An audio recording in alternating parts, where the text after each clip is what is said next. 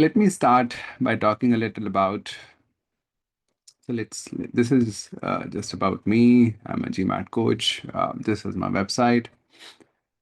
Graduate from Ahmedabad. These are my various test scores. So yeah, I've done pretty well on the tests. Uh, so even though a lot of people sort of correlate or they think that there is a very strong relationship between test scores and a tutor's capability, I think there is, of course, some relationship. Uh, so the emphasis on a tutor score is warranted to that extent, because if you're not able to score yourself, then there is, of course, some level of doubt on how you would be able to help others. But this is, I would say, a small part, because it could be that I have the skills, but I cannot transfer the skills to you. In that case, I may not be a good tutor. So I've served as director of curriculum at EGMAT back, long time back, for a very brief time in 2014 or so. Yeah, I'm recognized as an expert on GMAT Club, more than 1,000 followers now. So I think this is a more reliable indicator of tutor's capability, what people say. So I picked specifically these two because I think they really capture what I try to deliver in my sessions. Uh, as Anish is saying here, CJ focused less on the errors but more on the root cause. So I try to really go deep. And it's interesting the variety of root causes that come up that people were not even expecting. And once people realize the source of their mistakes, they're, of course, in a much better place to fix those mistakes. So let me present you an earth-shattering insight.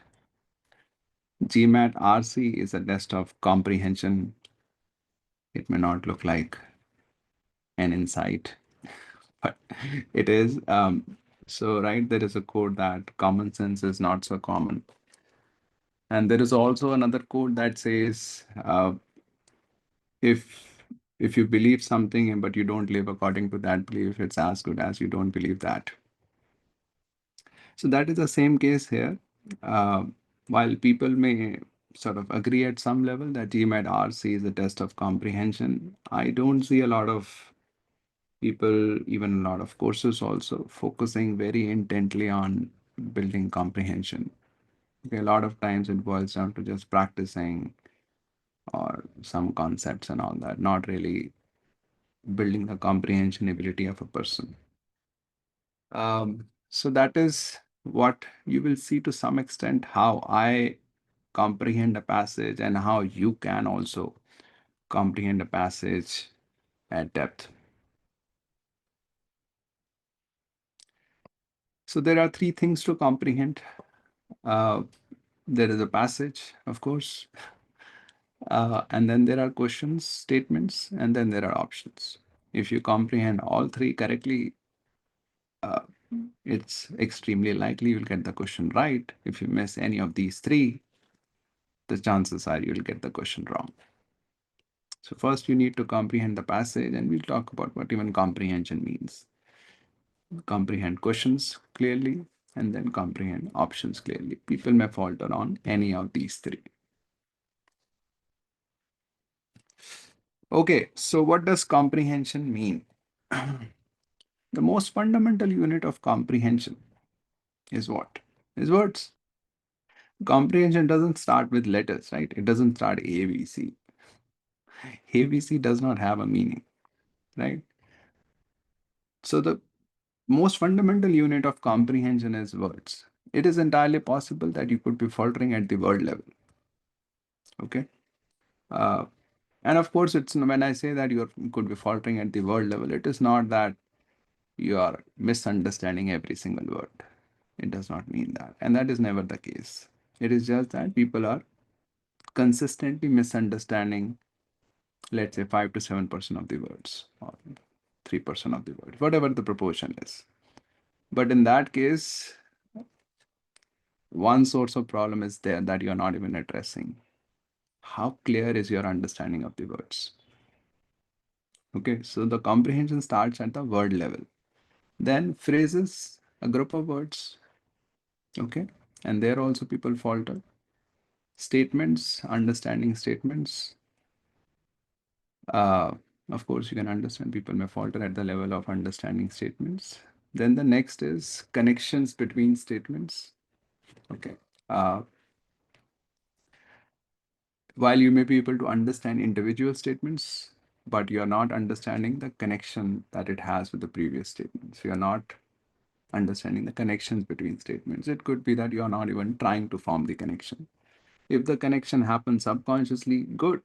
If it doesn't happen, it's not a part of your process to deliberately make the connection. So people falter a lot of time at the level of making connections between statements.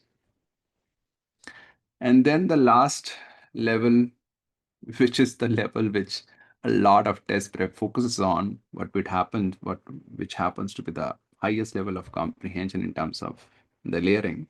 It is the flow. It's a flow of ideas within a paragraph, or it's a flow of ideas across paragraphs in a passage. Okay, a lot of test prep, and because a lot of test prep is focused here, a lot of students also just focus on understanding what the paragraph is talking about. But if you're faltering at level 1, 2, 3, 4, and you're trying to really exactly get level 5, it is not going to work. If your problems are at level 1, 2, 3, 4, then you need to fix those problems. Only then can you really get level 5. But essentially, since level 5 is the thing that stands out and it is the primary thing that is, in a way, tested, people directly focus on level 5. It's like, oh, in IIT 11th and 12th, uh, the subject matter of 11th and 12th comes. So you just focus on that. But if your foundations are weak, you haven't even grasped the concepts that were taught in 7th, 8th, 9th, 10th, then how will you ever grasp the concepts that are taught in class 11th and 12th? Of course, ITJ is about class 11th and 12th. So you may completely solely focus on 11th and 12th.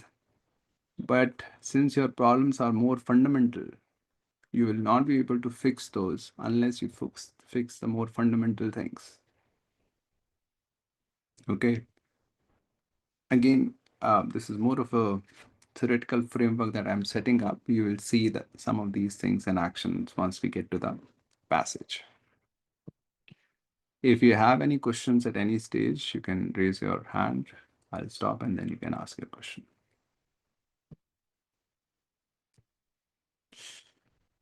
Okay, so what are the common problems? Of course, there are a lot of problems. I just picked a few which I commonly see. So what are the common problems test takers face? First is how to read a sentence. Yes, this is also a problem that a lot of people, the only way they know how to read a sentence is read the sentence in one go and then ask themselves, what is the sentence saying? This is a typical approach that I've seen people follow in reading a sentence. That they read an entire sentence in one go and then try to understand what the sentence is talking about. But you can understand that the sentences are of different difficulty levels, right? So if we categorize them, let's say the difficulty level is from level 1 to level 5. There are very simple sentences and moderate L2, L3, and then hard L4, and then very hard sentences, very complex sentences, L4, L5, right? So the difficulty varies of sentences, but the approach remains the same for a lot of people, that they read the entire sentence in one go. Okay, now depending upon your skill level, with this approach that you're reading the entire sentence in one go, you may be able to understand L1 and L2 sentences quite clearly, the exact meaning of those sentences. And if your skill is quite high, then you may be able to understand even L3 sentences also quite clearly if you read them in one go.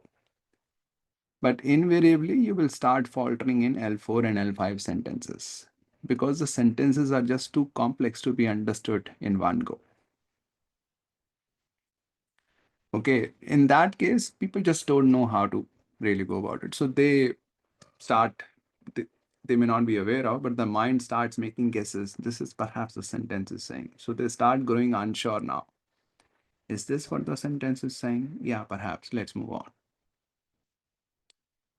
Why are they making guesses? Because they have given their mind more information that it can handle sensibly at one time. Okay. What is the alternative? The alternative is to read a sentence part by part, not read the sentence in one go. Okay. And this single insight, this single piece of knowledge, also you can say, and if you imbibe it, this becomes your insight. This single insight can make a huge difference, and it has made a huge difference to a lot of people's preparation and overall comprehension. It's the difference it can make is like, let's say I'm a person who can lift 50 kgs for, let's say, 100 meters. If you give me 20 kgs, I can lift it easily. 50 kgs is my capability, so 20 kgs is fine. If you give me 30, 40, 50, I'm fine. 50, of course, it's right at my skill level.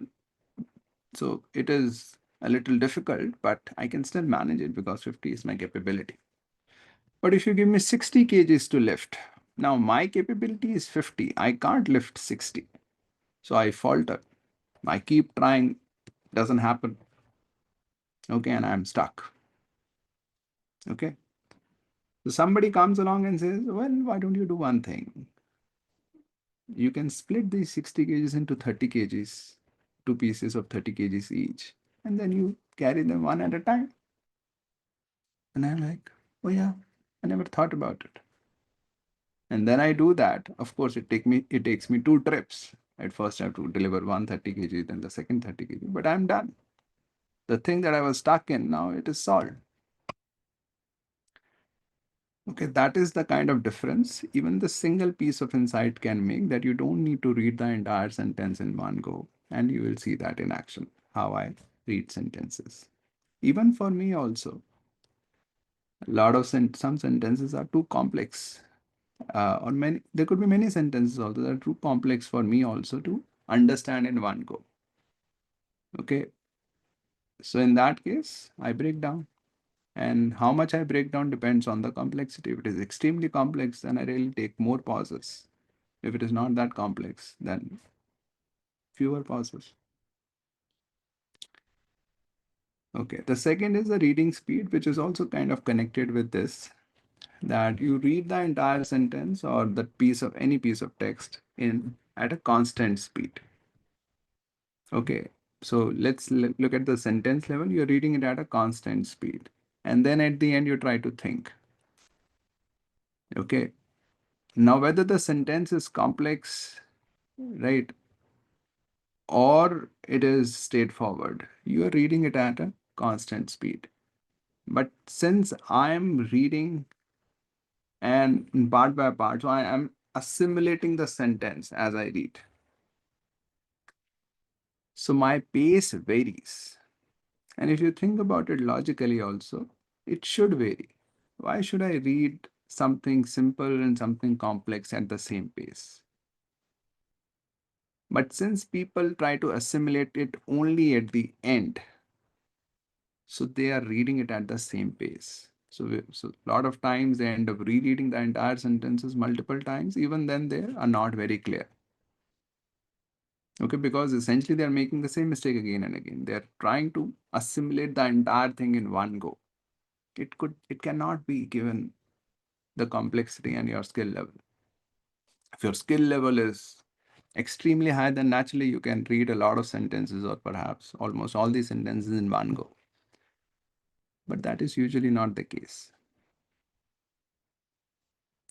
Then there are process gaps. A very common thing that happens when you are not able to understand something is that you move on. thinking आगे जाके clear हो जाएगा. Okay, if I read the next sentence or the next sentence after that, things will become clear. Okay, so people move on, even though they realize that they have not understood this, they still move on thinking that eventually things will become clear. But the latter parts are not there to make things clear for you. They are building upon what you have already understood. So, of course, in some cases, it may happen that as you read further, previous things may become clear. It may happen, I don't know what percentage, but let's say 5, 10, 20%, it may happen that way. But the remaining 80, 90% of the time, the text is going to build upon what you have already read. So it's going to assume that you've understood that. So the process of moving on, expecting that you will understand it later, is a fundamentally flawed process because it works just 10% of the time. What makes sense is if you have not understood something, that you really take a pause there and give it your best. Of course, giving your best does not mean that you spend your life there. That is not your best. Best is, of course, could be that you really try to understand it 2, 3 times, and if it doesn't get understood, you'll have to move on. So then it becomes a question of whether you are taking the test or you are practicing. If you are practicing, then you may spend a lot of time thinking, why is it not making sense? Okay. Of course, if you are in a test, then you'll have to move on. But the process still remains that you give your best and then move on, rather than ki you try to understand it once. If it gets understood, well and good. If it doesn't get understood, you move on, hoping that it will become clear. So this hope is not going to manifest most of the times. That's what I'm trying to say. Then it's about the fourth one is missing connections. As I said in on the previous slide, so when you read one sentence and you read the second sentence, given your familiarity with the context or your language skills, you may subconsciously make some of the connections between sentences. Okay. Again, it depends on your skill level. If your skill level is high, you'll subconsciously make a lot of connections or almost all of the connections depending upon your starting skill level. But if your skill level is not so high, you'll be lost. Okay, because there is no deliberate attempt. There is no process in place. You don't even know, you have not been even told that you're supposed to make connections. Okay, as I said, comprehension is at 5 levels. One of the levels was understanding the connections between sentences. If the second sentence is given after the first, there is a reason. They are not disconnected from each other. There is some connection there. There is some flow. So you need to understand that flow. That's a part of comprehension. Okay. But since people are not even aware, so people who have the skills, they can subconsciously make the connections. And again, having the skills and not having the skills is not a binary thing. It is on a spectrum. And with respect to certain context, you may also be very skilled. Okay, for example, if you have an engineering background, if you're given something technical, you may understand it quite easily. Your mind will naturally form connections. But if you're reading, let's say, something in archaeology, you'll not be able to form conscious connections subconsciously. And then you will falter. Even the process is not there. You're not even aware that you're supposed to make connection. If you'd started making connections, then at least the process part is right. And with the right process, not only your immediate performance will improve, but you will start building context skills also. Which means, if let's say you are coming from an engineering background and you're reading an archaeology passage, of course it's going to be difficult. For me also, if I'm reading archaeology, geology, it doesn't come easy. If I'm reading economics, management, or science, it comes easy to me. Okay, but archaeology, geology, or history, I don't have any context. So these are difficult passages even for me. But the point is, the more passages I understand deeply, the better I become, right? If let's say I'm reading of the first ever archaeology passage, it's going to be quite difficult for me. But if I practice and if I start understanding archaeology passages deeply, even though it takes me a lot of time, but really I try to understand them. But then when I'm doing the 51st archaeology passage, my challenge will be far less than when I was doing the first archaeology passage because I've built contextual skills, meaning that now I understand what archaeology passages are talk about, what kind of ideas they have, and all that. But this will only happen if I'm understanding archaeology passages deeply.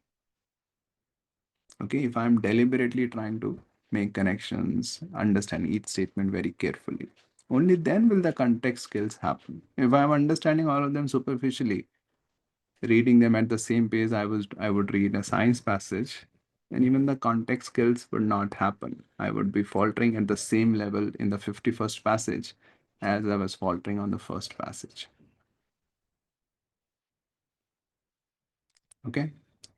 And the biggest problem, which also happens to be a mindset level issue, is that people think that, oh, eventually I need to solve the questions correctly because, right, that's where you get the score. So why spend so much time on the passage, right? Because eventually what matters is whether you're getting the questions right. And then from this kind of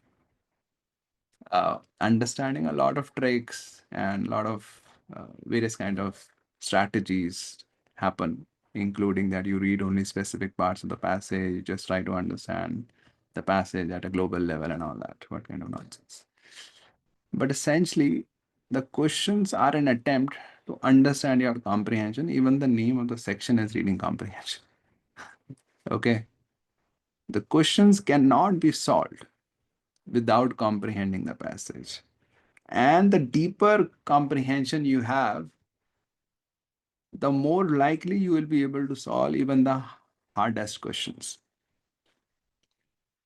Okay, the more superficial your understanding is, the earlier you will start faltering in terms of perhaps with a superficial understanding, you can get easy questions right, perhaps some of the medium questions also right, but then you will start faltering. Some of the medium questions you will get wrong, hard questions will be a huge challenge, very hard, you can just forget. Okay. So the first fundamental thing is what is the mindset? And that's what I talked about the earth shattering insight, that we read the passage with a mindset, with an intent to comprehend. And then we use our understanding of what comprehension is. And then we use our understanding of the process of comprehension, which I briefly talked about, but you will see that in action once we do the passage. Any questions? Any questions, comments so far?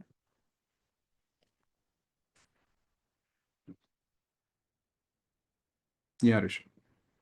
So, CJ, basically, how do we get to know that we are good to go at a particular level of comprehension? So, like, no one will be 100% perfect, right, for any level of comprehension. So, I might be at 80% of vocab or 90% of vocab. So, obviously, the goal is to get better and better, but what would be the ideal percentage? Or basically, let's say I'm reading 100 sentences, so if I'm able to figure out 90% of sentences correctly, so is that a good indication that I'm good at that level of comprehension, something like that? No, there is nothing called good and bad in a way, right? Even what is a good score? Is 735 a good score? Is 645 a good score? What is a good score? My point is, whatever skill level you reach, that will eventually reflect on your score. Now, if you are misunderstanding 10% of the sentences, just for an example, now what kind of score will that lead to? Right? Uh, And what do you mean by miscomprehension? Are you understanding the exact meaning of the 90% of the sentences? Or that is also hazy at times and then 10 you completely falter. So it's all variable, right?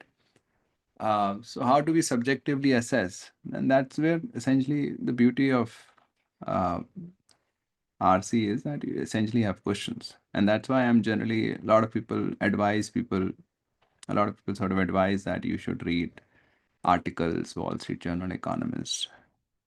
I don't typically advise unless you've exhausted a lot of official content or even LSAT passages. Why? Because there is no feedback when you're reading an article. You don't know. You may think that you understood a lot, whereas your understanding may be quite off. When you're doing an RC passage, you get feedback.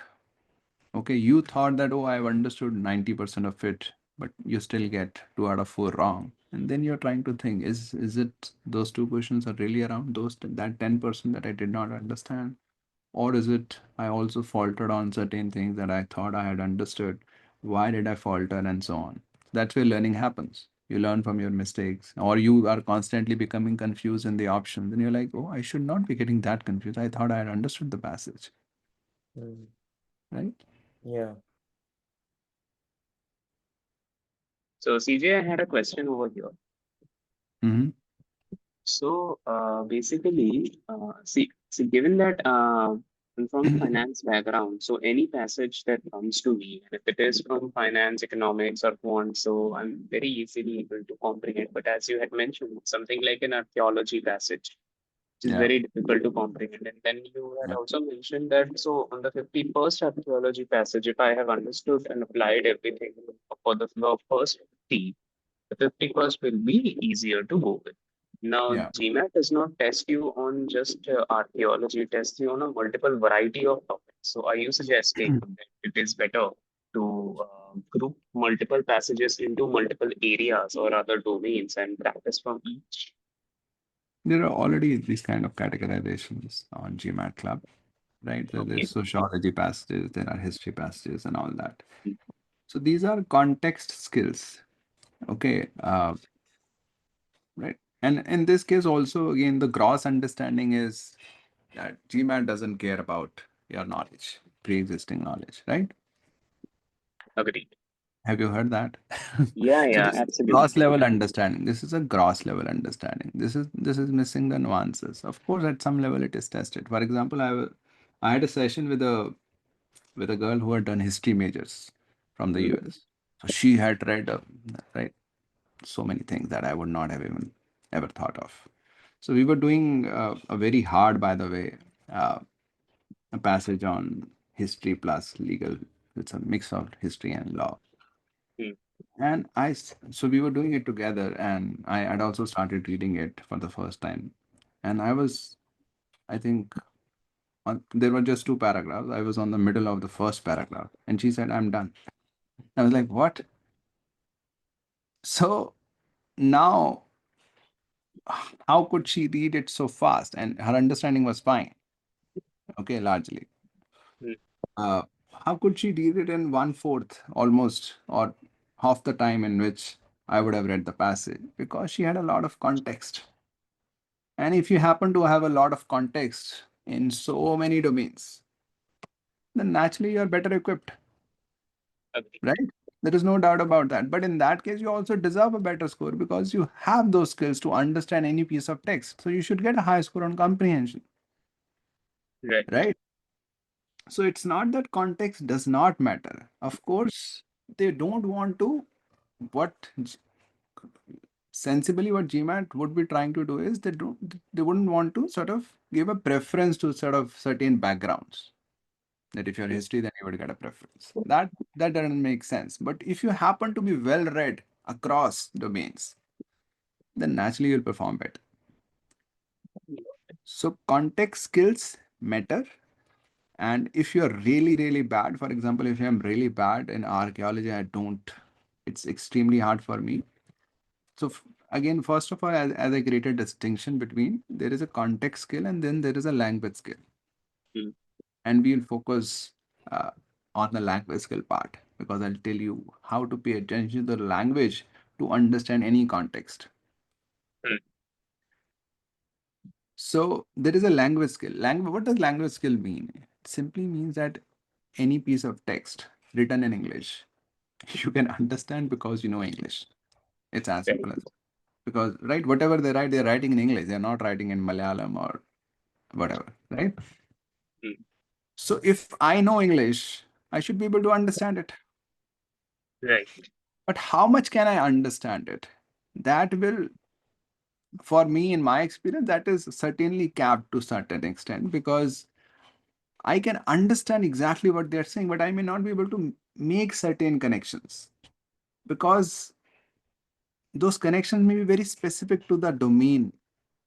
Okay. And if I have no idea that, okay, these kind of jumps they make, or these kind of connections they take for granted, then I may not be able to form those connections. But if I have strong language skills, which means I also tried to make the connection, then I could not. I would be aware that this is something that I don't know. Agreed. So when I get to solving questions, I will be aware that there are 80% of the things I know, 20% of the things I don't know. And a lot of times in my experience, I will still be able to hit a 90% accuracy or more than 90%. Because only if they solely play on that 20% band, they don't play at all on the 80%. Because as soon as they get into 80%, I have a strong hold, right? Right. So, within the question also possibly I'll be able to eliminate 2-3 options just by my understanding of the 80%. Okay.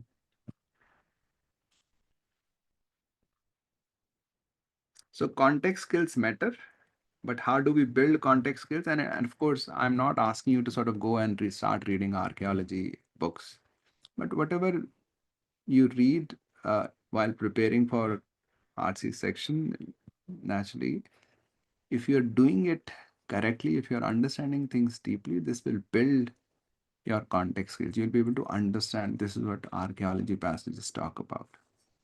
Got it. Sure. Thank you so much for the elaborate answer. Somebody else, Shreyans, did you raise your hand? Sir, I had actually a very similar question, but I think you kind of answered it, sir. Like my question was on the similar lines that like how whenever you're reading a passage, like how do you get familiar with a new idea? Because sir, most of the time it's not just the introduction of a new idea. Like the author would introduce that there's some other person who disagrees with the idea, so the entire script is flipped again. Then he might put in his own input that he disagrees with the person who has disagrees with the idea, or he agrees or something. So like sir, to just give you an example, sir, I was like doing this short passage about some case like lone wolf Okay, so versus a chop. that context is not important. So we'll talk about, but this is, and basically this is a challenge upon challenge, compounding of the challenge. For example, in general, you may have a difficulty really taking a lot of U-turns. Okay, so you present an idea, then you disagree with that, then you disagree with the disagreement. Yeah, sir. This is a complexity, but this complexity essentially is handled with one thing at a time. Have you even understood the idea as clearly as you can? And then you understand the disagreement. Where exactly is the disagreement? Only then can you understand the disagreement with the disagreement. A lot of people are faltering even in the initial level. So naturally they completely blow up when they get to the disagreement with the disagreement part. Okay. Yeah, sir. Okay. So yeah, this is the last one. Yes, Vara. Hi, CJ. Good morning. Yeah. Hi, good morning. Uh, so, regarding that one question that you just answered, so you said that in order to actually understand whether you uh, actually get a grasp of whether you've understood the content, the passage that you've read, it's better to practice on actual passages instead of reading newspaper articles, right? So Yeah. if I'm reading an Eon essay, maybe, or a newspaper article, uh, are there certain questions that I can ask myself to gauge whether I've understood, and if I've understood, how much have I understood? Because in order to improve the context skills, I need to get myself familiar with a lot of topics, right? So, how do you suggest I do that? Is it only by practicing passages of Well, practicing RC passages may also be enough, because there are actually I'm not sure whether you have seen, there are more than, I think, 600-700 RC passages, even just GMAT RC passages. Then there are LSAT RC passages also. But I asked a good question, that how can I test my understanding of a passage? And now, with God's grace, or fortunately, unfortunately, we have AI with us. So you can just feed the passage to AI and then ask AI to ask you questions on that passage. Right, that's a good suggestion. Okay, and if AI is precise enough, you will gain from it. If it's not precise enough, you may again get lost. But that's something that you can use. Yeah, true. Good suggestion. Okay, great. So let's move on. So this is a common question, because speed happens to be common concern for people. So even when you see sort of how I read a passage today, then the first question in a lot of people's mind will be, oh, but this will take me hours to read this way, and I don't have time. But if you don't have time to read at that depth, then you settle with whatever score you get. Okay, that is the option essentially. When you look at high scorers, and not just me, and I've worked with high scorers also, uh, it's not that, of course, the same time constraints they have, whatever, 3-4 minutes and all that per passage. It is just that their skills allow them to understand a passage at a much more depth within the same time constraints. You are just seeing from the outside, oh, they are also reading the passage in 3-4 minutes, so let me also read in 3-4 minutes, and then I'm not getting the questions right. Why is that? They're also rushing, I'm also rushing. And the point is, they are not rushing. Okay, what is rush? Rush is essentially, if you think about it, rush is essentially, if you can drive comfortably and you are in control, and you're driving at 60 kilometers per hour, you're not rushing. You're just driving at the fastest you can while in control. You're rushing when you're not in control. Your capability is to drive at 60 kilometers per hour comfortably, but you're trying to drive at 80 kilometers per hour. Now you are not in control. You may bank into something at any time. So the difference between pacing and rushing is simply that, or fast and rushed is simply that rush means an absence of control. Okay. So they are not rushing, they are still in control, they are still comprehending a lot of things very deeply, and that's why they're getting the score. Now, we may not be at that level to begin with. Okay, that if we try to do things in 3-4 minutes, then we end up missing a lot of things. Our comprehension is quite poor. Then how do we get there? We get there by improving the skills. And this is what I talked about. The skill is simply clarity of thought. And the more things you understand, the better skilled you are. Okay. But essentially, the point is, speed is a consequence of the skills. Okay, speed means when you are not rushed. Of course, anybody can drive at 80 kilometers per hour, but then one would be crashing and one would be easily, comfortably driving. The difference is their skill levels. Okay, so once your skills improve, you can also read the same passage in 3-4 minutes and understand it as deeply as a high scorer does, and then you also get a high score. That's the way to high score. If you're timing yourself from the beginning, trying to finish passages in 3-4 minutes, because that's what you'll have eventually in the test, you'll never be able to build the skills, because skill building is a slow process. You take time to really comprehend each thing deeply, and then you keep understanding things deeply over a period of time. Then that depth becomes a part of you. And then when you read the next piece of text, you can easily understand it deeply.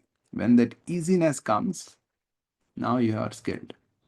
Now you can go fast without missing on comprehension. That's the way to the score.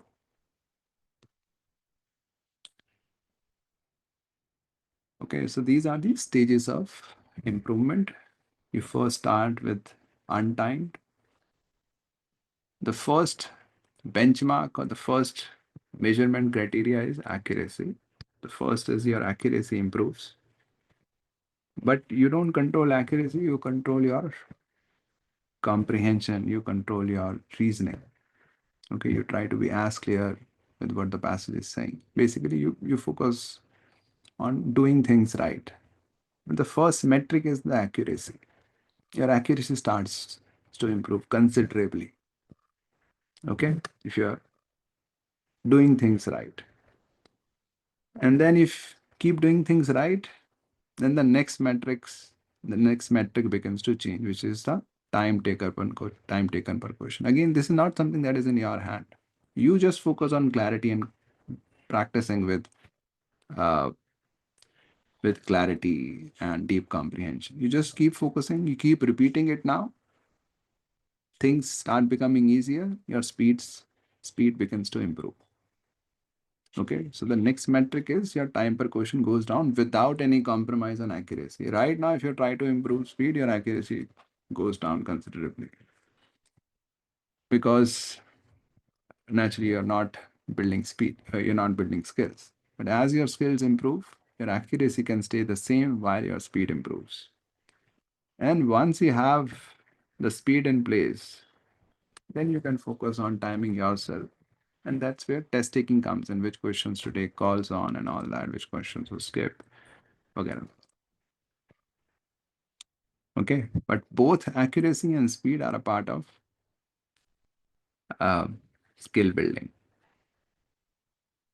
Okay. A lot of people rush to the final stage. They are trying to time themselves without working on the previous stages, and that doesn't lead to good results.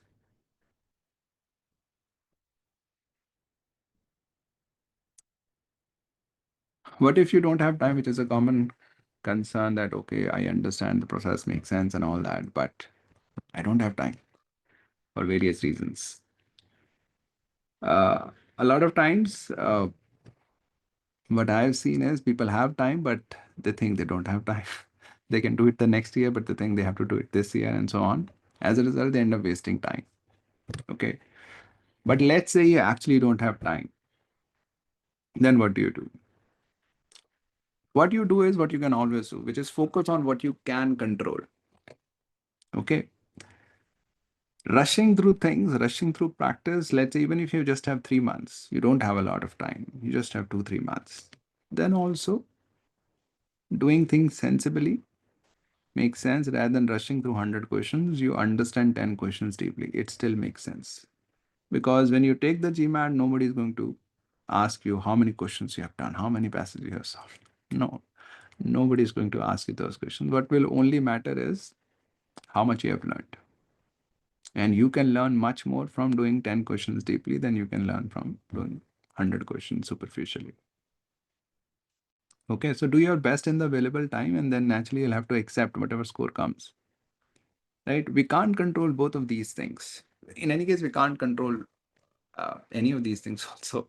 But you can't just say that, oh, in 2 months I need a 655 or whatever. Right? You can say, okay, I have 2 months, I'll give my best and then see whatever score comes. That's fine. Or you can say, I need a minimum 655. I am willing to devote whatever time it takes. That also makes sense.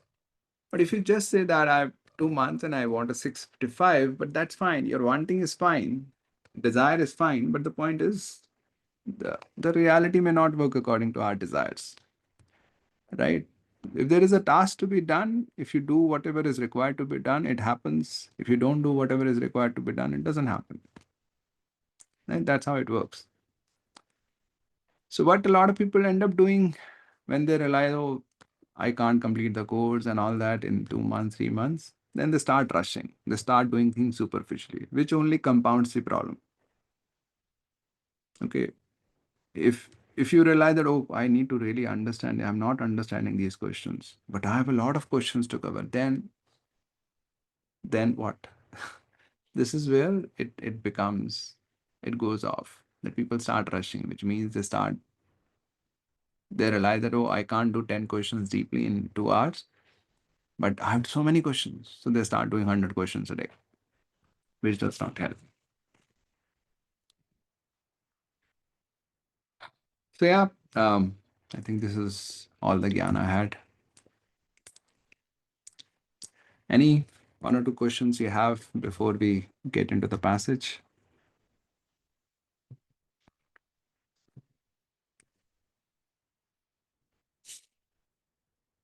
Yeah. Hi, CJ. Good morning. Yeah, good morning. CJ, for GRE or GMAT, is there any difference in the way we approach the passage? Because what I've seen is, having done little of both, the questions on GRE tend to be a lot more distorted, tougher in terms of, options are quite close and harder to eliminate as compared to GMAT. At least is what I felt.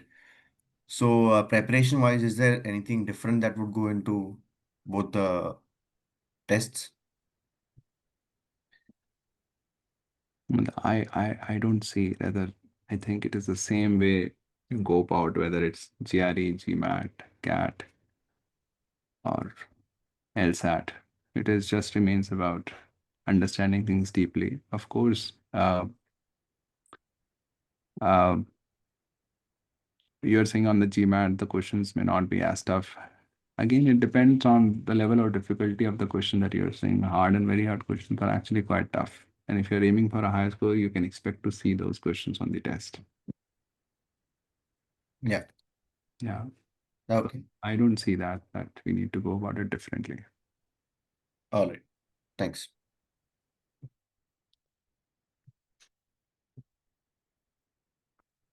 Okay, so this is the passage we'll discuss today. So the way, again, I'll just show you how I read. Okay, and of course, I may open up for questioning at times at the end of the first sentence, and then at the end of the first paragraph, I may ask you to sort of ask your questions. But if you have questions in between, you may raise your hands. Depending upon my flow at that time, I may entertain you or I may ask you to wait. Okay, so again, as I said, the objective is when I read a passage, it is to comprehend.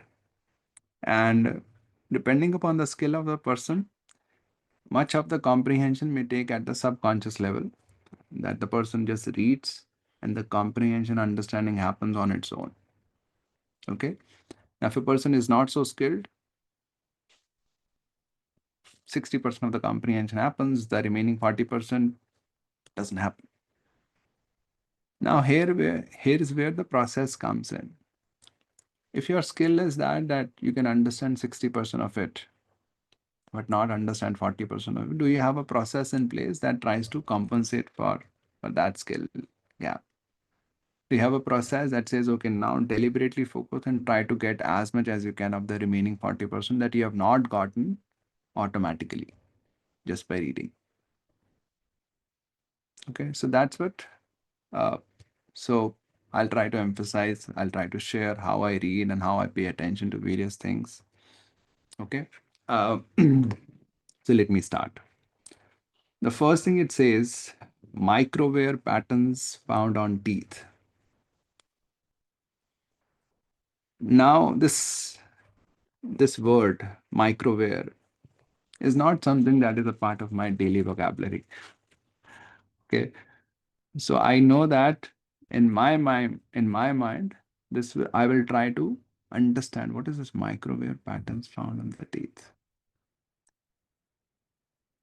Okay, first thing I'm saying is I'll try to understand, and I'll show you how I'll try to understand. The second is you can observe that I have not read the entire sentence. I've just read this part, microwear patterns. I mean, even stop here or here, let's say, whatever. I stop here. I've not read the entire sentence, but I have realized that I have not understood this part. Microwear pattern. What is microwear now? So I stop here and try to understand, then move forward. Okay, this is the way I read. Okay, so I am trying to understand what does microwear mean. Microwear patterns on the teeth. Okay, then I relate wear is definitely not about wearing clothes. So perhaps wear is about wear and tear. Okay, so that wear and tear patterns. Micro. Yeah, on teeth it should be micro level, right? Very small. kind of patterns. Okay, that makes sense. So micro-wear patterns on teeth. So what I'm doing is I'm reading this, whatever kind of passage it is about, what is it called? I don't know the field which it belongs to, but naturally this is not what I'm familiar with. But I'm reading a word which I don't use, or I'm not even heard of in physics, chemistry, or um, finance or management, the fields that I'm familiar with. And I'm trying to now understand this using my existing knowledge. So I see wear and then I say, okay, perhaps it has to wear and tear, micro wear patterns. Yeah, very small level on teeth. What kind of, right? It's not going to be huge wear and tear. I understand. Okay, there are patterns on teeth. I understand. Okay, so these patterns on teeth of long extent specimens. Okay, now depending upon your skill, this may just naturally click you. Long extinct means extinct, they are not more. The species doesn't even exist. And it's long extinct, extinct for a long time. Okay. Of course, now depending upon your skill, as I'm saying, this may just, as you read the word long extinct, this just clicks the meaning naturally. Okay. Or it does not click in case you're not used to it.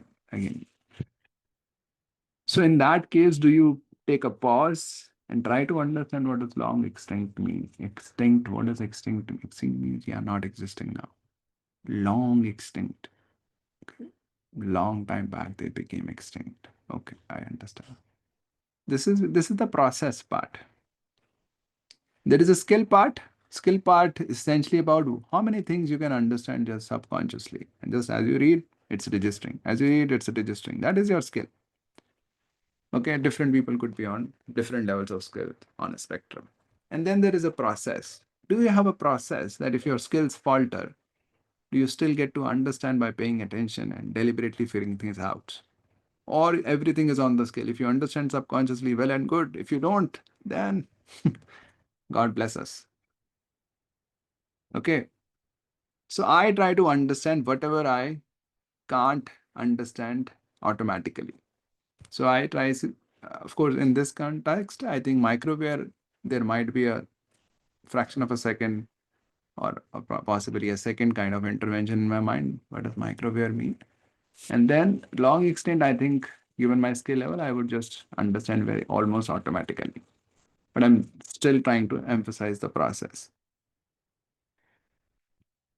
Okay, so microware patterns on the teeth of some specimens.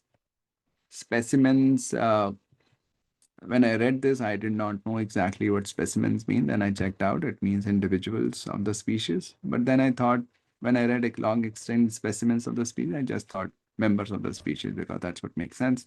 But then later I checked the meaning specimens, it means just members only, individuals of the species.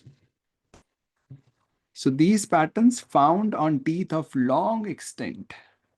So the specimens, individuals are long extinct, but there are teeth that we have found. And on those teeth, we have some patterns. Okay. And let me, right?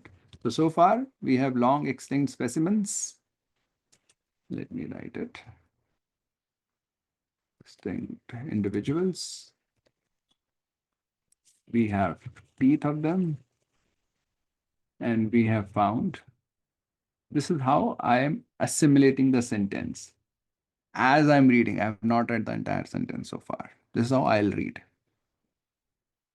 Microwave patterns on those teeth. Okay, fine. And this is a primate species. I don't know what does primate mean. Some species. And the name of the species is fantastic, especially for a person who falters in pronunciation. So let's call that species A. So this species, the patterns found on the teeth of the individuals of these species may provide evidence about their diets. So these patterns, what we are finding on the teeth, and I'm just looking at the teeth. I'm in my mind, it is the teeth of that species, and then there are patterns there. And on the basis of those patterns, I'm saying these patterns may provide evidence of what they ate, of their diets. Okay. Now let's try to understand what is the meaning of may provide. What do you get from this? It says may provide evidence about their diets. So what do you understand when you read this? These patterns may provide evidence about their diet. What do you make of it? Likelihood, Meaning? might be we can say it by probability. Probability. What probability?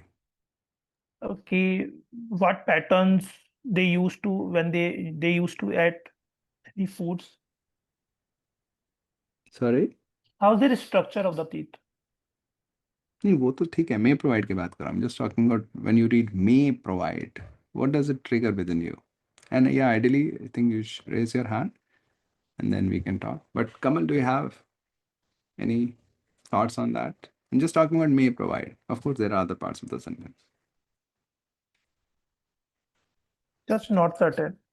Okay, no problem. So yeah, Sonika. I was going to say a similar thing. It's not conveying that much confidence that it is like this and we can take it as the truth. Yeah, so it's not certain, or it's saying not enough confidence. So what do you make out of that? So in your mind, does it mean that the author is doubting this? Or what exactly, how do you interpret this lack of confidence? Not yet. I keep it open. Keep it open in what way?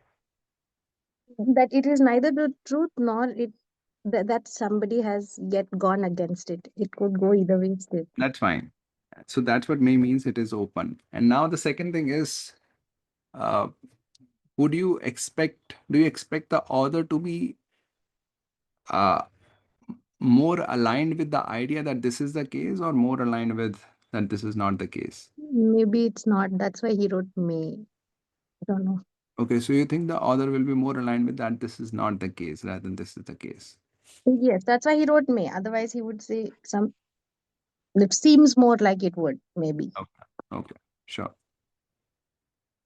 Yeah, Rishi.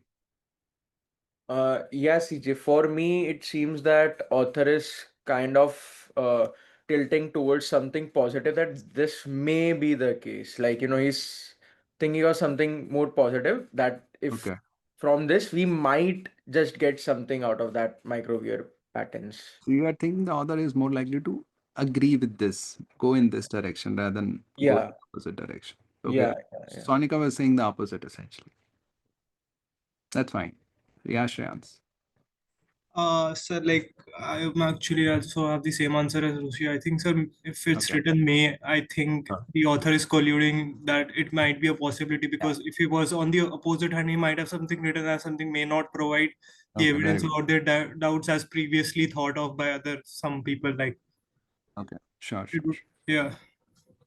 Yeah. So let's try to understand this. So let's say if I say that, and which is a very common question people ask me, they explain me their entire solution and then say, CJ, is it possible that I hit my target score by my target date, whatever that is? Okay. And then if I say yes, what does that mean? It just means that to the question, it just means that it is possible. That's what yes means. Right? It may happen. That's all I'm saying. Right? Is the direction taken to be positive, or taken to be in the direction that the person will achieve the target score by the target date? Yes, because I'm highlighting the possibility of it. Okay, versus I may also say that it may not happen. For example, whatever name, you may not get your target score, whatever, by this date. In both the cases, I'm just talking about a possibility. I'm speaking in a very indefinite sense, may. But in one case, I'm focusing on the possibility of one thing happening. And in the other case, I'm talking or emphasizing the possibility of that thing not happening. That is the difference. Direction in a way is different. Of course, the uncertainty is common to both the statements, may happen, may not happen. Does that make sense?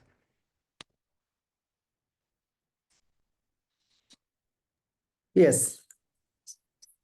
Okay. So when I read this, Sonika, does it make sense? Yes. Okay. So when I read this, I understand that the author is not sure, but I also see that the author is taking me in that direction, that these patterns may provide evidence about what they ate. Okay, this is what I will carry in my mind as I read the second statement. Okay. So I read the second statement, for example. So I pay attention to that, for example. Okay, so it's going to be an example of the previous statement. Okay. The previous statement was just saying that patterns may provide evidence about what they ate. Okay. On the basis of same patterns we are talking about, MWP. On the basis of these patterns, Walker, some guy, which is the first time he's being mentioned here, this guy dismisses this guy's, or I don't know, ladies, I don't know, but whatever. So this is dismissing this person's hypothesis. Okay. That A ate hard seeds. So now this is dismissing this person's hypothesis. But before I understand all of that, I need to first understand what is the hypothesis. So J's hypothesis is A ate hard seeds.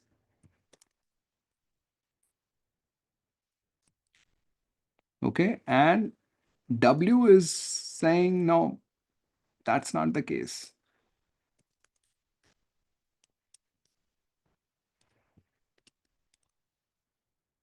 So according to W, A did not eat hard seeds. And on what basis is W saying that? On the basis of MWP. And now this is another thing I will think. Let me first put it here, on the basis of MWP. W is saying this. Okay, now I'll try to think.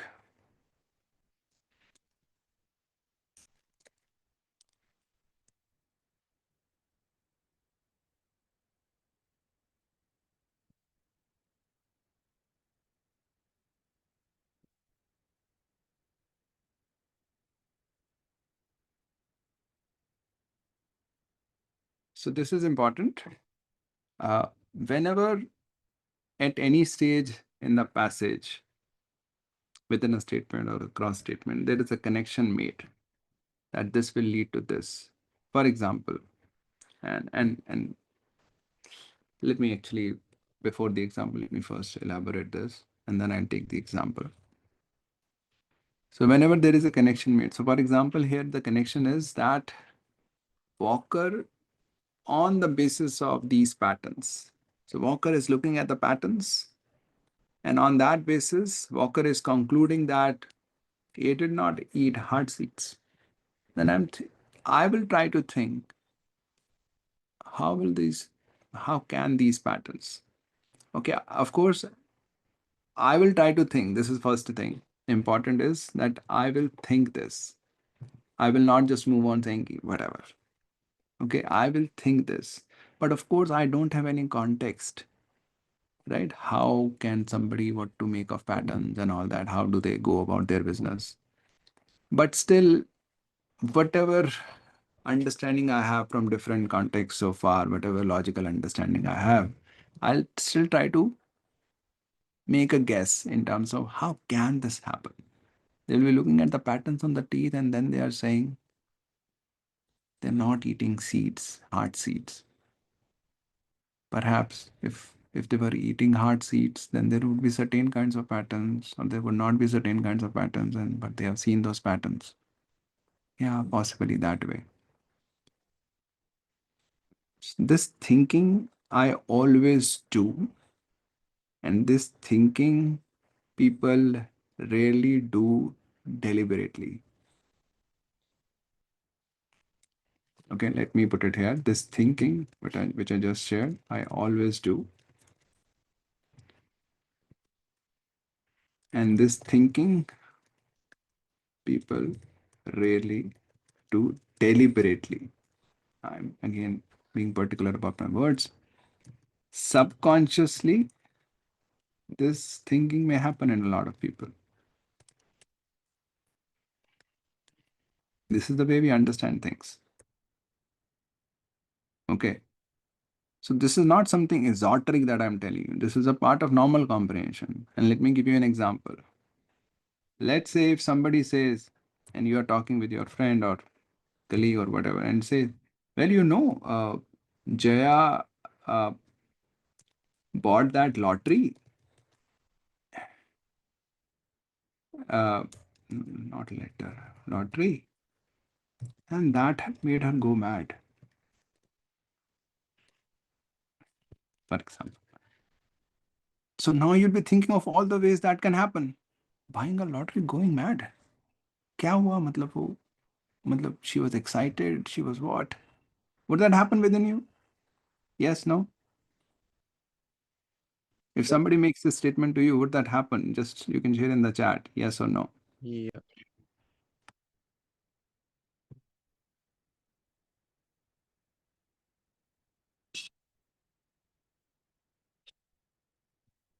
Right? So this happens just automatically. It's not that you say, oh, well, I've understood you. She bought the lottery and went mad. That's fine. No, it's a part of comprehension. You're trying to understand what's happening here. So you naturally, there is a natural thing that happens. You try to make the connection that, oh, she went mad after buying the lottery, excitement, depression. What happened? Okay. So this is, I'm saying, this is not something esoteric that I'm telling you. This is a natural part of comprehension which happens automatically in a lot of contexts. It is just that when it does not happen consciously, when it does not happen subconsciously, automatically, we don't have a deliberate process to make it happen. And the reason we don't have a deliberate process to make it happen is we're not even aware that we're supposed to do this. Okay. So what I'm doing here is not something, as I said, esoteric or a technique for GMAT reading comprehension. This is just comprehension I'm talking about of any text. Okay, so when I read this on the basis of MWP, Walker said that they did not eat heartseed, and I'm trying to see, okay, perhaps he saw something in the patterns which were not sort of related to the patterns of heartseeds. Perhaps, I don't know. But yeah, could be that way. So I'm trying to just make sense of it. And again, what is important is that I try. It doesn't mean that I'm always able to come up with some sensible idea that may connect. Not necessarily. But if I keep trying, the proportion will keep increasing. Okay. The flaw in the process is that people don't even try, or they don't even know that they're supposed to try. Okay. Coming back. So, so what we have so far is that there are MWP patterns found on teeth of these species, and this may provide evidence about what they ate. And on the basis of, on one example of that is by looking at our MWP, this Walker is dismissing somebody's hypothesis, that Jolly's hypothesis is that they ate hard seeds. So Walker is saying they did not eat hard seeds. Okay. Any questions so far in the first two sentences?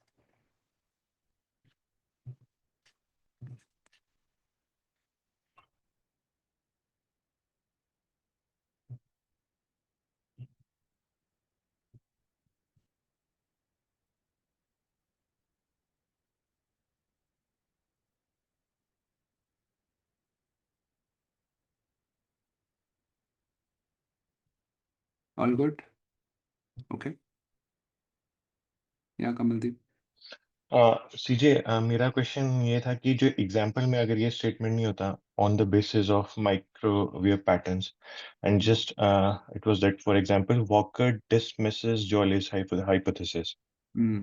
तो मतलब this example is for the previous sentence वो तो पता लग रहा है Hmm. But हमें बस इतना पता लगता है कि वो डिसमिस कर रहा है उसका hypothesis Hmm. But later on कुछ भी हो सकता है कि जॉलिस का हाइपोथेसिस ट्रू हो जाए या फिर वॉकर जो कर रहा है वो सही है मतलब based on the previous sentence मतलब मुझे तो फिर कनेक्शन समझ नहीं आता। मतलब वो कह रहा है कि इट में provide evidence about their diets, फिर वो कह रहा है एक ने दूसरे की डिसमिस कर दिया है। फिर मुझे लगेगा कि अच्छा, तो कहीं ना कहीं ये जो डिसमिस कर रहा है वो MWP यूज कर रहा होगा, पर लिखा नहीं हुआ।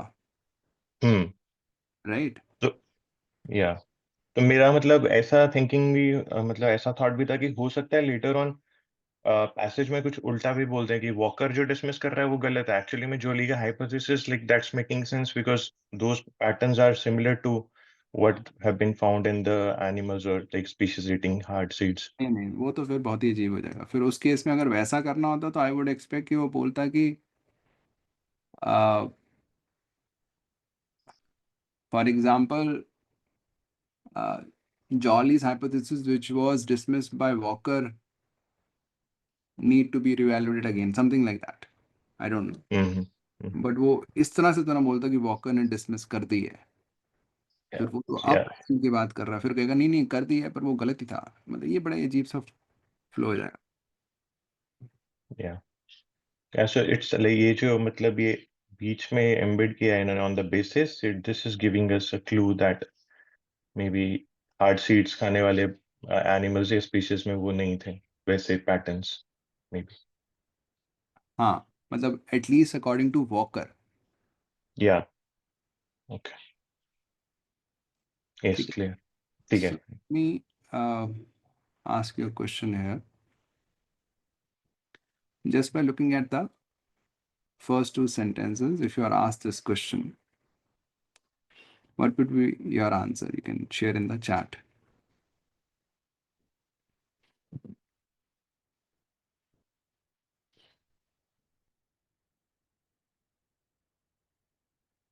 After the first two statements, this question is asked.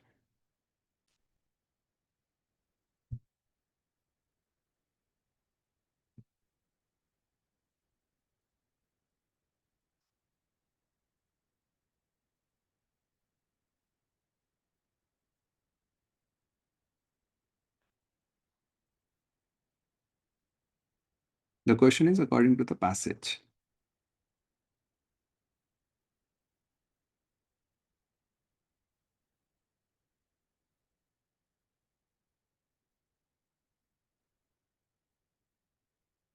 I'm waiting for a few more answers.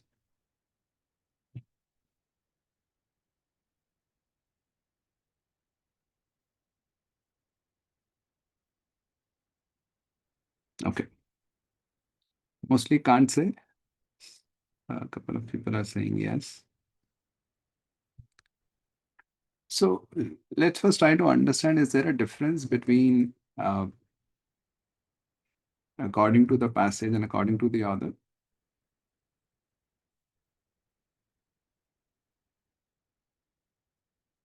Is there a difference?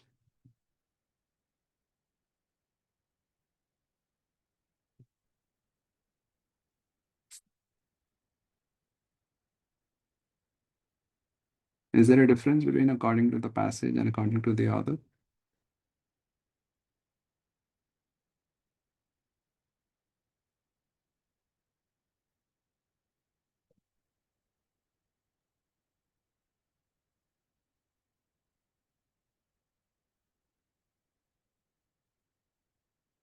Okay, good. So people were saying yes, Rishi. What could be the difference? So basically what I think is, as per the author, is author's POV. Okay, and according to the passage, as in it is definitely mentioned by the author, but it can be an example cited from somewhere, from a magazine or a research study which was conducted some from in the past or something like that.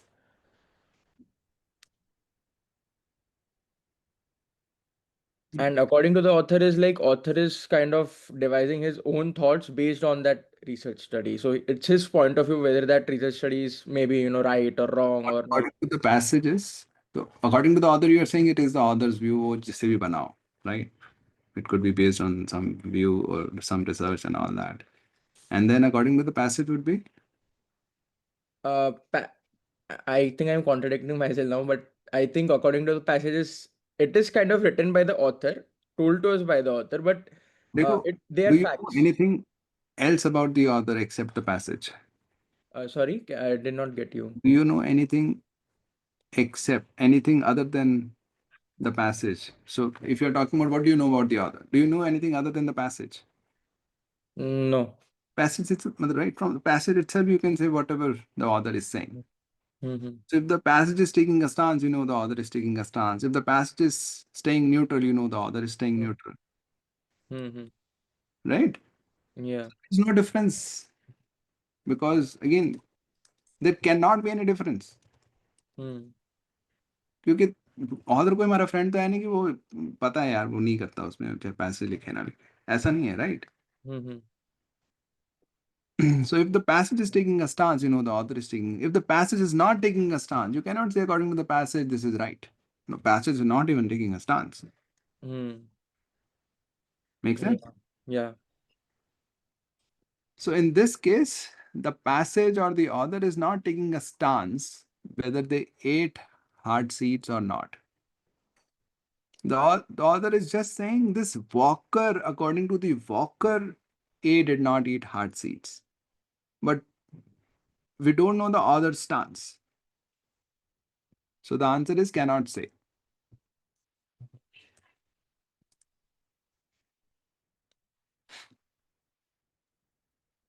So, see one query again on this according to the passage and according to the author question.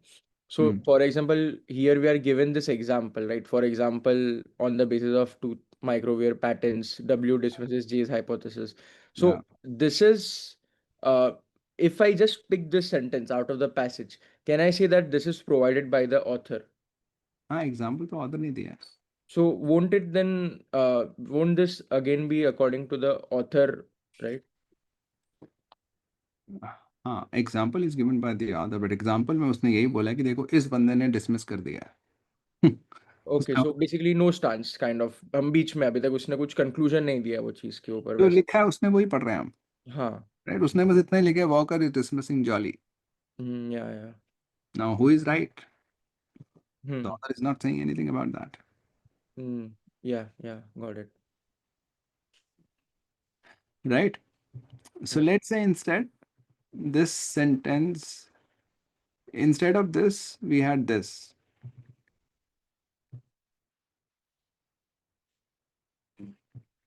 now according to the passage did A eat hard seeds in the chat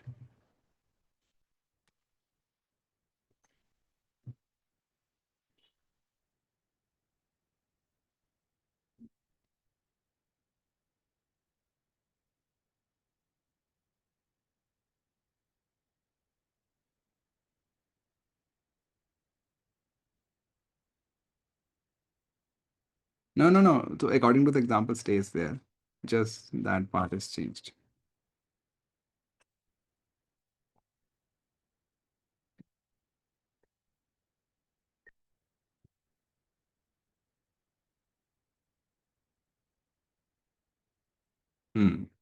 So people who are saying can't say, how do you interpret this reasonably here?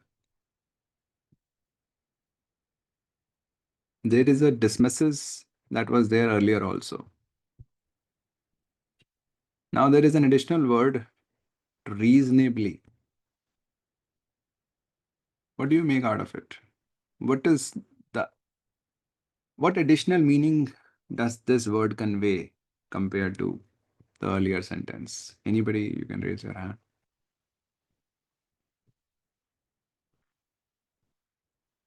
Yeah, Raghuram. This one word reasonably significantly shifted the. No, did you I would answer say- can't say or did you answer yes? I answered no. You answered no. You can't say that right now also. Okay, go ahead. Okay, the word reasonably, what it prompted in my mind is the author supports Okay, I'm sorry. Walker's. I got confused. So you answered no, that they did not eat No, heart. they don't eat heartseeds. Yeah. So, no. So then I don't want your answer. I want Okay, somebody okay. who said can't say. Okay, sure. Yeah, Arco. Yes, I mentioned can't say. So with the word reasonably, it is indicative that Walker has now more evidence to do specifically saying More that. evidence. Yeah, because reasonably, because he has some reasons to dismiss that.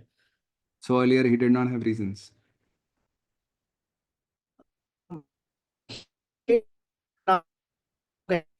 Oh, sorry, your voice was not clear. Arco, I can't hear you. Can't hear you. So you can type in the chat window. Yeah, yeah, Shreyans. Sir, I answered yes, you can say that, but I'm still a bit divided on this, sir, like because it can Answer be. yes or no. Yes, I answered yes, you can say. We can say that they did not eat heart seeds. Yes. That's fine. I wanted to hear from people who were sure that we can't say. Yeah, Ankit. I see, Chet. Yeah, Yeah, hi. so based on the word reasonably, just focusing on that word, we now know that Walker had some evidence that supported his point of view. But We still, now know that Walker has some evidence. That could be a Bekar evidence. Is that what you're saying?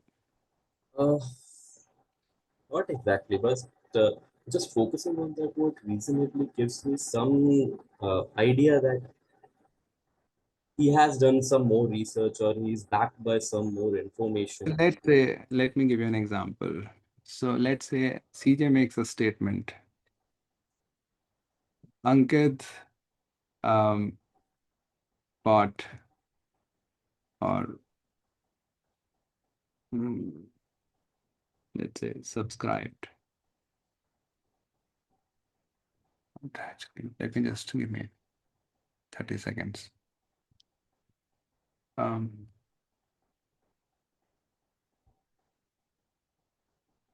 Responded criticism on LinkedIn.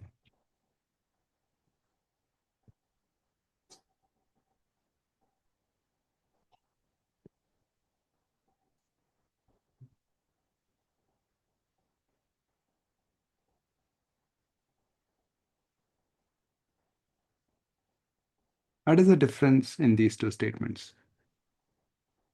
First one, I could have responded in a way. It might have not been logical, right? I can't hear you actually. Better now? Yeah. Yes. So in the first sentence, I could have responded logically or without considering what was actually criticized. And in the second one, I could have responded with more logic and focused More on, logic. sorry? More logic. Yes, focusing on More. what was criticized. Like if you say you criticize that Ankit does not have good comprehension skill, and if I respond with no, but I study 4 hours a day, so that could be just a response. But if I say yes, my RC or comprehension is not good because XYZ, so we can say yeah, he has reasonably responded. But I Focusing can on also say that's not reasonable. According to me, that's not. So according to which criteria do you have logic now? And you also said I have more logic. Then essentially the question becomes more logic than what? because more is a comparative term.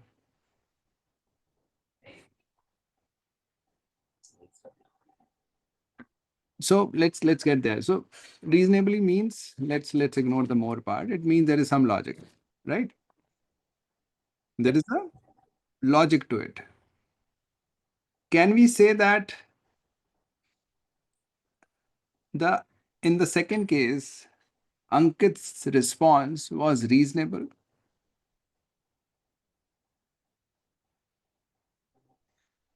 Can we say that? Yeah. Right? And according to whom it was reasonable? As per author. According to CJ, because CJ is the author, right? The author or CJ is inserting the additional word here, reasonably, right? Right. CJ could have just said that Ankit responded to his criticism just the way he said it here. But now CJ is saying Ankit reasonably responded.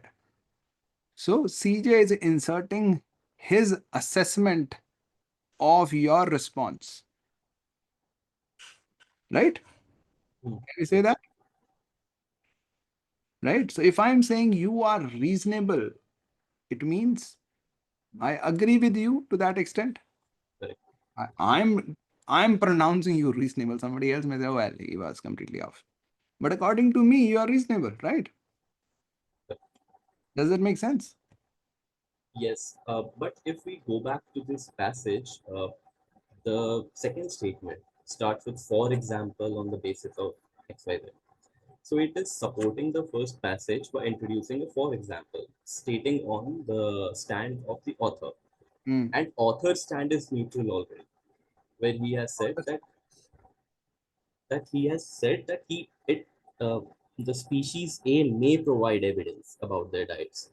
Yeah. Since there's already a may, it's neutral. You can say that he's not sure whether it so is we going talked to. about it, that it is not neutral. It has a direction. Right? We just talked about it half an hour ago, that when I say this may happen, I'm emphasizing on the possibility. Whereas if I say that this may not happen, I'm emphasizing on the possibility of it not happening. So both statements are uncertain, but the directions are different. One is emphasizing on the happening, one is emphasizing on the not happening. Okay. Right? So the first statement, of course, the author is not saying with certainty, but the author is talking about the direction that this may tell us about the diets. And then there is an example. Right now, it just says Walker dismisses. So then we don't know what the author thinks about that dismissal. Right? But if the author adds additional word, reasonably dismisses. So now you also know what is the author's take on the dismissal. Does that make sense? So in this case, we can say that the author is saying the dismissal was reasonable. So the author agrees with what the walker is doing, and the walker is essentially going in the direction of that these A species did not eat hard seeds. Make sense? Can't hear you clearly. Yeah, thank you. Yeah, Rishu. So CJ, just one confirmation required here. So we don't know what's the definition of reasonable for author, right? We are just agreeing to the point that when he says the reasoning is reasonable, it's reasonable, right? So So there are two parts to being reasonable. One is how reasonable is your reasonableness. Okay, yeah. that's a different thing. You are saying what could be the benchmark of that the author is using to decide that this person is reasonable. Is that what you're saying? Yeah, basically, So what if that's not the concern. yeah. Okay. We are not concerned with what is the truth in the world. We are concerned with what the author is saying. Saying and feeling. Yeah, what is according to the author? That is the question. The question is not according to the reality of the world. Now you may say, oh, I know what the author thinks, but I don't know whether what he thinks is right. That would be a different question. Okay. So according to the passage or according to the author. Yeah. So that's what, when he says that, for example, he inserts that word reasonably. So Yeah. he is tilting in that direction, the author. Yeah. Yeah. Okay. Now, of course, his direction could be wrong in real life, but we are not concerned with that. Okay. Yeah. Got it. Got it. Yep. Okay. Okay, let's move on now. We'll move on a little faster. Some of the foundations are in place. Okay. In any case, we have limited time. So, okay. So he goes on, the other passage goes on to say that he also disputes Zale's suggestion. I'm not sure whether I'm getting the pronunciation right. So I think he also disputes. So we are continuing with somebody. So essentially, he is referring to the Walker, right? Walker is disputing Zale's suggestion also. So he's on a disagreement spree. What is the suggestion? This is the suggestion. So let's say Zale is saying the heavy enamel of a teeth. So heavy enamel of teeth. So I understand now enamel, I sort of the covering on the teeth. This is my understanding of enamel, and I'm not sure I think the pronunciation right. So just in general, my pronunciations could be wrong. This is not where my skill lies. So heavy enamel of a teeth is an adaptation to bone crunching. This is the suggestion. Okay, if you don't understand the suggestion, you may have a different ideas on what he is disputing. The suggestion is this enamel on teeth, some layering on teeth, is an adaptation. What does adaptation to bone crunching mean? Which means that, right, the body adapts. This is something possibly we know. To something you are doing. Let's say if you'd sit daily and sort of not exercise, then essentially your bones weaken because the body realizes you don't need strong bones. But if you're exercising daily, then essentially your body adapts and your bones become stronger. So there are different adaptations that happen over a small period of time, different adaptations that happen over a long period of time, just as we become two-legged over thousands or millions of years. Okay, but there is adaptation that happens in the body. So it is talking about adaptation to bone crunching. So they were bone crunching these people, and in adaptation to that, there was heavy enamel. So possibly because, so I'm trying to now understand how would that be an adaptation to bone crunching. Perhaps you need a very strong layer so that your teeth don't break when you're trying to crunch bones. Now, I'm putting it out all very consciously. So you may think, oh, it's an extremely slow process. He really takes this much time to understand things. But a lot of this happens at a very subconscious level because I've been doing this over and over and over again over years now. Okay, this has become a part of my skill. But this started here, that I've somewhere in the past, there was a time when I would really try to spend a lot of time with each piece of text to really understand what is happening. And now, if you look at me, you say, yeah, he's just so natural at it. It's the naturalness has come over time. But this is what's happening, that I'll try to understand, okay, heavy enamel, okay, this is an adaptation to bone crunching. I understand. Okay, so this is what Zale is saying.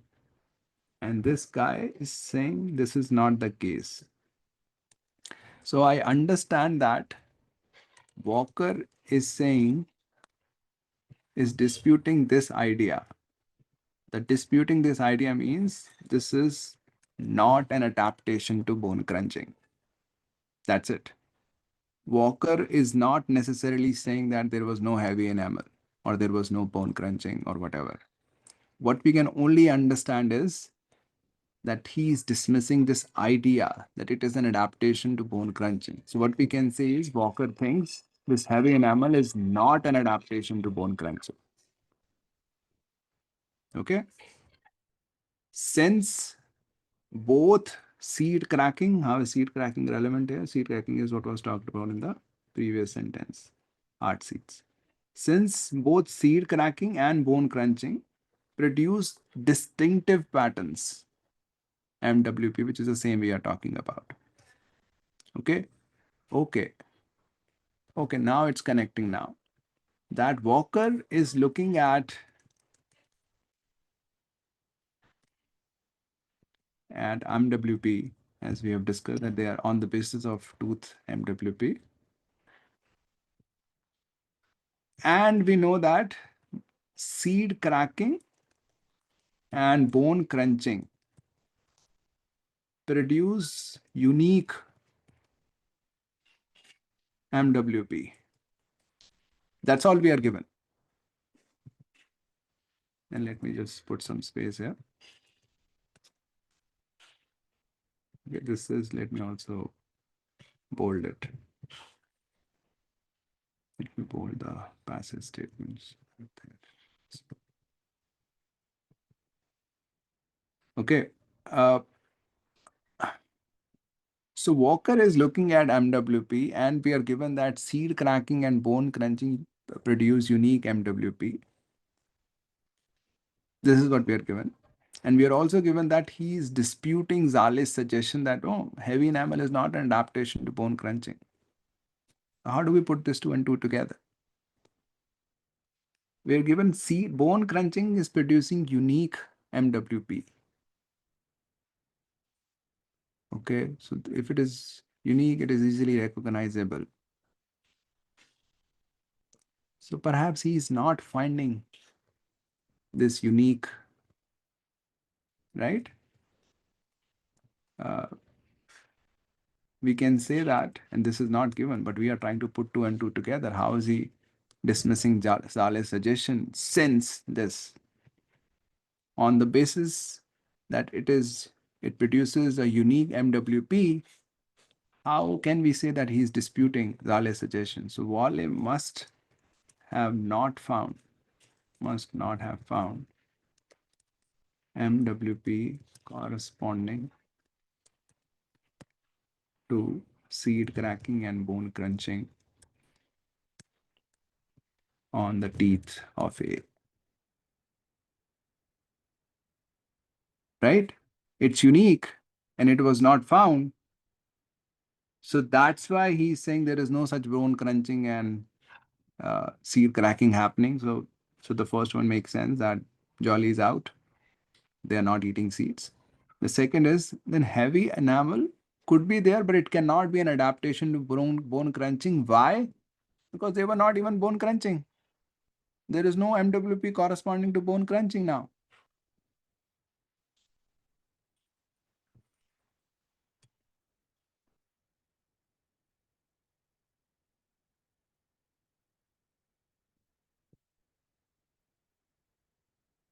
So these are the links that you need to think about.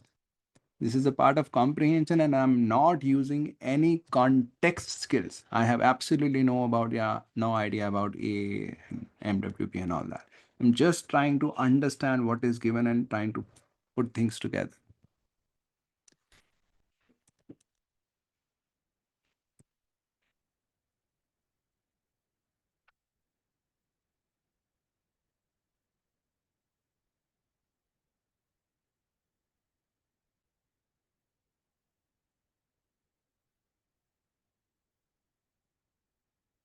Okay, I'll continue. And so the next sentence will end the paragraph. And at the end of that paragraph, I'll ask you if you have any questions. And given that I think we'll be 2 hours into the session, we'll also take a mini break, 10-15 minutes. Then we'll come back to reading the second paragraph, and we'll also do a few questions. Okay, but let me first complete this paragraph.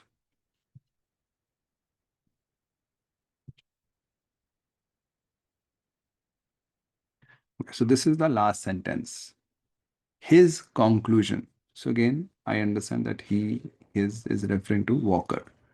Walker's conclusion that A were frugivores, fruit eaters. Now I just stop here.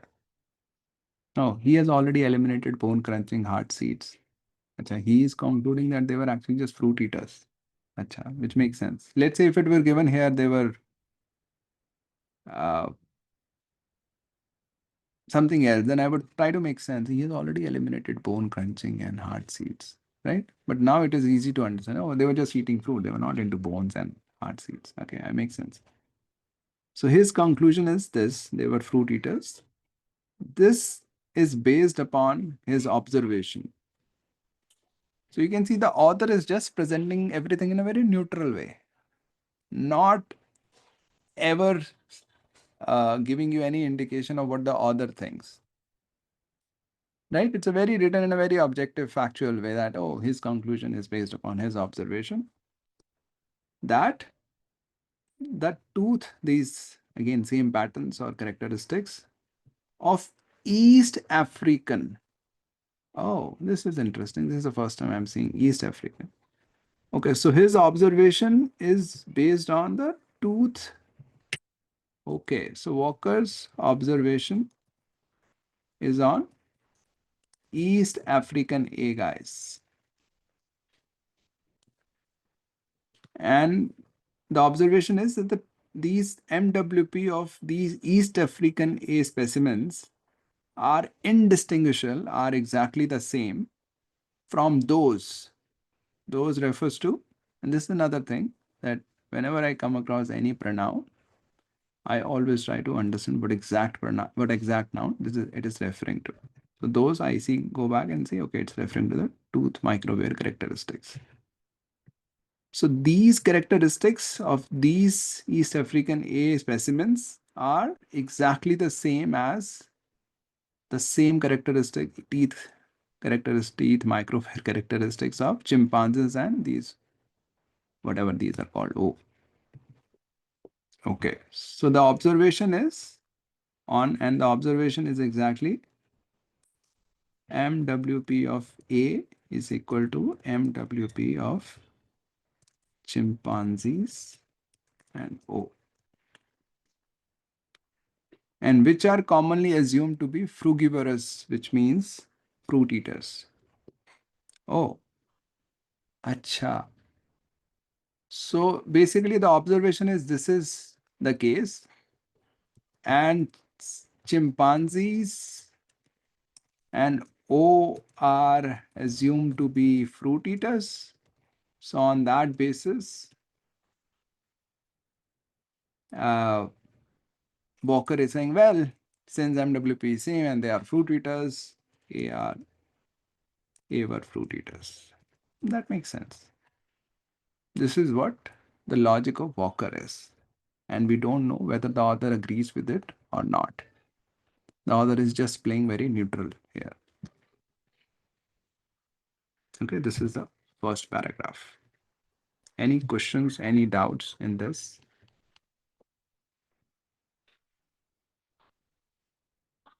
Yeah, Shans. Sir, like as you pointed out, the of East African Austral जो भी A guys. So, sir, I have to assume that East African is a smaller subset of the larger A guys, right? We have to assume that. Not assume that, it's like inferable, right?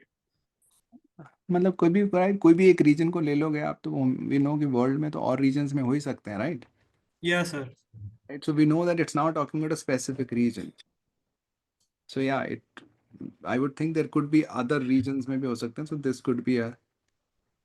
So, sir, just another question from this, sir. So, if he makes a inference based on this smaller group of A guys, so is that cannot apply to the larger group, right? I don't know. I just observed that Walker is making this conclusion on the basis of these specific guys. Now, these guys could be representative of general population or may not be, but I know that that distinction is possible. But I cannot say at this stage that, oh, well, he's wrong. Yes, sir. Okay. Yeah, so that is like to be understood. Yeah. I just know that there is a gap there. Whether that gap will be exploited or not, I don't know. Yeah, because Walker has like disputed with everyone else on a general idea of what A eat, then he talks about something specific, a specific group. हाँ, तो वो खुद भी हाँ specific में जा रहा है, तो मतलब हाँ वो एक potential है that he himself could be wrong. Yes, sir. And in general, his reading of MWP could also be wrong. We don't know that. Yeah, sir. Author might also dispute with that. We still don't know that. So those things are open. Yeah. Yeah, Raghuram. Uh, Seriously, yesterday when I was reading this passage last night, in the previous sentence, the Zale's suggestion about heavy enamel and so on, there I had actually made an inadvertent connection in my mind. Again, I feel that is wrong, but if you can elaborate, it would be nice. So I thought, given enamel is the coating on the teeth, okay, so when there's heavy enamel, then teeth would not be there would not be there would not be many abrasions on the teeth due to bone crunching and hard seats. That was kind of an inadvertent connection that I made. Is it right? Is it even relevant? I have no idea. हाँ मतलब वो एक that could be a possibility, right?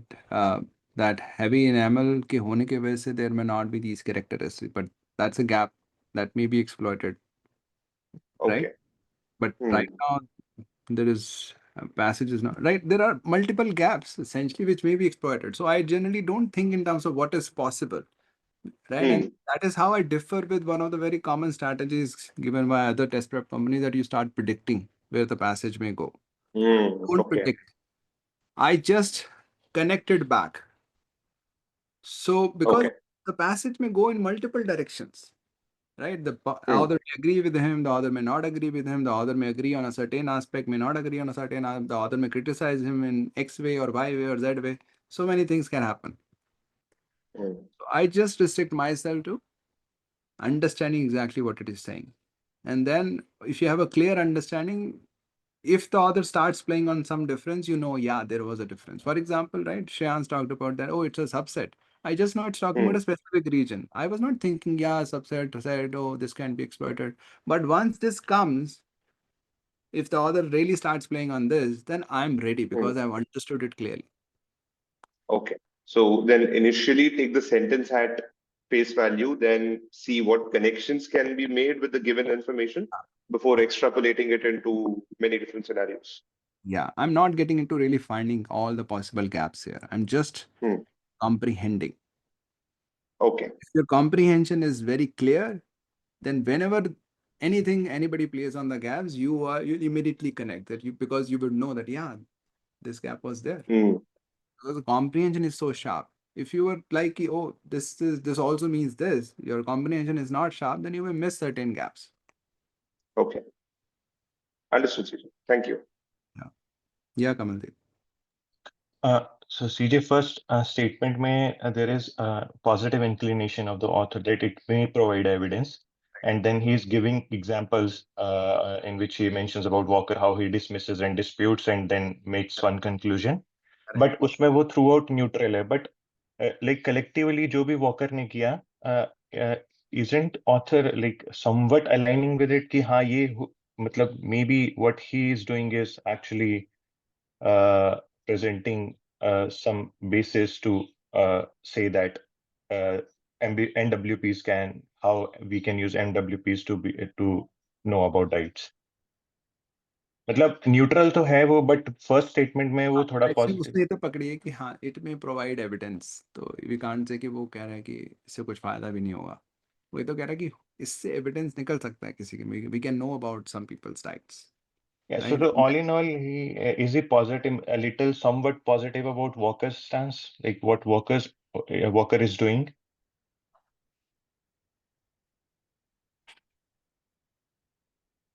I think it's very hard for me to say whether he agrees.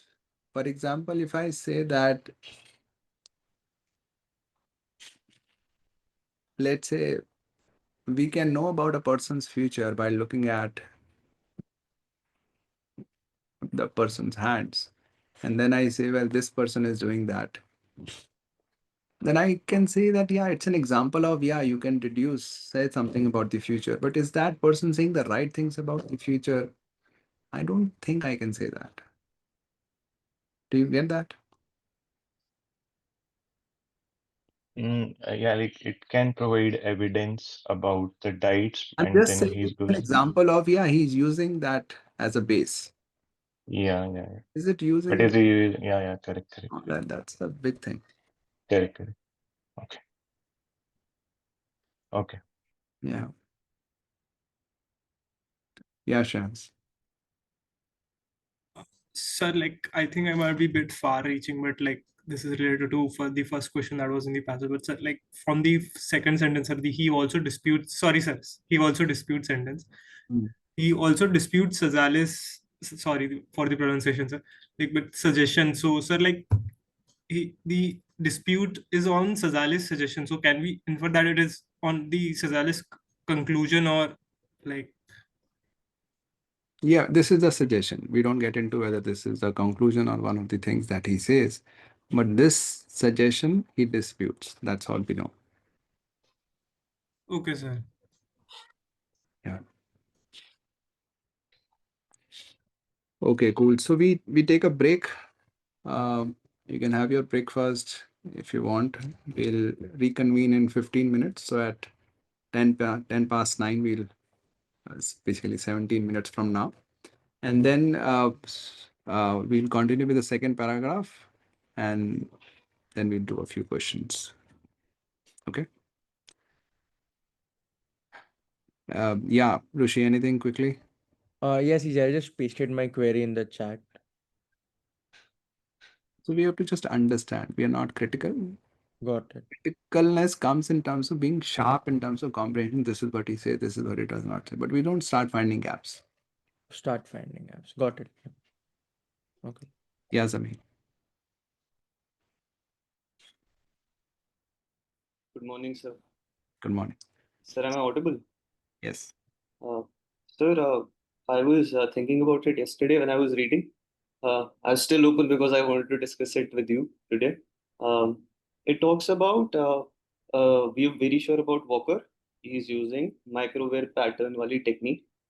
फिर जाले के बारे में बोलता है और the other person he disputes, I think Jolly. Jolly. मैं sir, I was open because I did not find anything there to connect with कि वो खुद माइक्रोवेव पैटर्न से डिड्यूस कर रहे हैं या किसी और से कर रहे हैं. We are open there, right? Jolly and Jolly's method कि उनका कौन सा मेथड है डाइट पे आने का, और there is something to connect with. That would not flow with the Yeah. passage. The Right. passage actually MWP may provide evidence, and on the basis of MWP, he's dismissing. Yeah. Then what is being dismissed should not be on MWP, I would think. Sir आपने बीच में एक point बोला था ना कि observation की एक difference आ जाती है कि किसकी ऑब्जर्वेशन फिर सही है. इज जॉलीज ऑब्जर्वेशन राइट और इज वॉकर्स ऑब्जर्वेशन राइट? तो वहां पे भी वो एक gap is there in between. So मैं उसमें चला गया था. नहीं, वो तो रह ही गया कि इवेंचुअली हो सकता है कि that his reading of MWP is not correct and all that, Right. which is fine. But I'm saying कि the first is, let's say I'm saying कि हम blood clot से we can make certain calls about a person's nature. Yeah. And on that basis, on reading somebody's blood clots, this person is dismissing something. अब जिसको dismiss कर रहा है वो blood clots से तो नहीं आना चाहिए मेरे से, मतलब flow के हिसाब से. I was also sir on the same lines. बस I was correct trying to हो सकता है. Yeah. Correct? मतलब ये बंदा incorrect हो सकता है. He could be a misreading blood clots and all that. He's using blood clots, so he's an example of using it as evidence. But then later I could say, well, he's using, but then there are problems and all that. So sir, I stayed open. I thought I'll just discuss it with you tomorrow कि वो क्या कर रहे हैं, microwave से कर रहे हैं or some other methodologies, because I was not able to connect it to anything. So I thought I would best ask you कि कुछ है तो नहीं there we connected or we don't have that portion कि वो उनका approach भी यही था या वो किसी और से आ वो रहे तो नहीं थे. हो सकता, मतलब वो तो नहीं होना चाहिए आइडियली. मतलब वो दिया तो नहीं हुआ है, but given the flow, I would not expect that to be the case. Understood, sir. That was the only question. ठीक है. So Thank we you. rejoin at 10 past 9.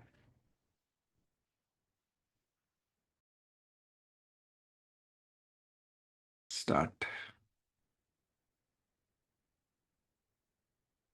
Okay, so coming back, let me just recall this.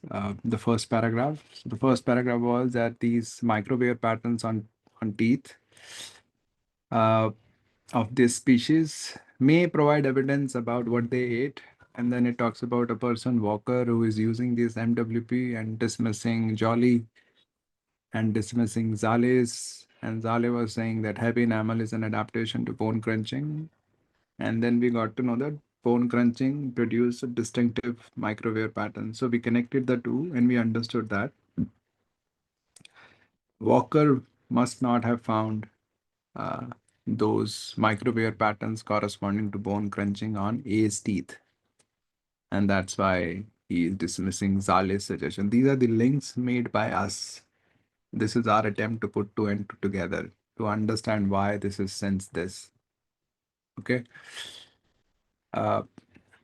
Again, to re-emphasize, this will happen automatically. If you're reading something you already have a lot of context about, you would already understand the connection. But if you don't have the context about something, you have to deliberately, very consciously do these things. Otherwise, this will not happen automatically. And you will continue reading without really understanding deeply what's going on. And the last sentence talks about the conclusion drawn by Walker that A were fruit eaters. They were frugivores, so they were fruit eaters. They were eating fruits. And on what basis? Because he observed the MWP of specific East African A specimens, and he found that these were exactly the same as MWP of chimpanzees and O, which are frugivorous, which are fruit eaters. So he thought, okay, since MWP is the same, A must also be fruit eaters. That is what the first paragraph is about. Let's get to the second one now.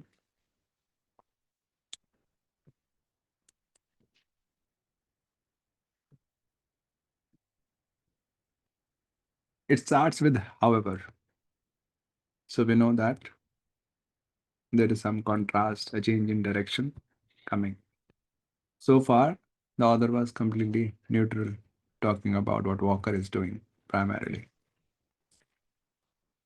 Now, however, research on the diets of contemporary primates. Contemporary is a word which means of the present time. And essentially, I also understand the root of it, which is from temporal time. Okay, the temporal aspect is the time aspect of things. Contemporary means the present time, which is the same time as we. Okay, so contemporary means the present time. So research on the diets of the present time primates suggests. So research suggests that microwear studies, or perhaps the same microwear pattern studies. Okay, so microwear pattern studying of microwear patterns may have limited utility in determining the diets. Sorry. Oh, okay. So here the author is saying that now there is research on the contemporary primates, so the present day primates, some, I don't know, some category of animals. I have no idea what primates mean. So research on these primates indicates that these have, again, the author is always talking in terms of maze, is always kind of tentative. But again, as we discussed, there is still a direction.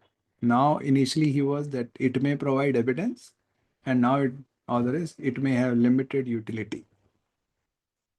So the direction has changed from emphasizing that it will tell us something to the direction that, well, it can't really tell much. Okay, so the direction has changed. So right now, the focus is on the limited utility of the microwear or patterns or the studies to tell us about the diets. And this is in contrast, right?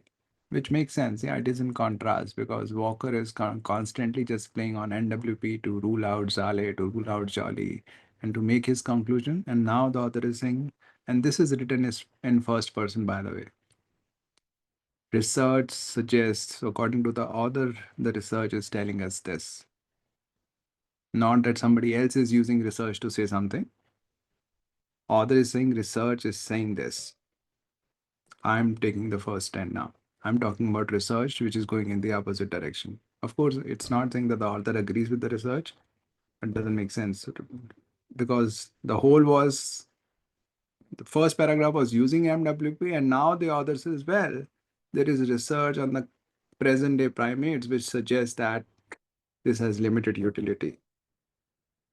So I kind of get that it is now going in the opposite direction. Okay. And then it says, for example,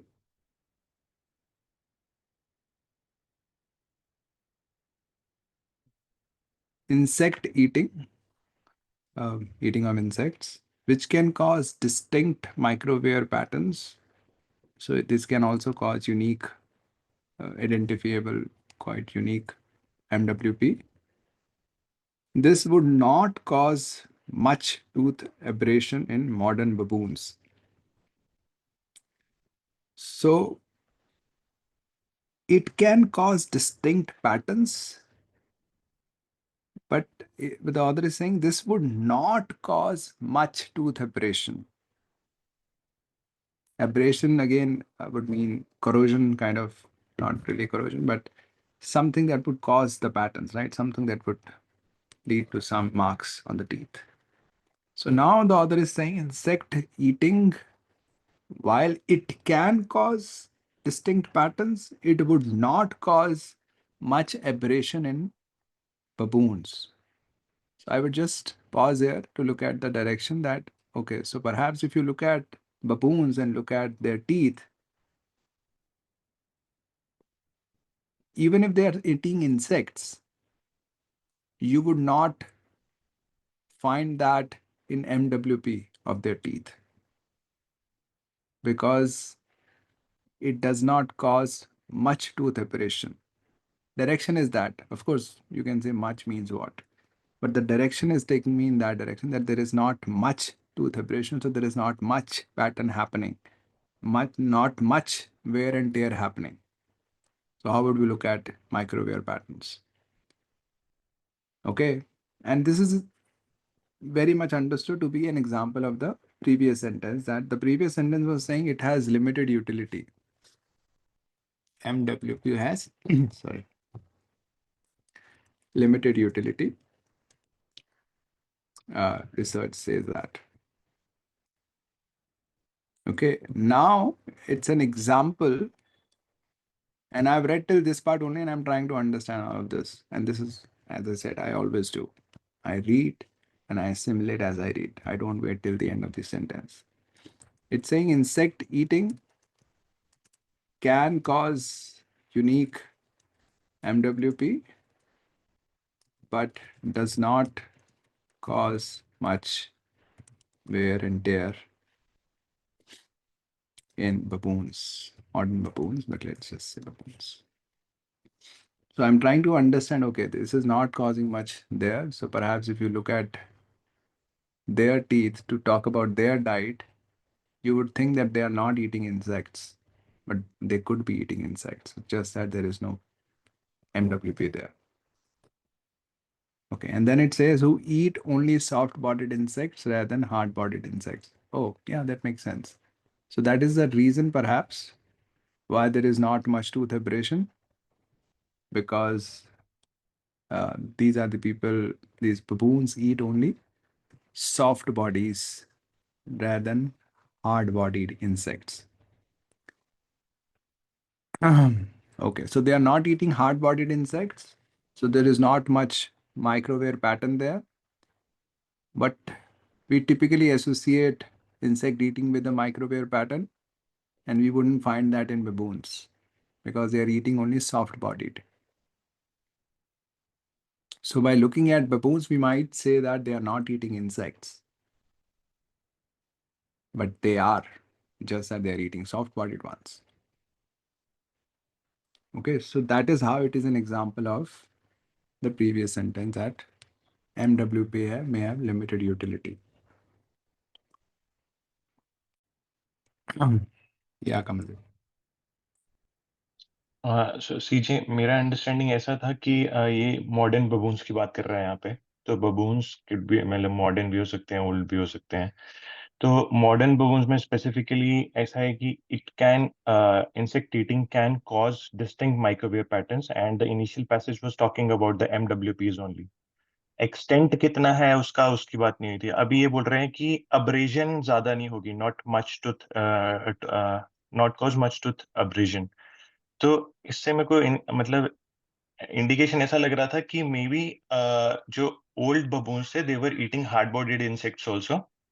तो उनमें क्या था कि in addition to these microwave patterns there was tooth abrasion as well. So just limiting our understanding based on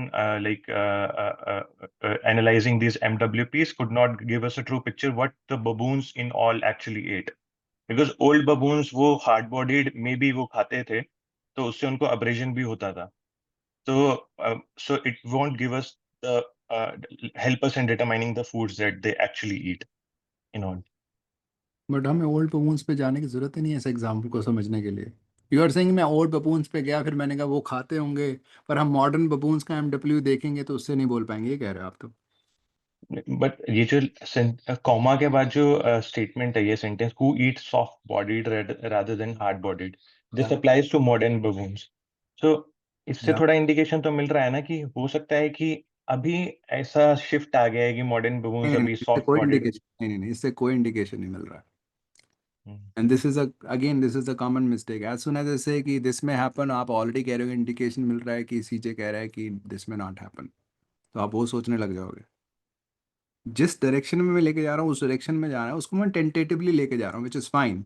but अब direction थोड़ा ना change कर लोगे। मैं कह रहा हूँ मॉडर्न बबून्स ये खाते हैं, अच्छा आप कह रहे अच्छा फिर सीजे का मतलब है कि पुराने बबून्स कुछ और खाते होंगे शायद, वो पॉसिबिलिटी ओपन है।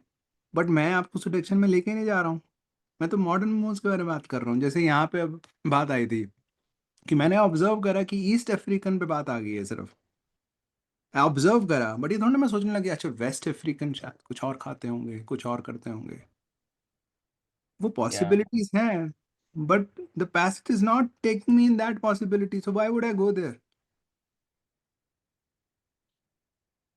या ठीक है, लेकिन बट ये समझ नहीं आ रहा है कि इसमें लिखा हुआ है क्लियरली कि डिस्टिंक्ट एमडब्ल्यूपी तो होगा इंसेक्ट ईटिंग से, करेक्ट। बट अब्रेजन नहीं होगा। तो author was talking about only studying एमडब्ल्यूपी।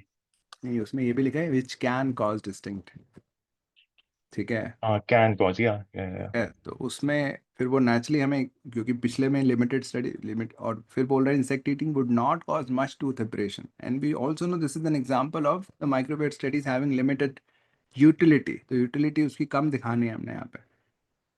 तो डिस्टिंक्ट हो सकता है बट बबून्स में शायद वो नहीं हो रहा ना, फिर that's how we will show it as limited utility.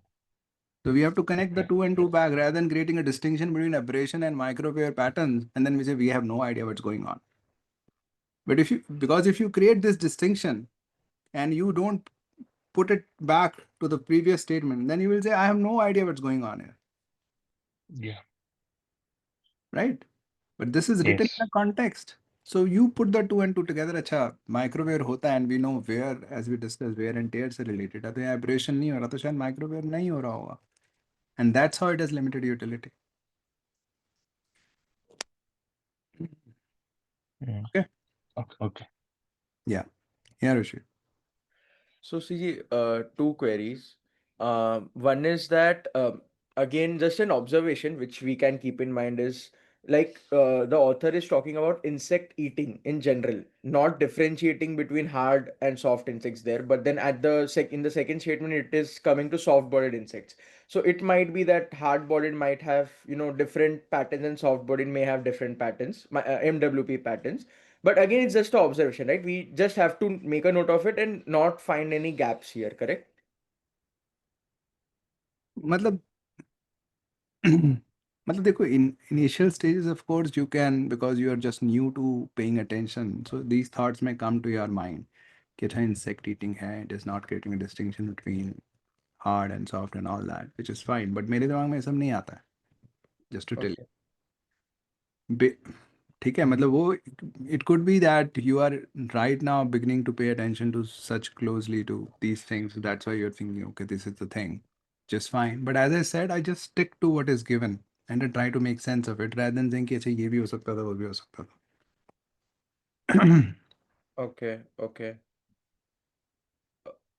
So, okay, I will just check this once, and if I have any queries on this, I'll get back to you on towards the end. And one more thing.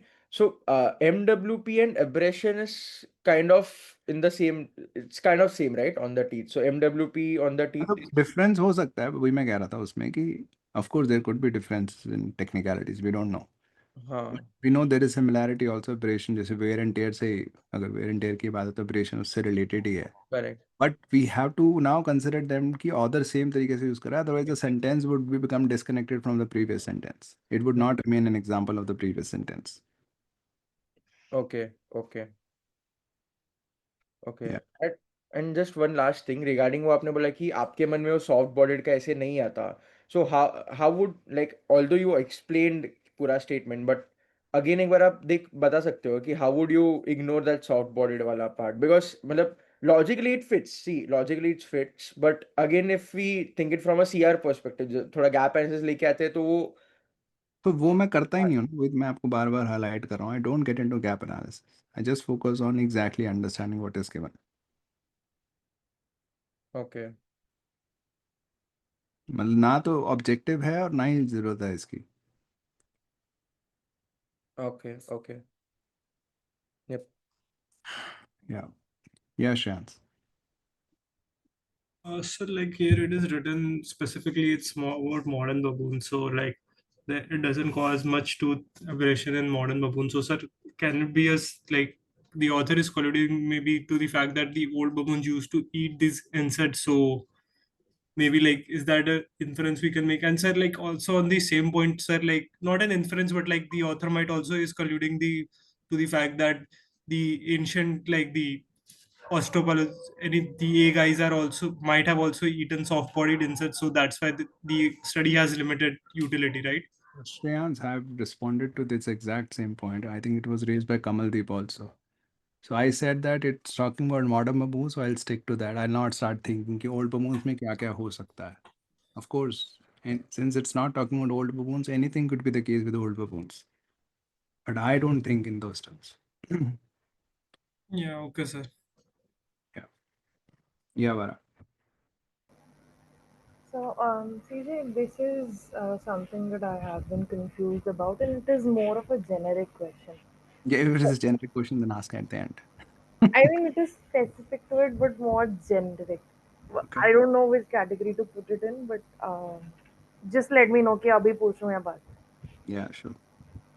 So, my question is like there was a point that you mentioned कि जैसे यहाँ पे लिखा हुआ है however research on the diets of contemporary primates.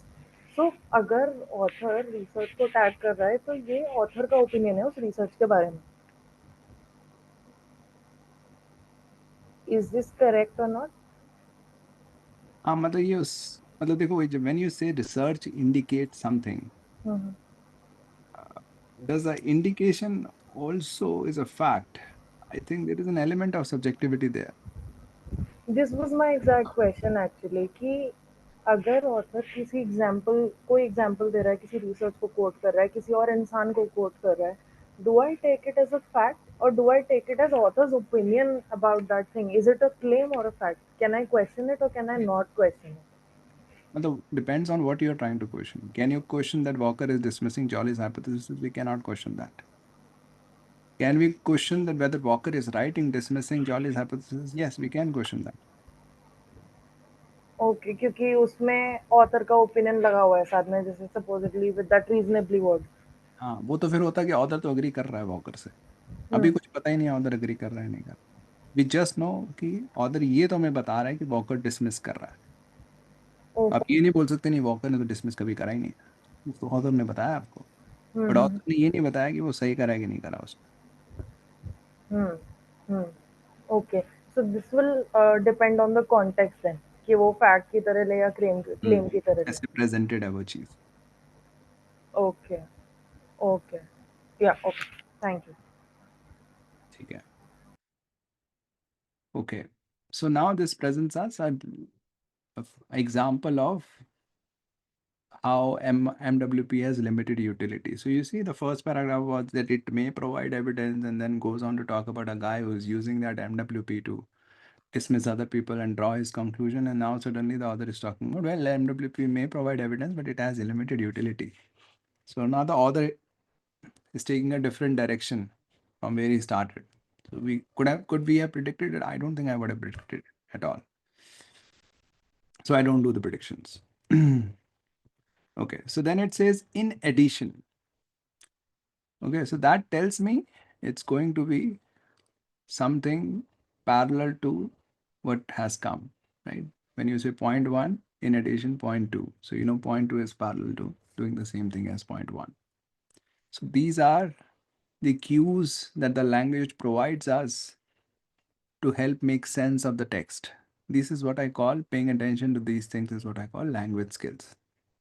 All of what we have been talking about is language skills. I'm not using any context. Of course, in some of course, it's not that I'm not using any context at all. Of course, to understand microware, I was using the understanding of wear and tear of micro and putting it together to say microware. I'm also using my understanding of enamel, which I already knew. But a lot of ideas which are presented here, I could be the first time that I'm exposed to these ideas. I'm just using how the language is phrased, how the sentence and which kind of words are used to understand what it is talking about. So it says in addition, so I know it's going to be parallel. So the previous one was that it was providing a limited utility of MWP. That in insect eating, we would be actually, in case of modern bulls, we would be misled because we wouldn't find MWP there. So we would think that they are not eating insects, but they are, just that they are eating soft-bodied rather than hard-bodied. Okay, so then it says in addition, the diets of omnivorous primates may vary, not may, actually vary considerably depending upon the environments. अच्छा, तो ये कह रहा है कि omnivorous जो होते हैं उनकी diets vary considerably depending upon the environment that different groups within a species inhabit. So if a group is one environment and the other group is in another environment, and we are talking about omnivorous people here, their diets could be very different. And right now, I'm just reading this, I don't understand how is this an example of limited utility of MWP. Perhaps their diets could vary, so MWP could vary. I don't know, but this could be the case, but I just read. But what I understand is that diets could vary depending upon the environment. And then it says if A were omnivorous too, omnivores too, oh, the diets could vary depending upon the environment, and now A were omnivores too. So then their diets could also vary depending upon the environment. Here you may or may not be able to make that eventual connection that I'm just making here. Because when I read this, I instantly connected to the East African A. Oh, so we were looking at just this environment. If they were also omnivores, then their diets could also vary. So if you look at some other region, perhaps their NWP could be different. But you may not be able to make the connection right here itself, but if you read the entire thing, you would be able, I think you should be able to if you're reading carefully. We might expect to find considerable population variation in their tooth microwear patterns, which is what I was talking about. Right? Because Walker was just looking at East African ones, and now we are saying, well, diets could vary depending upon the environment, and if they were omnivores.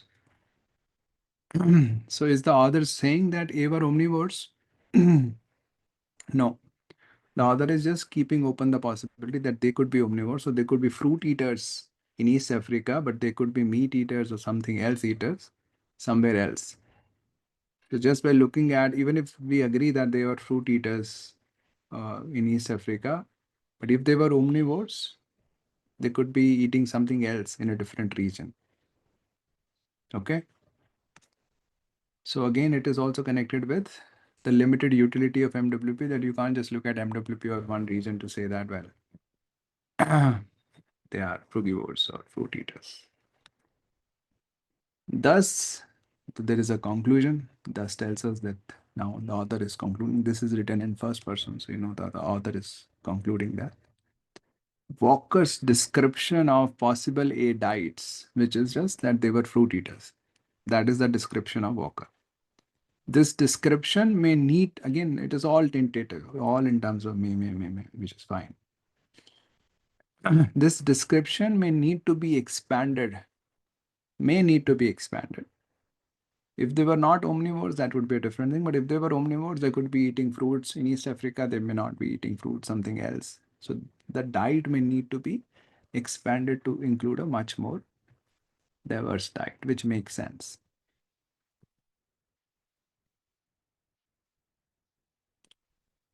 And this is the author's final conclusion. Now we know that this is what the author thinks.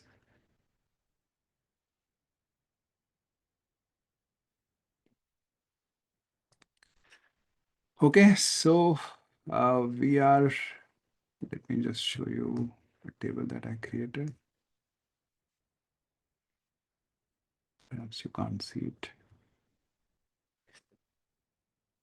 Yeah, so this is a essentially statement and their notes. So this is, can't put it in one slide.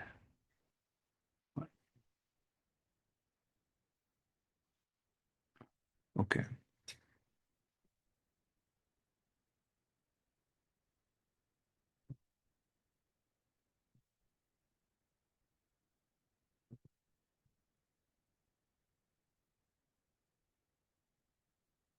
Okay, so this is what this passage is all about.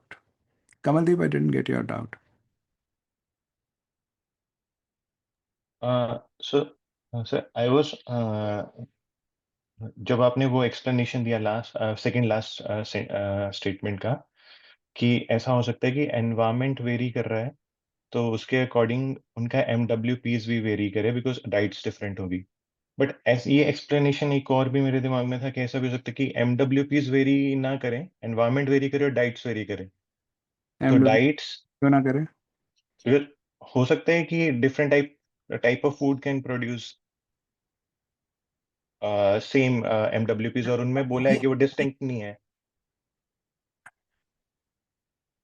Already नहीं है। हाँ वो क्योंकि उसने उसने already वो ऊपर उसको जो रिजेक्ट किया हाइपोथेसिस उसका जॉलीज और उसको उसमें उसने बोला है कि अगर बोन क्रंचिंग एंड क्रैकिंग जो है मतलब ठीक है उससे रिलेट वो ए के लिए ही था स्पेसिफिकली बट मतलब ही वाज सेइंग दैट कि वहां वो तो पे पैटर्न्स हैं वो तो सारे। डिस्टिंक्ट है मतलब वो होते तो वो खाते और वो क्रैक करते जो भी है तो वो डिस्टिंक्ट होता लेकिन वो डिस्टिंक्ट नहीं है पॉसिबल परहैप्स उनमें इसलिए मैं रिजेक्ट कर रहा हूँ या मतलब डिस्प्यूट ठीक है। सो सिमिलरली यहाँ पे मतलब MWPs का लिमिटेशन इसमें भी हो सकता है कि जैसे walker was making his conclusion based on just the similarity found with the current जो प्राइमेट्स है वो चिंपैंजीज एंड बट हो सकता है कि वही चिंपैंजीज वगैरह कहीं और रीजन में रह रहे हैं एनवायरमेंट में रह रहे हैं तो they are not just eating fruits and eating something else और MWPs सेम है मतलब we are not given anything about that कि MWPs वेरी करेंगे reason to reason environment to environment मतलब ये बहुत स्ट्रेंज डायरेक्शन है क्योंकि मुझे कोई रीजन नहीं समझ आ रहा है। बाय वुड आई एक्सपेक्ट कि MWP सेम रहेगा इवन दो डाइट चेंज हो ही जा रही है। मुझे हो सकता है ना कि मतलब टेक्सचर ही फूड का सेम हो तो मतलब एब्रेजन ही हाँ, सेम हो रहा है वो तो हो सकता है, वो तो हो सकता है। बट उस तो फिर उससे क्या कहना चाह रहे हो आप?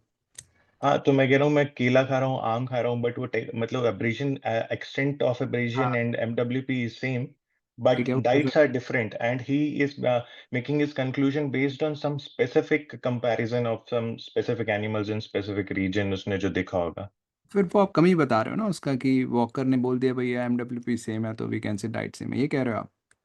हाँ मतलब MWP सेम जस्ट सेम होने से डाइट और मतलब कि उसने चिंपैंजीज को देखा कि वो जो भी खा रहे हैं वो फ्रूट्स खा रहे हैं तो ऐसा जरूरी नहीं है मतलब हो सकता है कि वो कुछ और भी खा रहे ठीक हो है, वो ठीक है, आई एग्री विद दैट। अच्छा तो ये एक्सप्लेनेशन मतलब कि MWPs can remain the same and diets can vary from environment to environment Is it in line with the second last statement? Like ऐसा नहीं, उसमें इसको वैसी कोई बात नहीं हो रही, उसमें वैसी कोई बात नहीं हो रही। ये तो आप फर्स्ट पैराग्राफ के लास्ट स्टेटमेंट में गैप निकाल रहे थे, जो मैं कह रहा था मैं नहीं निकालता हूँ। आप निकाल सकते हो डिफरेंसेस, वो सब अलग नहीं, बात है। बट मेरा अंडरस्टैंडिंग ऐसा था सेकंड लास्ट स्टेटमेंट का कि सेकंड लास्ट स्टेटमेंट को उससे कोई लेना देना नहीं जो आप बोल रहे हो। कैसे बताओ, कौन से पार्ट से आपको ये लग रहा है कि एमडब्ल्यूपी और डाइट के डिफरेंसेस के बीच में बात कर रहा हो, कि सेम एमडब्ल्यूपी पे डिफरेंट डाइट्स आने वाली हैं? yeah, we may expect population variation. Yeah. नहीं, मैं क्लियर हूँ, मैं गलत डायरेक्शन में ऑलरेडी गिवन है लास्ट में या कि वेरिएशन आएगा। ठीक है, मैं गलत हूँ इसमें। Okay, clear. या ऋषि। सो सीजे, मुझे वारा ने जो क्वेश्चन पूछा था उस पे क्वेरी था। Like I could not figure out what to question in this. Like उन्होंने दो एग्जांपल्स आपसे पूछे थे, right? One is the however research on the diets of contemporary primate suggest, and एक था ऊपर वाला, for example on the basis of two microwave patterns. So like I am kind of confused कि किसको question कर सकते हैं, किसको नहीं कर सकते हैं, या फिर जो भी हाँ। दिया उसको क्वेश्चन नहीं कर सकते आप, क्योंकि वो ऑर्डर के हिसाब से है, कॉम्प्रिहेंशन का टेस्ट हो रहा है यहाँ पे। और जो करेक्ट। नहीं दिया उसको क्वेश्चन कर सकते हैं, but you should B clear कि ये दिया और ये नहीं दिया, that's all. Okay, so it is not on the basis कि ये फैक्ट है, ये एविडेंस है, या वो बेसिस पे फैक्ट ही तो हम उसी बेसिस पे निकालते हैं कि ऑर्डर ने दिया तो फैक्ट है।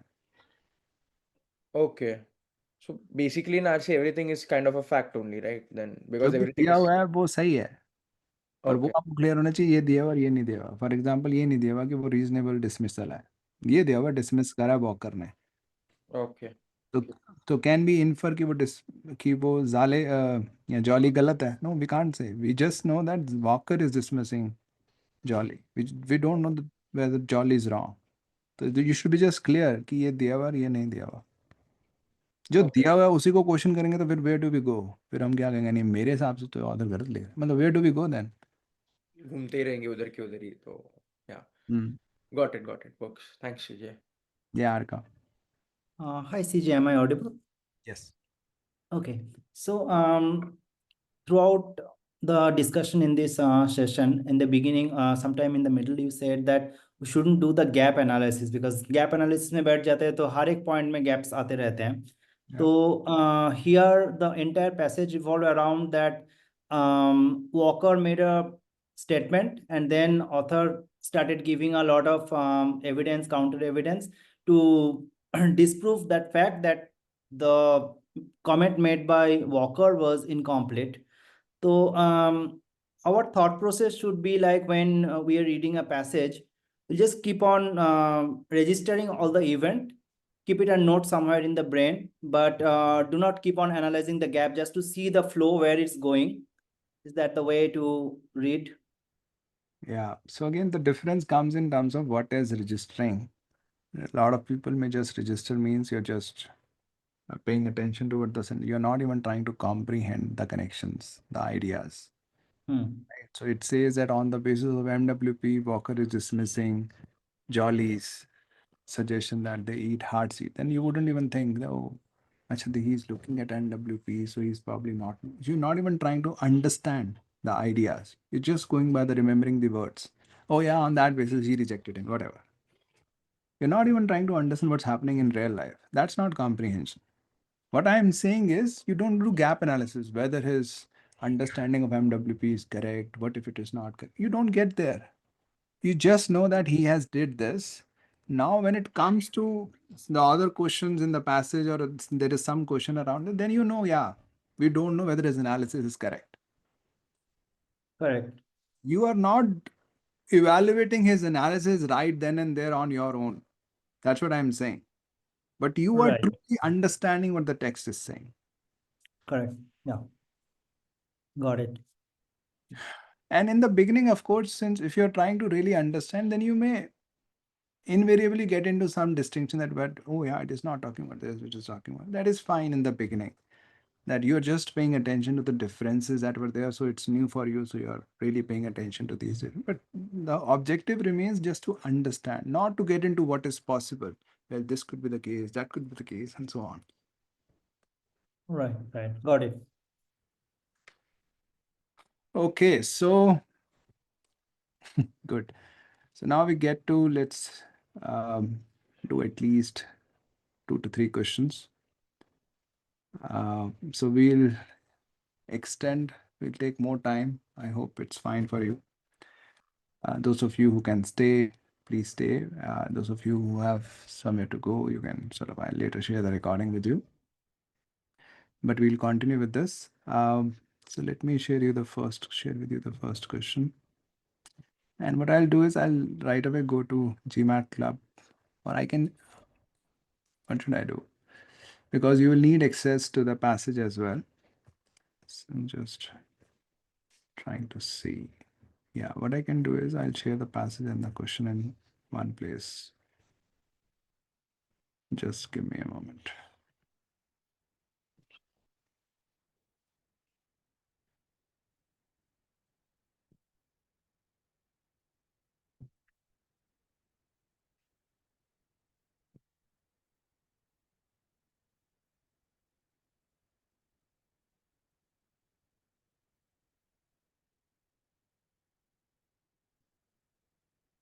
Okay, so here is our first question.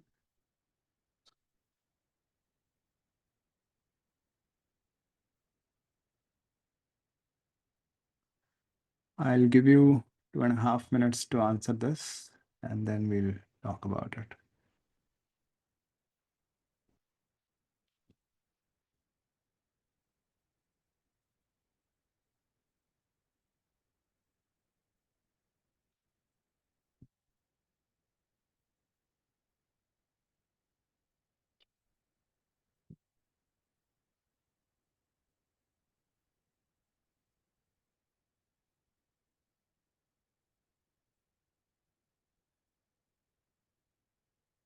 Also launched a poll. You could share your answer in the chat.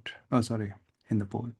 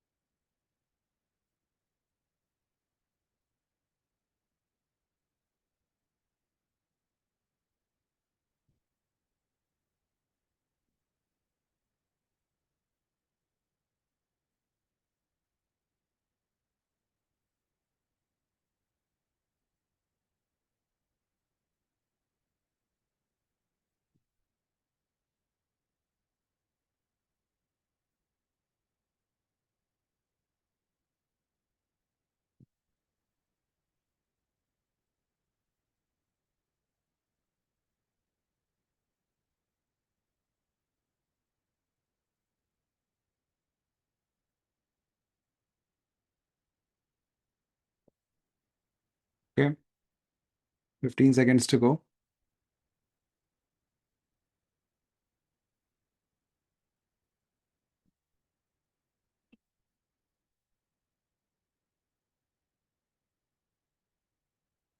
Ending the poll now.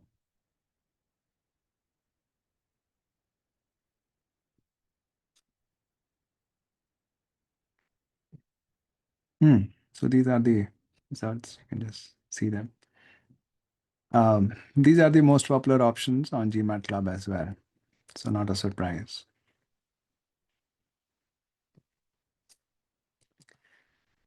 Okay, so let's go through the options. So according to the passage, Walker and Zale disagree. So their point of disagreement is given here, that Walker is disputing Zale. Zale is saying that heavy enamel is an adaptation to bone crunching. And Walker is saying, no, that's not the case. And the reason he's saying this is because he's looking at MWP. Walker is looking at MWP, and And as we discussed, he did not find the patterns corresponding to bone crunching, which are unique. He did not find them on the MWP of A, so he's saying that there was no bone crunching happening. So heavy enamel cannot be an adaptation to bone crunching, right? That's a dispute there between Walker and Zale. So when I read this question, I would, in my mind, if there is a need to go back to the passage, I'll go back to the passage. But if I have read it really deeply, then I would just recollect it in my memory. What was the point of disagreement? Okay, before looking at the options. So let's look at option A. The structure and composition of teeth. So we are talking about what do they disagree on. So naturally, we must be given about both of them, what both of them say. We must have an idea of, right? Then we can say that they disagree on this. If we don't have an idea what Zale thinks about something, then of course we can't say whether Zale is going to disagree with Walker or not. So what does Zale say about the structure of teeth? Structure of teeth, Zale is not saying anything about. Right? What does Zale say about the composition of teeth? Well, he says that it has enamel, right? So it definitely agrees with the presence of enamel there. Is there a disagreement on this, that there is enamel on teeth or not? No, there is no disagreement on enamel, whether the presence of enamel is there or not, right? The disagreement is whether enamel is an adaptation to bone crunching or not. So this is wrong. Let's look at option B, which is a popular option. The kind of conclusions that can be drawn from microwave patterns on these teeth. So first of all, is there a conclusion drawn by Zale from microwave patterns on teeth? We are not given. So you have to understand the the option with the question that is asked. What do they disagree on? They disagree on the kinds of conclusion that can be drawn on MWP. Do you even know that Zale is drawing any conclusion on NWP? Nowhere given. So we can't say that there is a disagreement there.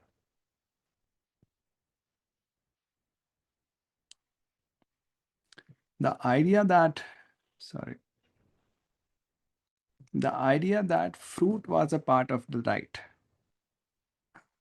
Again, Zale is not saying about anything about whether fruit was a part of diet or not. Zale is saying that it is an adaptation of to bone crunching. So Zale would think that there is definitely bone crunching there, right?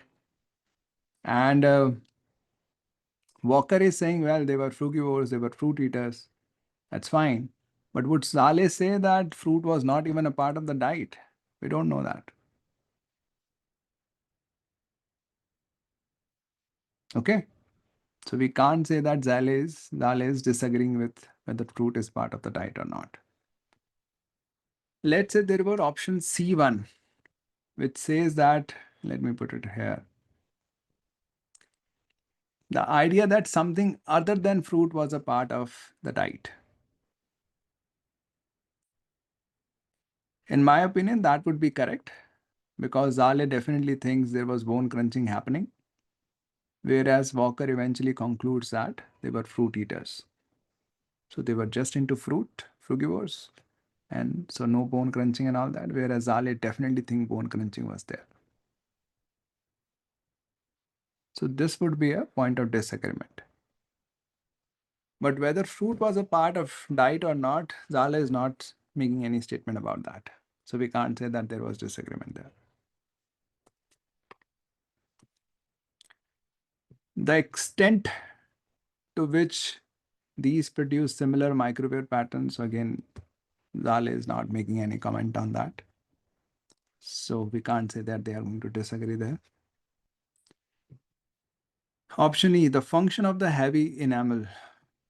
So according to Zale, it's an adaptation to bone crunching. So as we said, it means that since there was bone crunching going on, the body adapted and had sort of made heavy enamel there. So enamel is used in supporting the body in bone crunching. That's what it means, right?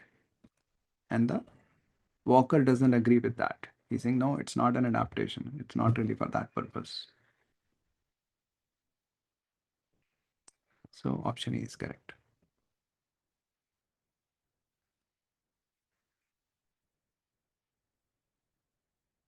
Yeah, sure. So for option B, I just wanted to ask if in the original passage it was little instead of suggestion that Sazale concludes that microwave patterns on australopithecine teeth. So like, would that have made the option B correct option? Because sir, you are saying that there is nothing mentioned that Sazale is making some kind of conclusion because he's just suggesting that No, makes I option did B. not. No. I did not say that. I said it is not given that Zale is concluding anything from microwave patterns.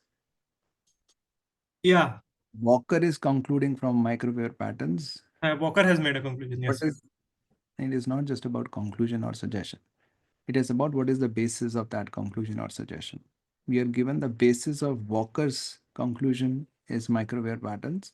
We are not given anything about what is the basis of Zale's suggestion. Is Zale looking at microwave patterns, or is he just looking at enamel and drawing some conclusions? We are not given anything how Zale is arriving at his suggestion. Okay, so Sazale is just looking at the animal thing. We So have no idea what is the basis of his suggestion or conclusion. okay, sir, understood. Yeah. Any other questions on this question?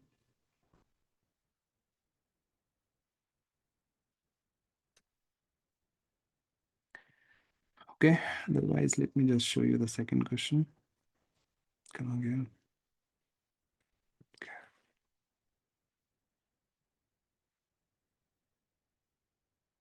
And I'm just picking the hard ones, so don't be too discouraged if you get them wrong.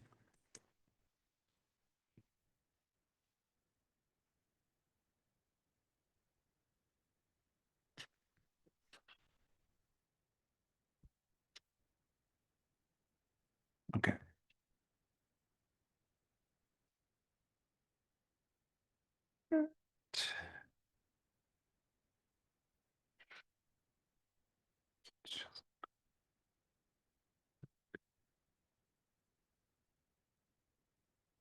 Launching the poll. You have 2.5 minutes.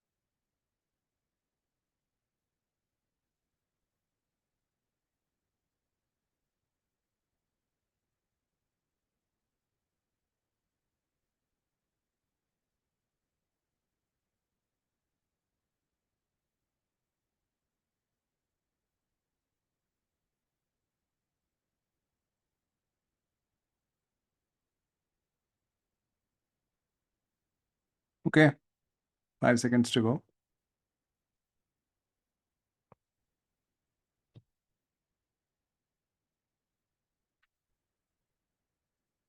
These are the results.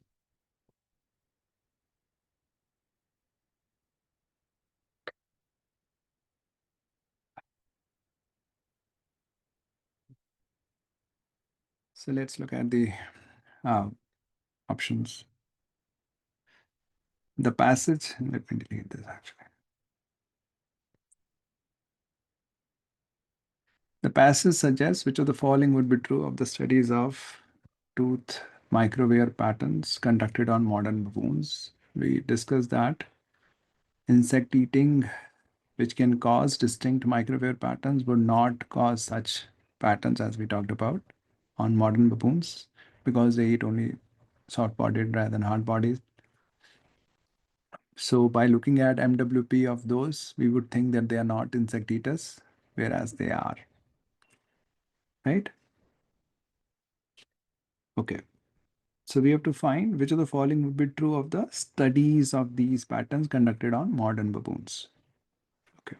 The studies would inaccurately suggest that some baboons eat more soft bodies than hard bodied. As we discussed, it should actually indicate the absence of insect eating completely. That's a limitation, right? The studies are not going to show that, well, they eat soft bodied. On what basis would that study say there is not much tooth abrasion there? Right? So, so this is completely off. The study we would expect, given the passage, for this that the studies would show that they're not even eating insects. The studies would suggest that insects constitute the largest part. No, again, opposite direction. The studies would indicate the absence of insect eating in baboons. They would reveal there are no significant differences among baboon population. Well, this is we just know that the studies would not reveal insect eating because there is no pattern there, but we can't say that there would be no other differences in microwear patterns among baboon populations. That we cannot say.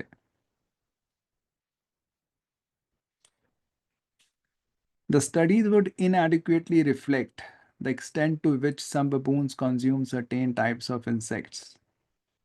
Yes, that is true for soft-bodied insects because the studies would show that they're not eating insects at all, but they are eating soft-bodied ones. So they would inadequately reflect. That's inadequate because you are showing they're not, whereas they are. Okay, so that is correct. They would indicate that baboons in certain regions, again, that's wrong because as we discussed, according to the passage, the studies would indicate that they do not eat insects. Okay, so option D is correct. So I have a doubt in this question. It is mentioned that they eat soft-bodied insects, but sir, as you mentioned that it should show studies that they don't eat any insects. Can you please like help me with this one? Yeah, so right. So this was given as an example of the limited utility of the studies. Okay. That insect eating, which can cause distinct patterns, they would not Mm. cause tooth abrasion Mm-hmm. in modern baboons. Mm. How is this an example of limited utility? Mm. Because the study would look at the abrasion and see that there are not much abrasion, so perhaps there is no such pattern. So it would say there is no insect eating, Okay, got it, sir. right? That is the only way I can connect it to the previous sentence. If there is another logical way you can connect it, then both are possibilities. Okay. Mm. But this is the only logical way that I can think of. Okay. Got it, sir. Yeah. Yeah, Shreyans, you have a doubt? So this might be a very small thing, sir. Like when I was doing this question, I was also able to eliminate all the 4 options, but I was really stuck with D because, sir, I was thinking like the certain types of insects. So, sir, like these studies are concluded on the eastern, some baboon, some modern baboon. So, like if there is a baboon in some other region who is eating only hard type of insects, so the studies would actually adequately reflect the extent to which they are eating those insects because there will be tooth patterns. So I was actually stuck with that, but all the other options were not bad enough, so I chose this. समझ नहीं आप कह रहे हो कि modern baboons के अलावा दूसरे बबून्स हो सकते हैं एंड सर लाइक मतलब मॉडर्न बबून्स भी कर रहे हैं, बट मॉडर्न बबून्स अगर दूसरे एरिया में हुए and they are eating hard insects तो उनके तो दांतों में वो रिफ्लेक्ट होगा ही ऑब्वियसली।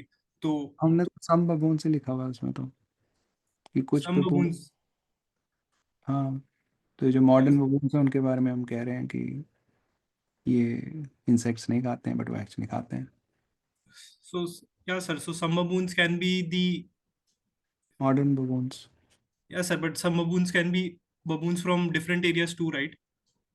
मतलब अगर मैं बोलता हूँ सम इंडियंस आर मैड तो I just need some Indians to be mad I don't need all Indians to be mad and you can always say oh well some Indians are fine also but my statement is still correct that some Indians are mad या okay sir, so it is, if it is correct to some limited extent it is still correct, right? वो some ही बोल रहा हूँ या sir, सम की okay sir, या yeah yeah Raghuram. CJ, when I solved this question, I had a slightly different understanding of option D. So when it says they would inadequately reflect the extent to which some baboons consume certain types of insects, wouldn't that already inherently mean that they consumed a variety of insects? But in our case, the variety is soft body and hard body. That is how I understood it. No. If I'm saying that I'm just talking about the red carrots that he ate, it does not mean that he's eating other carrots also.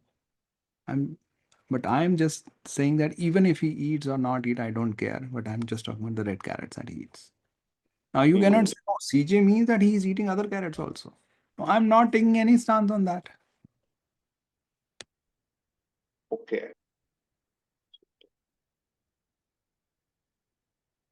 Okay, understood. This is a very common issue that I open a refrigerator and I say that some apples are rotten. And you open the refrigerator and you actually look at all the apples and figure out that all the apples are rotten. And you say CJ is wrong. He said some apples are rotten. Well, I could be that I just looked at some apples and let's say I looked at 4 apples and all 4 were rotten and I didn't care to look at other apples. Then I close the refrigerator and make a statement that some apples are rotten and I'm correct. Some apples are indeed rotten. It just happens that other apples also happen to be rotten. So my statement is still true that some apples are indeed rotten. Okay. Similarly, again, it talks about certain types. You're thinking, oh, it means there are other types also. No. Okay. Yeah. Okay, understood. Yeah, Kamaldeep. ये जो C option है passage में लिखा है कि they can, अगर वो patterns होते हैं तो they can be distinct patterns, तो उसके बेसिस पे भी रिजेक्ट कर सकते हैं ना कि like strictly saying there are no significant differences in patterns. हमें पता ही नहीं है ना, हाँ मतलब नहीं पता हमें, हो भी सकते हैं नहीं भी हो सकते in modern in baboon populations. हाँ, and the option is saying there are no differences, तो हमें पता ही नहीं है, मतलब ऐसा स्टांस। हाँ मतलब वो कह रहा है कि no differences, the study reveal that there are no significant, studies could reveal there are significant, we just know the studies would indicate the absence of insect eating, but what about other types of MWPs? There could be significant differences there. Yeah, and as Shreyans and Raghu Raman pointed in D, मतलब मेरा understanding भी वैसे था, फिर भी सही हो रहा है सर ये उससे भी कि और ये इनएडिक्वेटली रिफ्लेक्ट कर रहा है कि सम बबून्स, जो ओल्ड बबून्स वाला पॉपुलेशन है वो मे बी हार्ड बॉडीड वाले इंसेक्ट्स ईट करता था, तो वो inadequately reflecting it because the study is based on modern baboons only who only eat soft bodied, तो तब भी मतलब वो कॉन्ट्राडिक्ट नहीं कर रहा है। नहीं, I'm not thinking old baboons. मतलब मतलब who is saying that the studies are making a conclusion about all baboons? No, it's not making a conclusion about all baboons, but when it's about the study is about modern baboons, and the option is saying it can inadequately reflect something about some baboons. हाँ तो some baboons मतलब आप modern baboons पे study कर रहे हो, but तुम conclusion baboons पे बना रहे हो कुछ, तो हो सकता है ना? ये तो आप ही सोच रहे हो ना कि कंक्लूजन वो ओल्ड बबून्स पे बना रहा है। नहीं, मैं मतलब ऐसे हार्डवायर्ड नहीं है मेरा ब्रेन की मतलब ओल्ड बबून्स पे बना ही रहा है, बट बट आप रीजनिंग तो वहीं जा रही है ना, उसी वे में जस्टिफाई कर रहे हो डी को आप। या हो सकता है, हम या पॉसिबिलिटी थोड़ा ना ऑप्शन सेलेक्ट करते हैं कि हो तो ये भी सकता था, तो चलो इसको मार्क कर देते हैं, फिर तो बहुत सारे ऑप्शन सही हो जाएंगे अगर पॉसिबिलिटीज में जाना तो। हमें ये पता है कि मॉडर्न बबून्स पे स्टडी है तो naturally they would talk about modern baboons, but modern baboons में इंसेक्ट ईटिंग हो रही है soft bodied, but there is no MWP corresponding to that, so the studies would say that there is no insect eating in modern.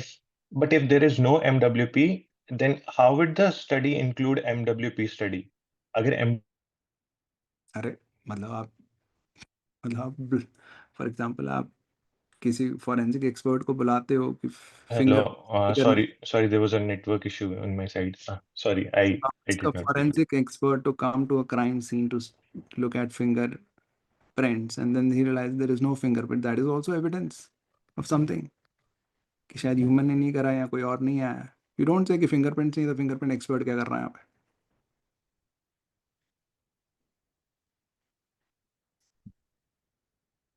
नहीं, Hmm. मतलब MWP अगर एक pattern छोड़ता है, Yeah, अगर वो नहीं मिलता तो that means the absence yeah, of, absence, correct. This is a conclusion drawn by an MWP study. Hmm. Okay, okay, okay, okay. I thought of it as like कि MWP स्टडी हो रहा है तो MWP प्रेजेंट होना तो must है, फिर वो देख रहा है कि अच्छा ये MWP से हम क्या इन्फर कर सकते हैं। Variety of mistakes that we make, hmm, ठीक है, जो ऑफ कोर्स एक लेवल पे हमें रीजनेबल लग रहा है, MWP नहीं, तो MWP वाला बंदा क्या कर रहा है हमें, हम्म, मतलब of yes course yes, clear एक क्लियर। केस में तो वो लॉजिकल लगता ही है एक पार्ट को, बट उसी को मतलब और कॉन्टेक्स्ट में डालेंगे तो वी विल सी कि that doesn't make sense. But basically गलती इसी वजह से होती है ना कि बड़े सारे थॉट्स आ रहे हैं जिसमें से कई ठीक हैं कई गलत हैं, लगते तो सारे लॉजिकल हैं तभी वो थॉट्स चल रहे हैं,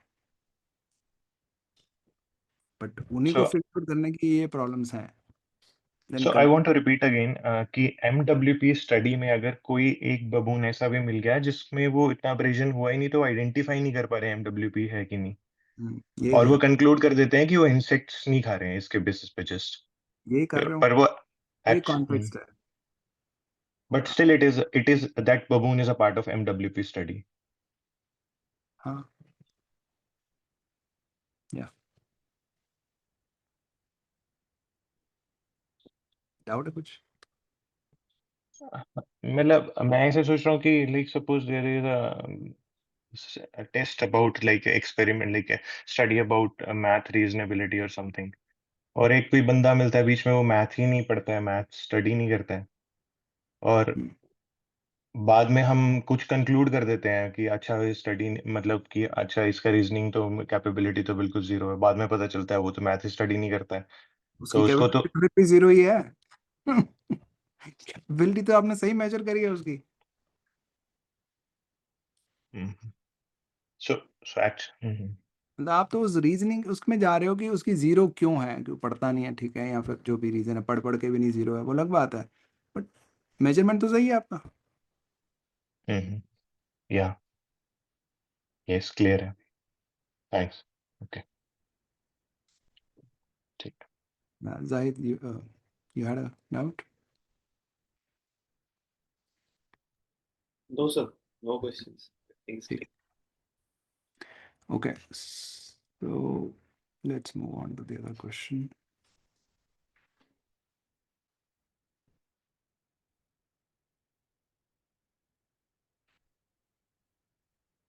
As I said, I'm just focusing on the hard ones, so the ones which are easy I'm just skipping.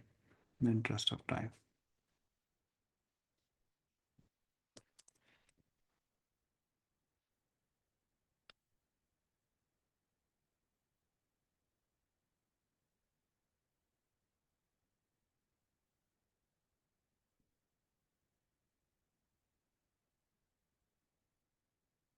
I'll give you 2.5 minutes.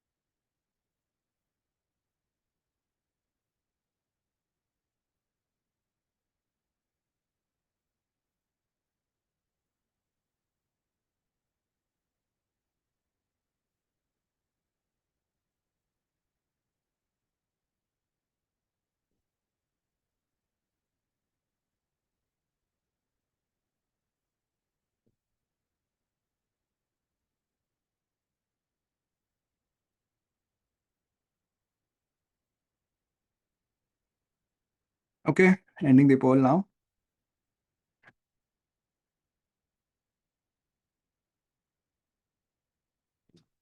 So here are the results.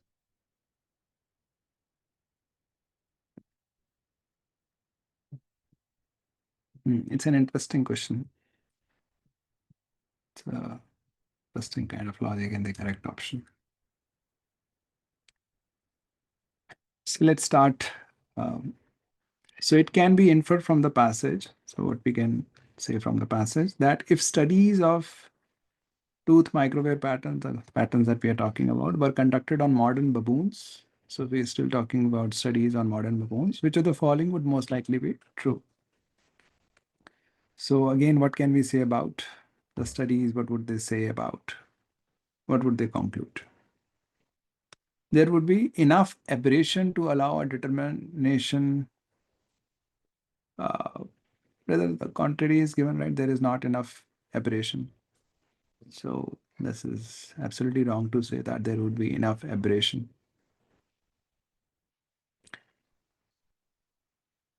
The results would suggest that insects constitute the largest part. That is also wrong. Rather, as we said, it would indicate the absence of insect eating. The results would reveal that there are no significant differences. So again, I think this is the same option, no? That was there in third question also. So we can't say that. The results would provide an accurate indication of absence of some kinds of insects. So which is true that hard insects are not there, and the studies would say that. So the studies would say that they are not eating insects. So it's true for hard-bodied insects, right? So if you're, of course, you're not careful, they're accurate. No, they are not accurate at all. You would just reject it. But then it says absence of some kinds of insects, so which is true. They would say that they are not eating insects and they are actually not eating hard-bodied insects. So that is correct. Option E. The results would be unlikely. Oh my God. This is a statement that I think a lot of people just. By the way, this is the most popular incorrect option, and I'm not sure what were the results here. But option E is, yeah, not many people marked actually, 21% marked. But on GMAT Club, I think this is a very popular. Sir, I think it was 41% for option E, and for option D it was 36%. So the wrong option had more people choosing the answer. अच्छा यही है ना question? हाँ sir. Oh yeah. Yeah. Because option D is so hard to choose. How do you suddenly say, well, they are accurate? So the people would just reject it by after reading accurate without reading the whole thing. Oh, they're not accurate. Bakwas. Okay, and then you're left with E because D you have rejected, all others you have rejected. So good job in rejecting A, B, C, but D you rejected for without reading it completely, and then you get to E, which is almost impossible to comprehend easily. Okay, it is a very difficult statement. Matlab, even I would have taken, I think, easily 30 to 45 seconds just to understand option E, what it is saying. Okay, of course, the reason I would take 30 to 45 seconds is also I understand that I don't understand. Okay, a lot of people would just continue without having a clear understanding of option E. Yeah, something like a problem with the studies. So this is fine. Okay. Um, but I'll tell you how I went about understanding. This is a difficult statement uh, to understand. And I'll share with you basically how I went about understanding it. Is it not shared here? Let me just give me a moment.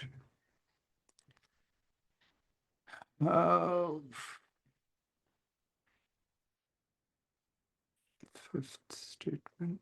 This is sixth question, right? Yeah. Just a moment.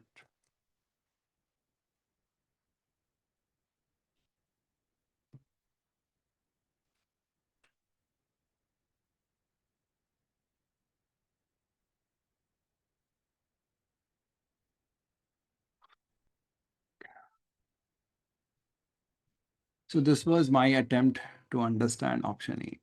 First of all, you need to understand the complexity that is there. They're saying the results would be unlikely to provide any indication of, then there is a whole, what inferences can be drawn, cannot be drawn. What does it even mean? So I went about it that let me first make it, instead of unlikely, likely and all that, which is hazy part, just make it would not provide any indication. And would not provide any indication, just simplify it to mean would not indicate. Okay, basically this is a thing that I'm playing on here. I just simplified would be unlikely to just would not provide. I know that I'm becoming imprecise, but it's a conscious imprecision just to make it simple to understand. Okay, even E2 is the same. So there is no it is simplification, but it is not a lack of precision. And then even that was hard for me to understand. Would not indicate this. What the negative statements are generally harder to understand than positive. So I first went to a positive version of it. And this is a positive version. So I would first understand this, then I would go to this, then I would go to the likely, unlikely part. Okay, this is how I understood this. So once I came to this, the results would indicate, the results of MWP would indicate, results of MWP on modern baboons would indicate what inferences can or cannot be drawn from MWP studies. Now, if you look at the results of MWP on study on modern baboons, we have discussed that the result would say that they are not into insect eating, right? But the author has also stated it as a fact that there is insect eating, right? So we know that the results are going to be inaccurate or would show us a deficiency of MWP studies, right? If we look at the results, we would be able to say, well, the results are not correct. So actually the results would tell us that we cannot draw inferences about A's diet from microbear studies. Would give us that kind of indication. Does that make sense? Because from the results, we would be able to see that the results are not accurate. So MWP studies are not reliable. So then we cannot really make very conclusive remarks about A's diet from MWP studies. So this is actually correct. This is something that is in line with how things are presented in the passage. So would not indicate and would be unlikely are actually in the opposite direction.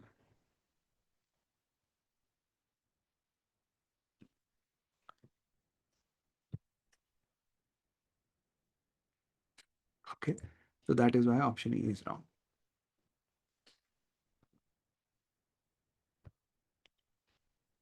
Okay, so basically this option would, if we take it in a positive manner, it would indicate what we are understanding from the passage, infer that.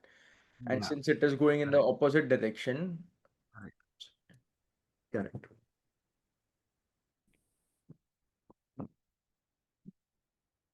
Yeah, Raghuram, you have a doubt? Yes, CJ.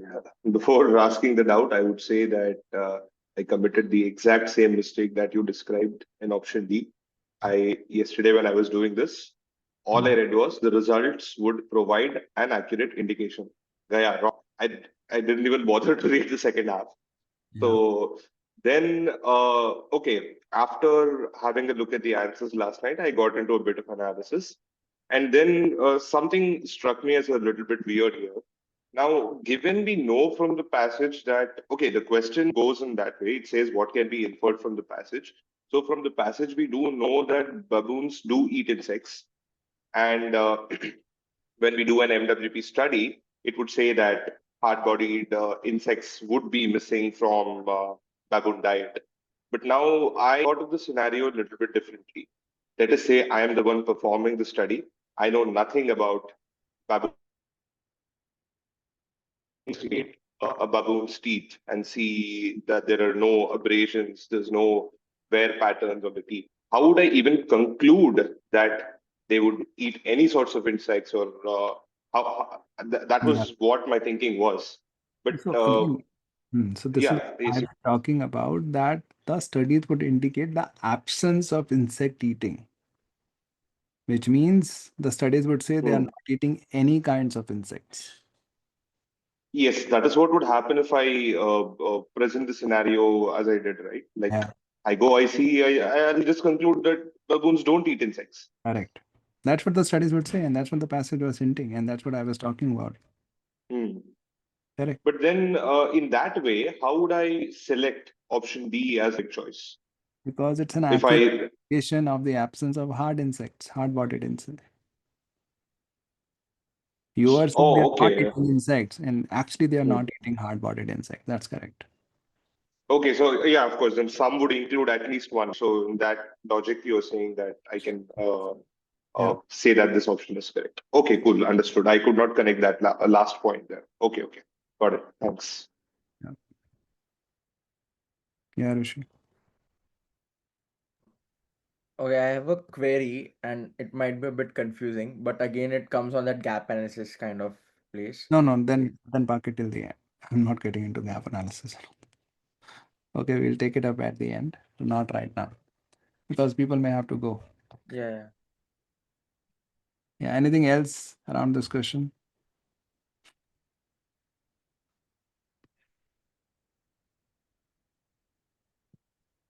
Okay, this was the fifth question. We will do actually, let me just see. So we have two more to cover, sixth and eighth. So we are essentially covering 5 questions out of 8 because the rest 3 are actually quite easy. So let me show you the 6th one, and then we'll do 8th one, and that will be the end of this long webinar.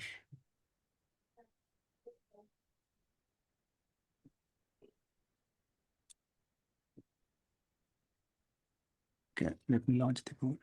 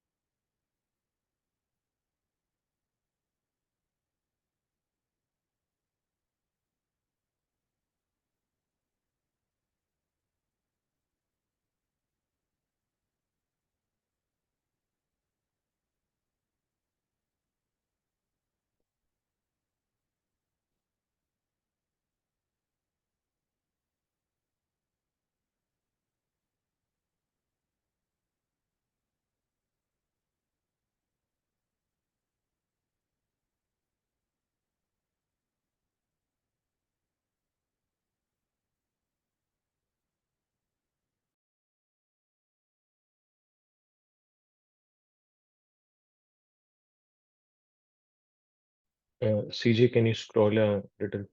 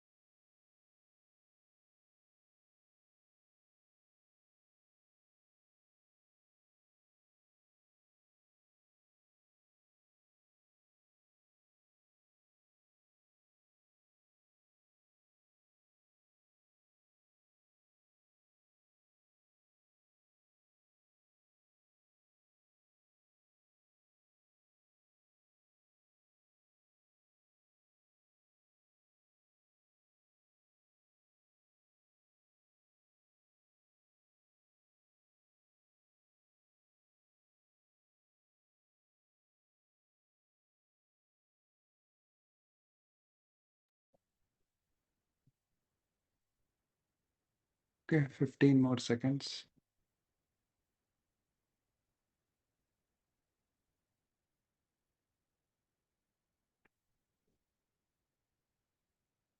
And the poll now.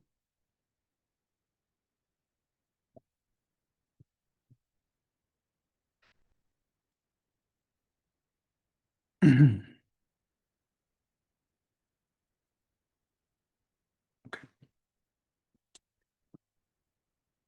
Show you the results. These are the results.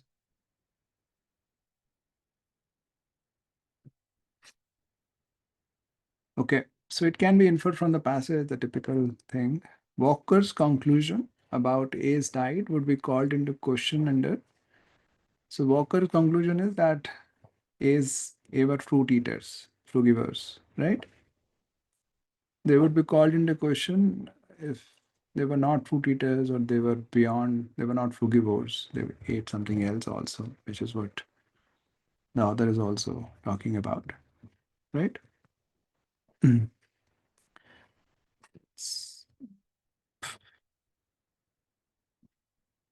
The tooth enamel of A is found to be much heavier than that of modern frugivorous primates. Well, of course, you see here a difference between frugivores and A. right? That the enamel is much heavier, right? But what can you draw from the heaviness of enamel? Are we given anything about that, that we can draw conclusions by looking at enamel? No, right? The whole thing is about what conclusions you can draw from MWP, not the heaviness of enamel. Of course, we are given some difference between A and frugivores, but whether the difference is relevant, we don't know. So we can't say that. We can't say it from the passage now that we be able to call into question Walker's conclusion. Okay. The microwave patterns MWP of A teeth varies. Not so. The patterns of these teeth from regions other than East Africa are analyzed. It's a very interestingly framed question, and I think it's a common trap that people fall into. That just they look at, yeah, we were talking about only East Africa. Now it's talking about other than East Africa. Oh man, we got it. But the point is just saying they are analyzed. It's not saying that, okay, we have found something from them. Just the analysis would not call into question his conclusion. Right? If the MWP of A from other regions happen to be different, then Walker's conclusion will be called into question. That's absolutely fine. But just knowing that, well, they are being analyzed. So this is wrong. What? No, why is this wrong? Because that is analyzed. That is not the reason. Okay. So good options, good incorrect options. So you get to see the kinds of mistakes we make. Then these O people are found to have a much broader type. Now the A's conclusion was based on the similarity between O's MWP and A's MWP. And Walker was saying, well, A are frugivores because O are frugivores, their MWP is the same. Yeah. And now we get to know, well, A are not frugivores. They eat something else also. Then the whole thing is broken now, the basis of the conclusion. So if MWP is still the same, then A could also have a much broader diet. So this is correct. The environment of East Africa at the time of A is lived there is found to have been far more varied. So it's actually quite varied. But if the environment is varied, but still the MWP is the same of with O and chimpanzees, this would strengthen that, yeah, they were actually frugivores. Because if the environment were varied, then we would expect differences in MWP given the passage. But if there is no indication of any differences in the passage about in MWP of A, rather it is given that MWP is the same for these East African A's and chimpanzees, then it's even more likely to believe that, yeah, even with the variation, they are still the same as those of chimpanzees. So then they are frugivores. Okay. On the contrary, if there was absolutely no variation in environment within East Africa, then you could have argued that, well, if there is a variation in some other region, then there is a potential that the MWP would be different there. But if there is already a variation in East Africa, and you have already analyzed MWP of that East African people, East African specimens, then it strengthens Walker's point. The area in which A specimens were found is discovered to have been very rich in soft-bodied insects. Now, this is also a tempting option. None of you marked, but I think on GMAT Club, people do mark this option, E. And the logic they come up with this, that, oh, where A lived, there were a lot of soft-bodied insects. So they could be eating those soft-bodied, no? And soft-bodied in any case don't leave any MWP. So how would we ever get to know that they were eating soft-bodied? Oh, so they could be eating soft bodied. Then we can't say they were fruit eaters. And that calls into question. But the stretch is extremely significant here, because are you saying that if I tell you the presence of anything that does not leave MWP, you would start thinking that you were eating that thing, right? We are just saying that soft-bodied insects were present in that region. That's all. So there could be an n number of things present which don't leave MWP. So just the presence would indicate that they were eating those things. It's a large stretch to make. That's why it is not really it's an extreme stretch to think that this would call into question Walker's conclusion. And as I said, this would be relevant if Walker were specifically questioning the inclusion of insects in his diet. And then you specifically point out that, well, soft-bodied were they are not hard-bodied. Then that would lead to some kind of doubt.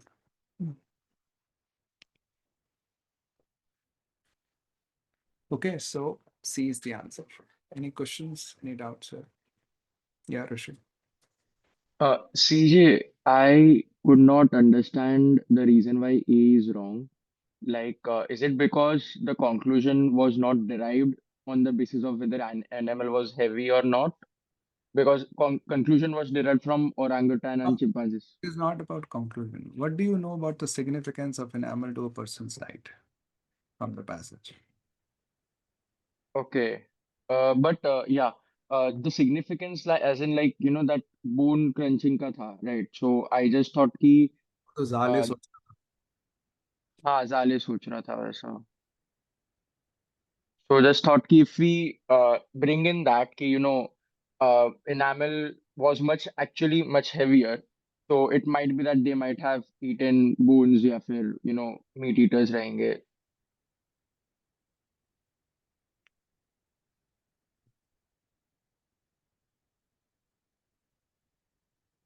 पर walker ने तो उसको खुद ही dismiss करा है, और walker को आप वापस उसी बेसिस पे डिसमिस कर दोगे तो समझ नहीं आएगा. वॉकर ने उसको डिसमिस करा कि हाँ. Animal is not an adaptation. Yeah. somebody comes in, tooth animal तो बहुत भारी है, तो जब वॉकर डिसमिस हो जाएगा वापस. Okay. Right? The Walker is essentially saying enamel has nothing to do with bone crunching because of MWP. And just by knowing that, oh, enamel is heavier, which is fine, जितना मर्जी heavy हो, मैं कह रहा हूँ कि it has nothing to do with bone crunching on the basis of MWP. The point of it remains the same. Okay. So because Walker dismissed that by himself, that's why we kind of cannot again cross him on that. ऐसा कुछ है क्या? हाँ, मतलब basically you have to directly say that enamel has something to do with lights. Right? Okay. Yeah. You can't just say enamel is heavier, and then you say, oh, well, it has to do something with diet. That is the whole point in question. This is something you cannot assume. जो जिसके ऊपर discussion हो रही उसी को assume करके कैसे option को इवैल्यूएट करेंगे हम? Okay. हमें ये तो पता नहीं कि enamel has anything to do with diet or not. यही तो क्वेश्चन कर रहा था. अब आप कह रहे हैवी enamel है, तो फिर डाइट का क्या लेने देना? नहीं, वो assume कर लेते हैं हम. वही तो Okay. So basically, if there was a direct connection given, then it might have been the right answer, depending on कैसा frame किया है connection है. हाँ. But okay.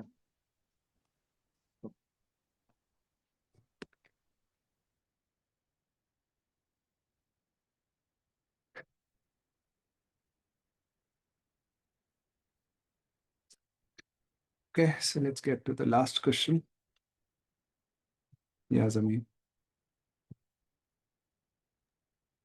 Sir, when I was solving, this did not strike me when you were explaining. तब strike हुआ थोड़ा सा. In D option, this is basically when you से स्ट्रेंथन, ये वो वाले चैलेंज को ब्लॉक करके स्ट्रेंथन कर रहा है ना, वेरिएशन वाले को जो सेकंड पैराग्राफ में करता है। हाँ। बट सर फिर अगर if I am seeing through that lens to ई, one challenge is also limitation of वो माइक्रोस्कोप वाले का ना, माइक्रोस्कोप वेयर एंड टेयर वाले का, उसका वही है कि सॉफ्ट वाला उस पर रिफ्लेक्ट नहीं करेगा। वो भी एक उसमें, वो भी एक चैलेंज है। अब मैं ये समझने की कोशिश कर रहा हूँ, when D closes one of the gap which supports him, E का भी वही एक चैलेंज को ही कर रहा है बट उसके अगेंस्ट में जा रहा है, क्योंकि कवर अप नहीं दे रहा है वो, उसमें वो उसको एक्सप्लॉइट करने की कोशिश कर रहा है। सो वैसे सर हम प्रैक्टिस करते हैं ना कि मतलब how would it actually weaken, वो गैप मैं क्लोज नहीं कर पा रहा हूँ माइंड में कि वो कौन सी वाली गैप है जो उसको ओपन रख रहा है, कि डायरेक्ट हमें पता नहीं है कि ये कंज्यूम करते थे तब तक वो वाला गैप है बीच में, that they used to consume, क्योंकि सर वो गैप ओपन हो गया ना, क्योंकि उसी पे चैलेंज क्रिएट हुआ था। मतलब देखो वो तो है, मतलब आपको कहीं ना कहीं बात वही है कि क्या चीज़ एज्यूम कर सकते हैं और क्या उसको एक्सप्लिसिटली स्टेट करना पड़ेगा ऑप्शन को। So here option is just saying the presence of soft-bodied insects in that region. It is not saying कि they were eating, and that kind of connection is not being made here. तो presence तो इंसानों का भी बड़ा कुछ हो सकता है, right? So any presence would start to indicate कि अच्छा वो उसको eat ही कर रहे होंगे. That's a stretch. Yes, yes. I'm not making that jump. वो jump ही नहीं, I understand that gap is open. जब आप explain ही कर रहे थे, I right away connected that. वही हमें देना पड़ेगा यहाँ पे ना। बाकी Okay, okay. कनेक्शन हम बना लेंगे क्योंकि सॉफ्ट बॉडी एमडब्ल्यूपी पे इम्पैक्ट नहीं करता है, तो एमडब्ल्यूपी नहीं भी मिले तब भी फ्रूट ईटर्स नहीं बोल पाएंगे, तब तो वीकन कर ही देगा। But we have to indicate the presence of soft bodied in this as diet. बाकी कनेक्शन हम बना लेंगे कि एमडब्ल्यूपी पे तो इम्पैक्ट पड़ना नहीं था और एमडब्ल्यूपी मिले भी नहीं है, तभी तो हम फ्रूगीवोर्स कह रहे हैं उनको। तो हाँ, फिर तो ज़्यादा डाइट हो सकती है इसकी बियॉन्ड द फ्रूट्स। वेरिएशन वाला is a different type of a challenge, और उसको अगर आप उस वाले रीजन में ले आओगे तो उसका डायरेक्ट इम्पैक्ट होता है, एज कम्पेयर टू वो बीच वाला लीप नहीं बनाना पड़ेगा कि वो खाते थे। ओके, वेरिएशन आई का तो डिड सॉल्विंग के टाइम नहीं सोचा था मैंने, फिर व्हेन आई सॉ योर वो स्ट्रेंथन वाला उसमें कि फिर then I connected, okay, but यार at time of solving it did not happen. हाँ, this would strengthen, or again, I'm not getting into mildly strengthen or not exactly what is the magnitude, but it is in the Direction, positive direction. direction. Yeah. Got it. So Rushi will just for now. Okay, so this is the last question, eighth one.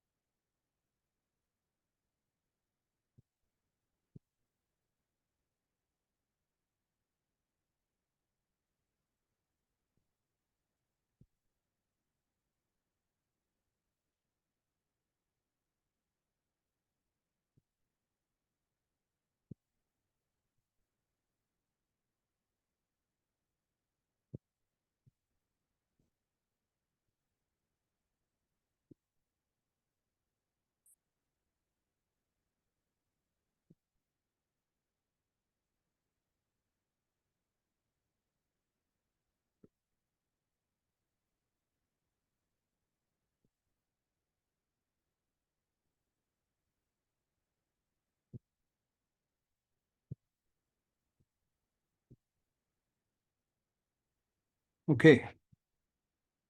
15 seconds to go.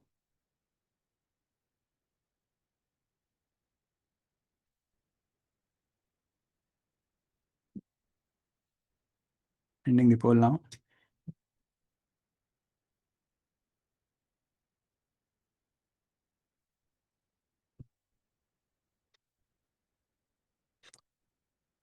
So these are the results.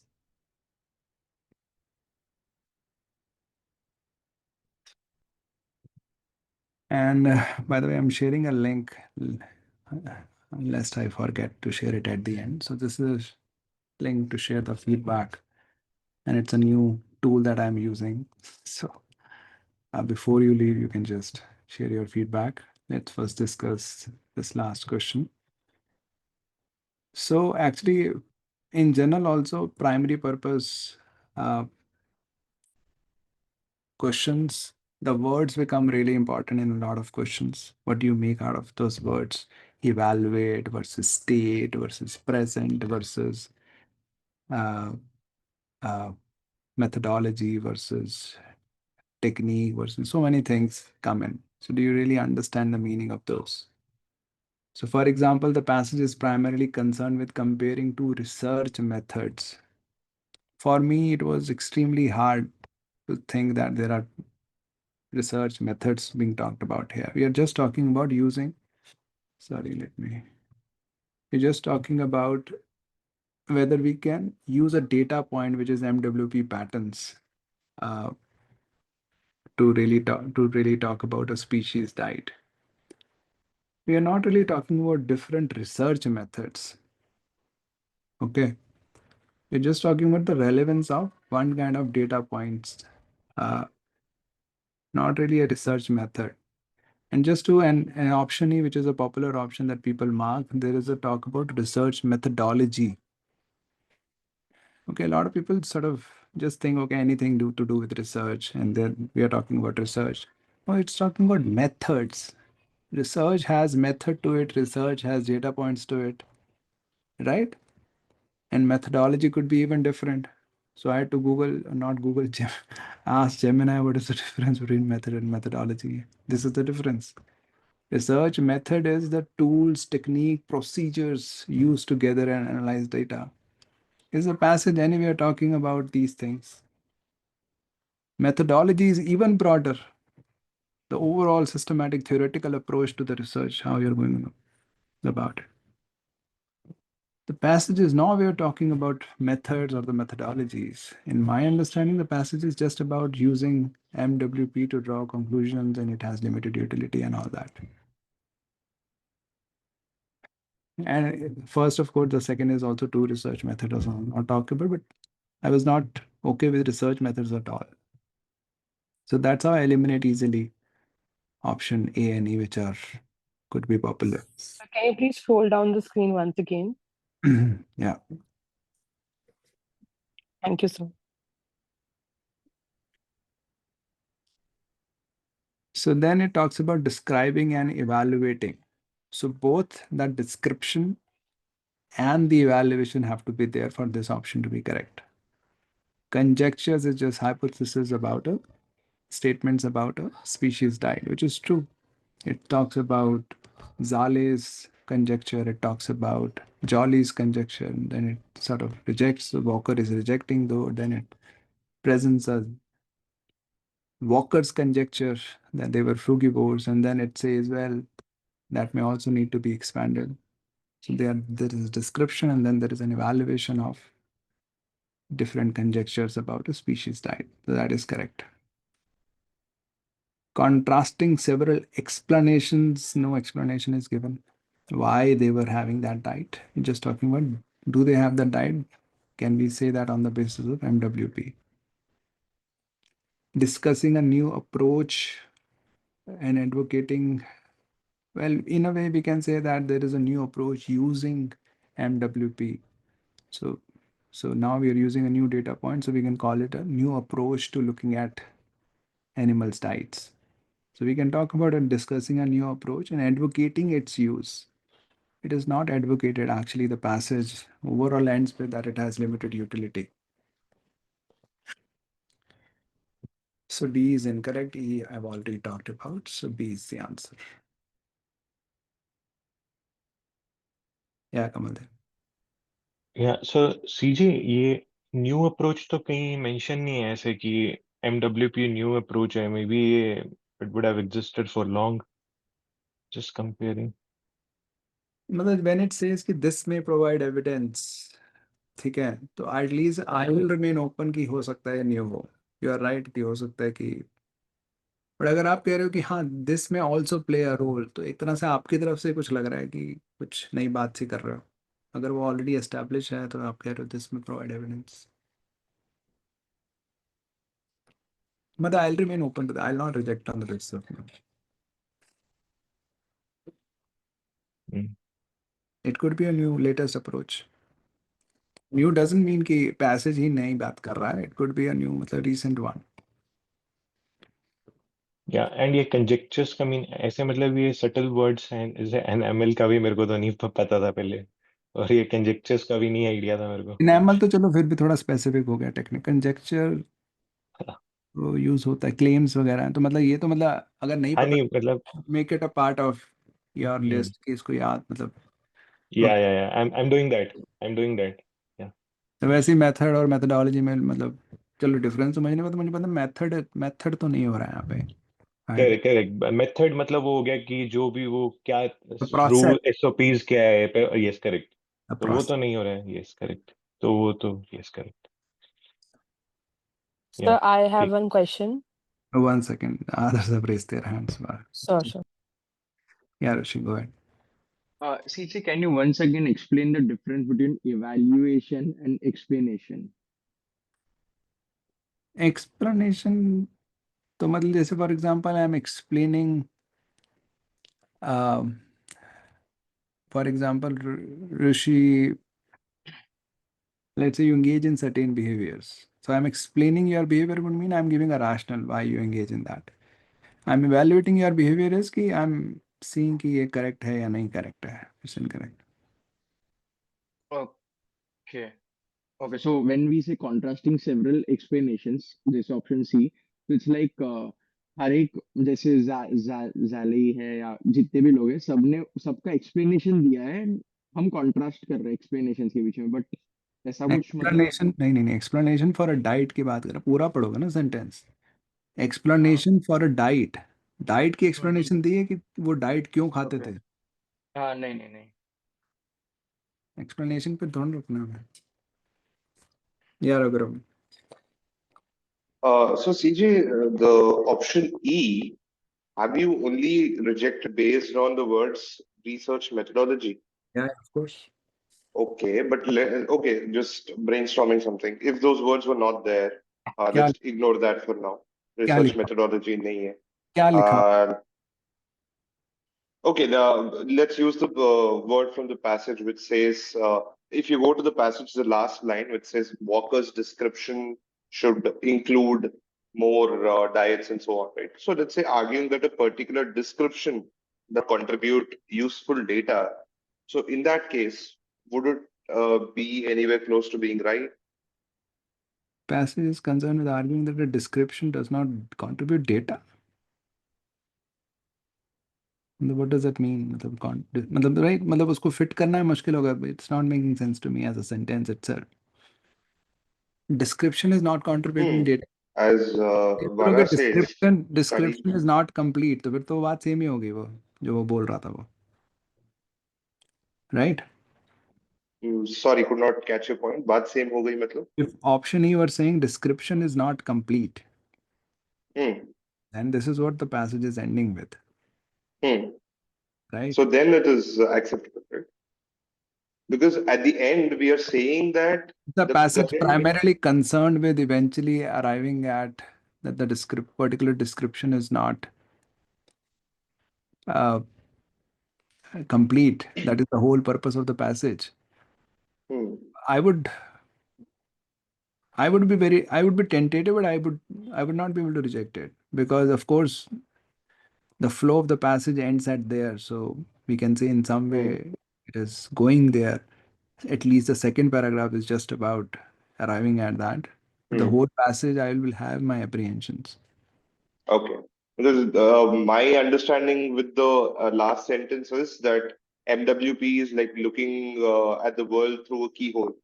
Like, okay, itna narrow point of view se dekhenge, let us not include more diet. And then just doing that is not justified. So include more things Complete picture rather नहीं. than looking at the keyhole, open the door and see what is there. So something like that. Complete picture नहीं है उसमें. Exactly. So when the words are a little modified, maybe this would be पूरा ही change correct. करना So, पड़ रहा ना. वो that's a completely different scenario we are talking about. Agreed. But okay, I do understand why this option currently is. Yeah. बस वो clarify करना था. Okay, thank you. Yeah, Arka. Yeah, hi CJ. So I have some doubt with both B and E. So basically, I was finding hard to choose B or E, both of them. So ended up selecting E. But let's come back to that later. Let's just focus on my idea about the passage. What I'm thinking so far is that the passage is saying, starting with the disproving by Walker of the previous two theories. And then Walker is saying that they are fruit eaters. And then next paragraph, it's saying that how Walker is possibly went wrong. Correct. So isn't the passage all around revolving around Walker's point of view? Like one single point? I mean, one conjecture instead of conjectures. No. So there are other conjectures also that Walker is dismissing. So we still count them as conjecture. Why would why would we say that the whole passage is about only one conjecture? Because author is saying that Walker disproving that, Walker disproving this. So isn't author is giving more importance to Walker over other conjectures? Which is fine. I agree. I'm not saying that there is no difference in terms of importance. Okay. But would you say the passage is not even talking about multiple conjectures? You are going to that extreme. Okay. If you were just talking in terms of the importance, I would say, yeah, Walker is given more importance. I understand that. But you are saying, no, the passage is not even talking about other conjectures. No, I don't agree with that. Okay, yeah, passage is talking about other conjectures. Okay, so now let's say we focus on the E. E is saying that arguing that a particular research methodology, that's wrong. But how about you change the research methodology to hypothesis? So what if arguing that a particular hypothesis doesn't contribute to useful data? If that becomes the option, then would this be a correct option by any chance? Understanding. You have to understand in real life, commonsensically, hypothesis expected to provide any data? No. So the statement itself would be completely off to me. If there were there would not be such an option. But I'm saying the statement itself is just doesn't make sense. Hypothesis does not provide useful data. Hypothesis uses data, or you use data to reject hypothesis. Okay. Okay. Yeah. So that way E is wrong.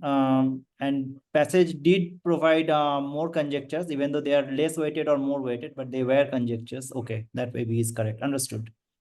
Thank you. Yeah, Shreyans. Sir, so when I was going through the passage, sir, I was able to eliminate option E pretty fast because, sir, I thought I just like took research methodology for research and I thought it's just being talked about in the second passage, so it anyways doesn't make sense. But, sir, now that you've pointed out research methodology is the reason why we choose a certain method. So, sir, like just to take an example, sir, research method would be like if I was going to study the microwave patterns, I would be using a microscope, let's say. So that would be the research method. And the reason I'm using a microscope is because I want to study small. So that would be research methodology. Because the method is a combination of the tools, techniques, and procedure, as it says. So you're just saying that you will use a microscope, but that is just a tool. Yeah, so that will come Method under is a combination of tools, Yeah, techniques, the way it's a method. tools procedures. and methodology will be the reason why I have used those tools and procedures. Maybe beyond that, it's an overall theoretical approach. Why are you doing that? So there is a whole theory about it. So, Could sir, be methodology would not like, sir, because I think research methods we use things, we use the we studied the microwave patterns and got some data. So data would also come under the research methodology, and we made some suggest hypothesis about the data. So that would also come under methodology.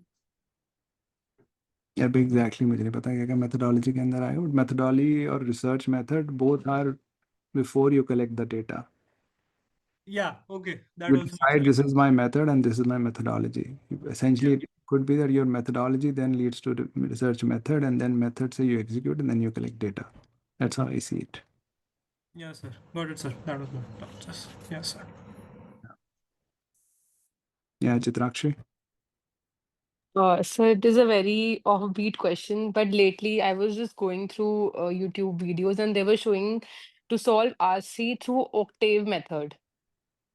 So do we essentially need to learn that, or We have a person who has followed the octave method for thousands of questions, but that is fine. So there, I don't know what octave method is.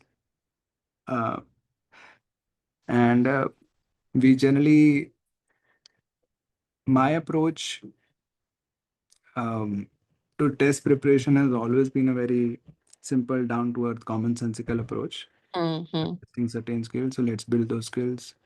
And once we have the skills, once we take care of the basic mistakes that people make in test taking, we should be able to get the score. That's it.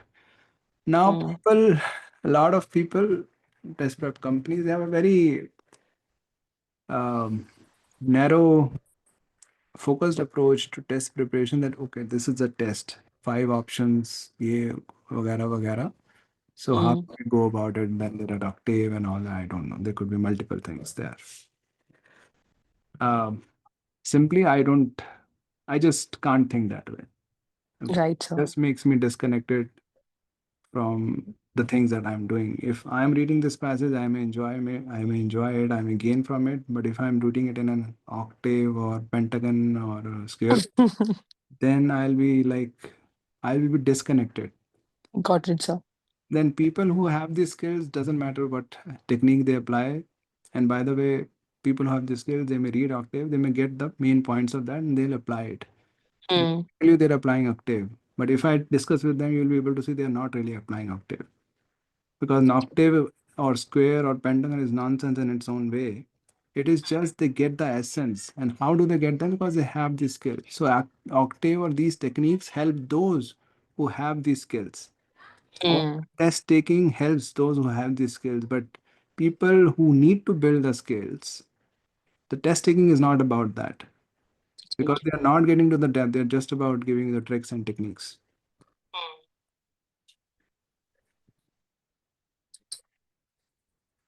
Yeah, Kamal. Yeah, so option A and C में लिखा है कि species dietary habits, not species diet. So determining habits and नहीं वो उसमें नहीं जाऊंगा. If okay. it is your height or it is your diet or dietary habit, I'll not get. Like I'm not sure whether there is a difference also.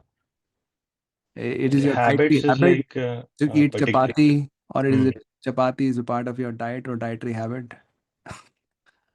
Commenting about habits can be different from commenting about diets, right? Diet is a habit, something you eat every day. But वो habit, habit is a way of doing something, and we are commenting about determining that way. Habit is not a way of doing something. Habit is something you do regularly in a predictable or something, almost a predictable way. Habit is not about the how of it. Okay. Yeah. ठीक है. Okay.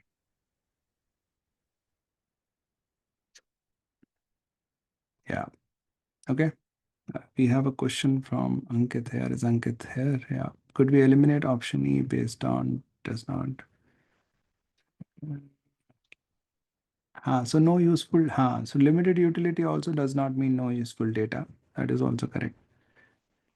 If let's say, of course, option E is wrong in a different way also, but let's say something having limited utility does not mean it is not having any utility. That's what you're saying, Ankit?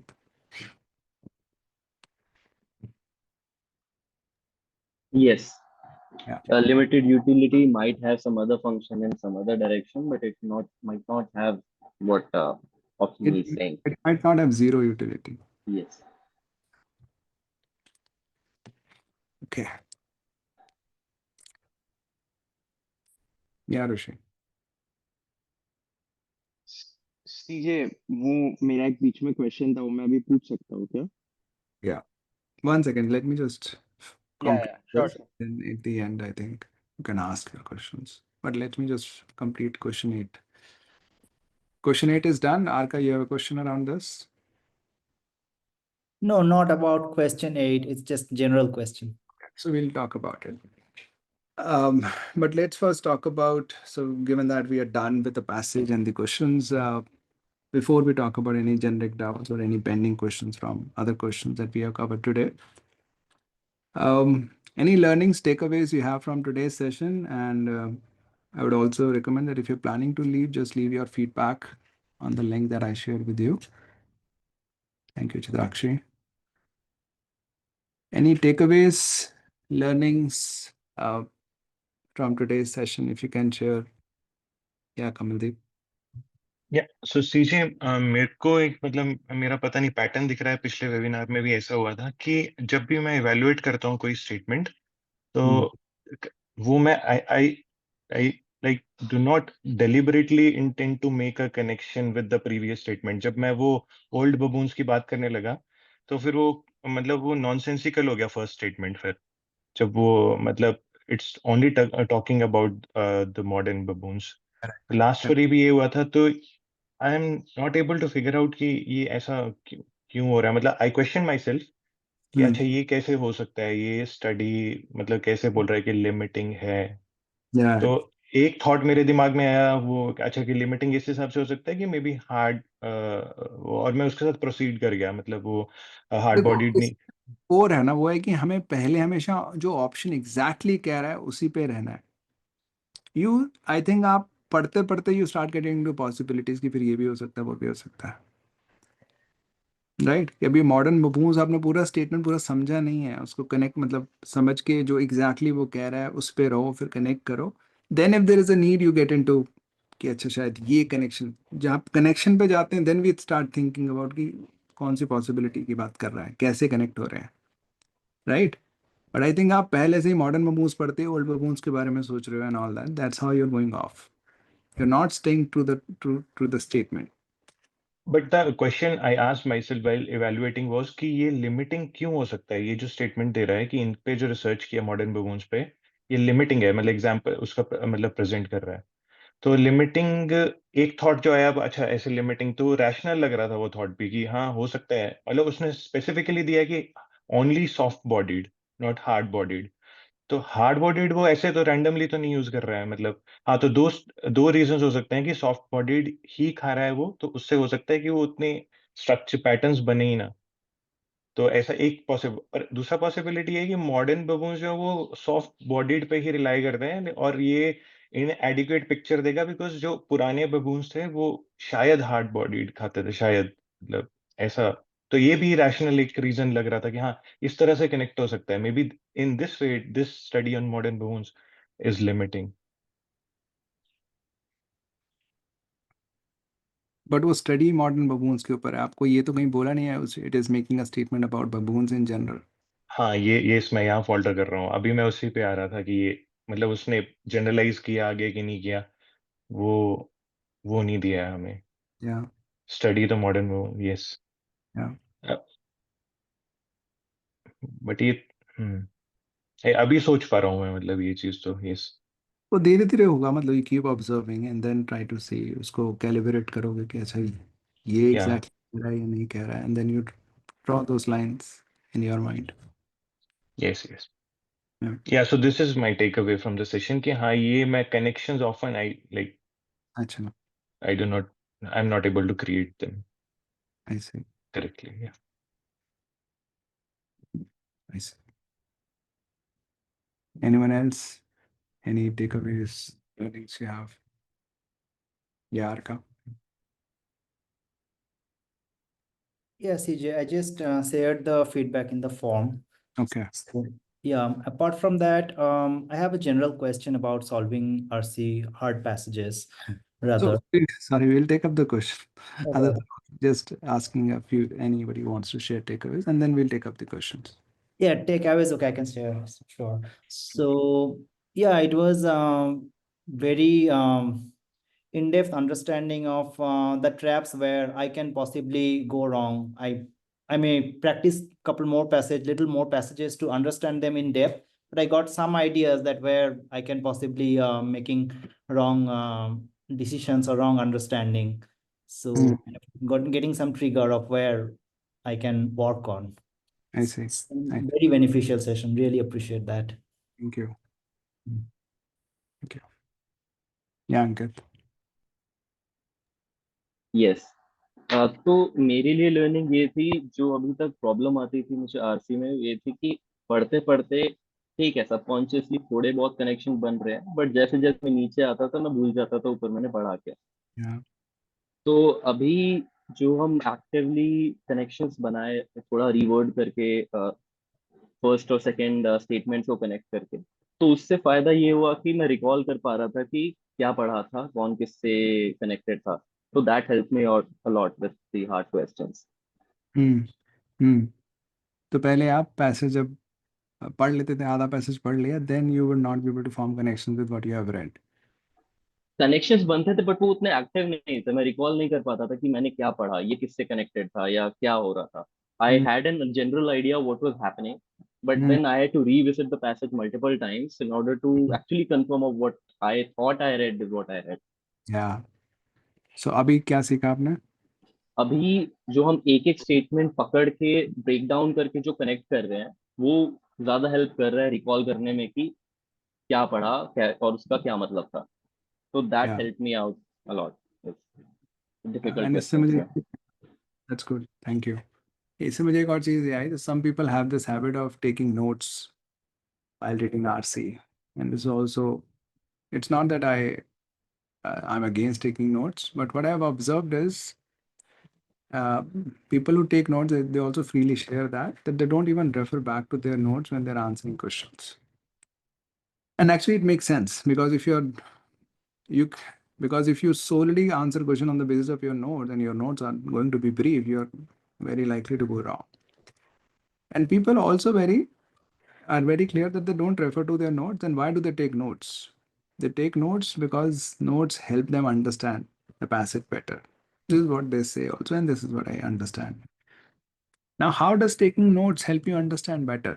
Because when you're taking notes, you slow down. You try to assimilate it. You try to see, okay, which word to write in the note.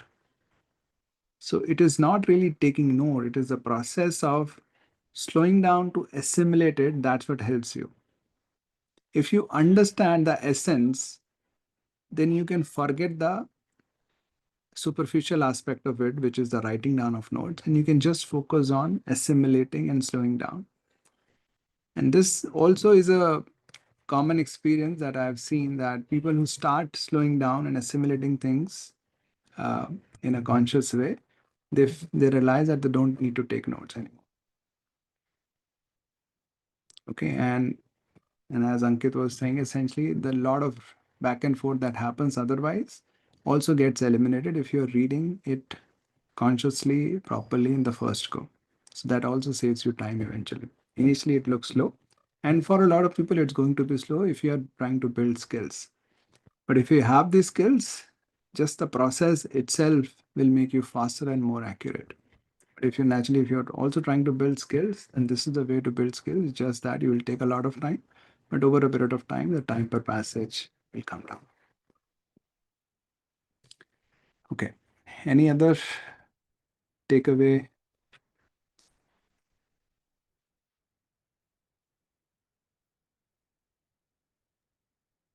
May I share? Yeah, go ahead. I would compare my mindset before, not this webinar, but before joining GMAT and Intensive to my current mindset now. पहले जब I did give one attempt of GMAT, and तब ये जब RC prepare कर रहा था, so the first thing that came to my mind was a swear word कि आ गया भाई ये अभी. So now that has completely changed because I spent 1 hour on this question yesterday, not Oh, not just to understand. It was from 8:20 to 9:15 around. So it was not passage. just to, sorry, You're saying the passage. not just the passage, but all the 8 questions as well together, Yeah. and the analysis of my wrong answers, everything together. And Yeah. it was a fun experience. One word I never thought I would use for say. So why? Because I could understand the nuances of the passage, and I could understand the effort to which someone went to write a passage like this. When I could decipher all of what was going on, of course, there was differences in your understanding and mine, and that provided even more insight. But when I went through the process of doing the entire breaking down every sentence, making connections, and then and trying to answer the question, even though the hard ones were wrong, that's secondary. But going through the entire process, actually, I would say was really enlightening to and kind of opened my eyes to the pain the GMAT what is that? GMAC, right? The people who prepared the questions go through to prepare something like this. It was more interesting to think from their perspective, and I could understand the beauty of the passage. That's all I would say. And this method helped me do that because previously, though I did not join any of these coaching classes, it was just rush through the passage and then read the question, go back, figure out what would be the primary what do you say? Purpose. Purpose of the passage. Yes. Right. So that did not work, but this gave me a completely new insight, and I would say that was a really away from joining you guys and as well as this session. Thank you. And yeah, it's extremely satisfying to hear those words, fun and enlightening. Um, because yeah, for me, that is a much bigger source of satisfaction than, of course, test scores are, even though I'm in the test prep industry, but test scores are the most irrelevant part for me. Of course, it's good for marketing, so it sort of course, it covers my expenses. Agreed, yes. But the in terms of my own satisfaction, it is when a person's skills improve, and deeper than that is the person's learning, the approach to learning improves, and even deeper than that is the experience of the person improves. So when you're talking about fun, enlightening, it means you're enjoying the process, right? Yes, It's yes, eventually definitely, yes. life we live, because I think the way I see it is right. If you just think in terms of score, people can score, uh, but they'll be happy, unhappy before getting the score. They'll be unhappy after getting the score also. Just that the reasons for unhappiness changes. Uh, but if somebody starts enjoying the process of learning itself, then the whole experience changes, which is very satisfying. Thanks, CJ. Thank you. Yeah. Anyone else or? Yes, CJ, quick question. Not sure whether it'll be quick or not. So I mean, I follow your LinkedIn posts in general. So probably a few days back, you mentioned something about reading the RC passages with curiosity. Somewhere you mentioned somewhere, I think. So Yeah. my question to is that, yes, if I generally have curiosity about any passage topic, then I see that I have a better understanding of the passage, and eventually that reflects to my the test questions and answers. Yeah. Like there are many passages, especially art history for that matter, or archaeology. These kind of passages I really don't find. I mean, really, I try, but I never really get curious enough. And also, since I didn't learn much about them, I have lack of context, like what's going on.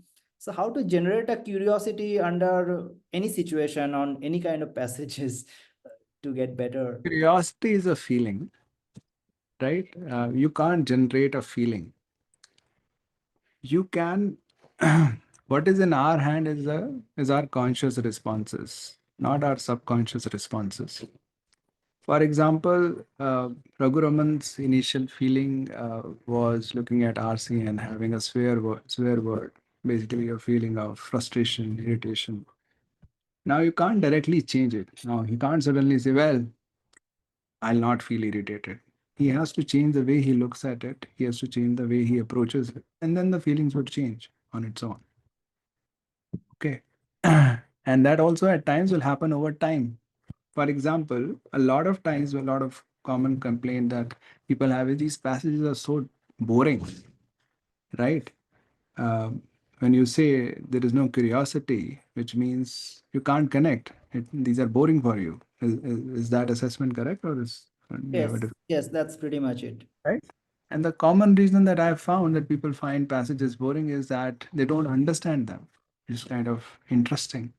They think they are not able to understand because they are boring, but it's because they are not able to understand. That's why they are boring. Very true. Yes.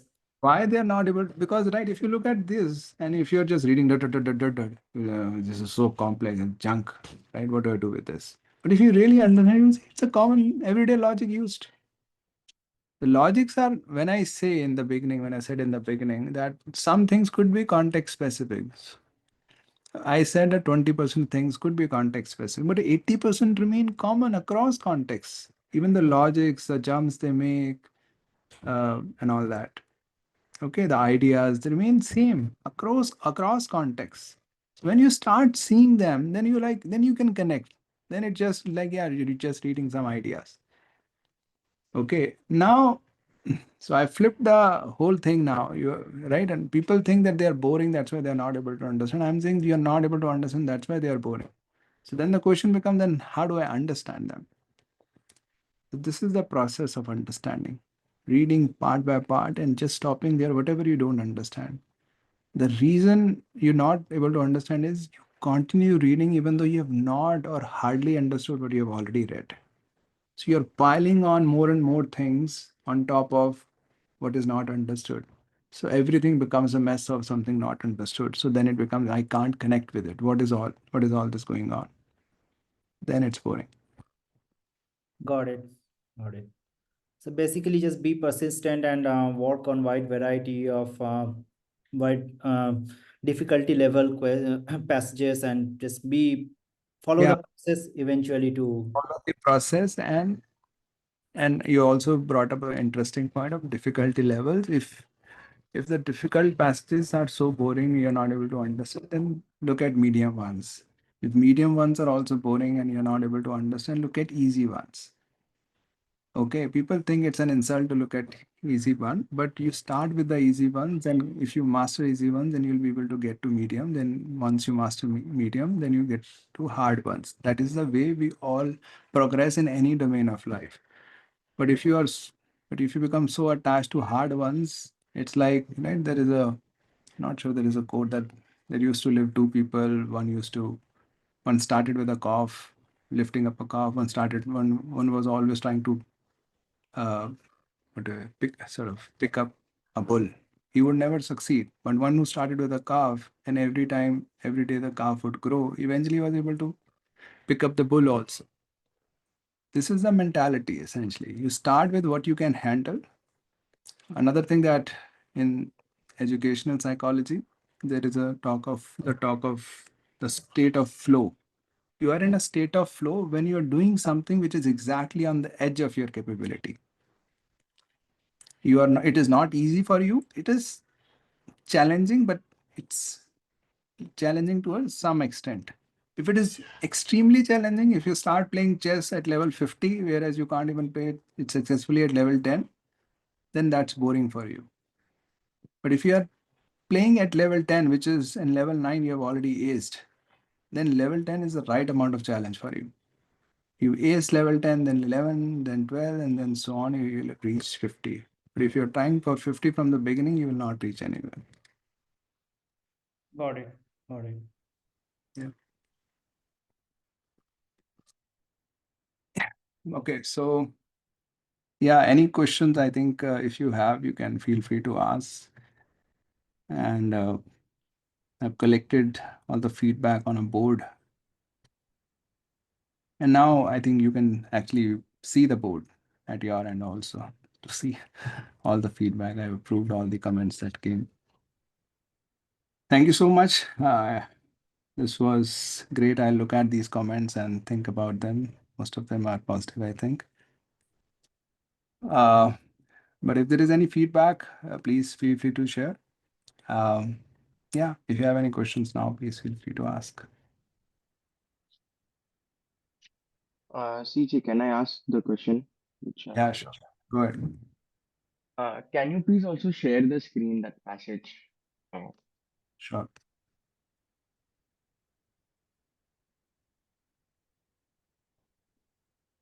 So CJ, basically I understood the point that while reading RC, we are not supposed to do gap analysis, and that's how I guess I used to read RC. It's just that now I've learned gap analysis in CR. That's why it kind of comes natural to me while reading RCs. So when I read the statement that, for example, insect eating, which can cause distinct microwave patterns, would not cause much tooth aberration in modern baboons who eat only soft-bodied insects rather than hard-bodied insects.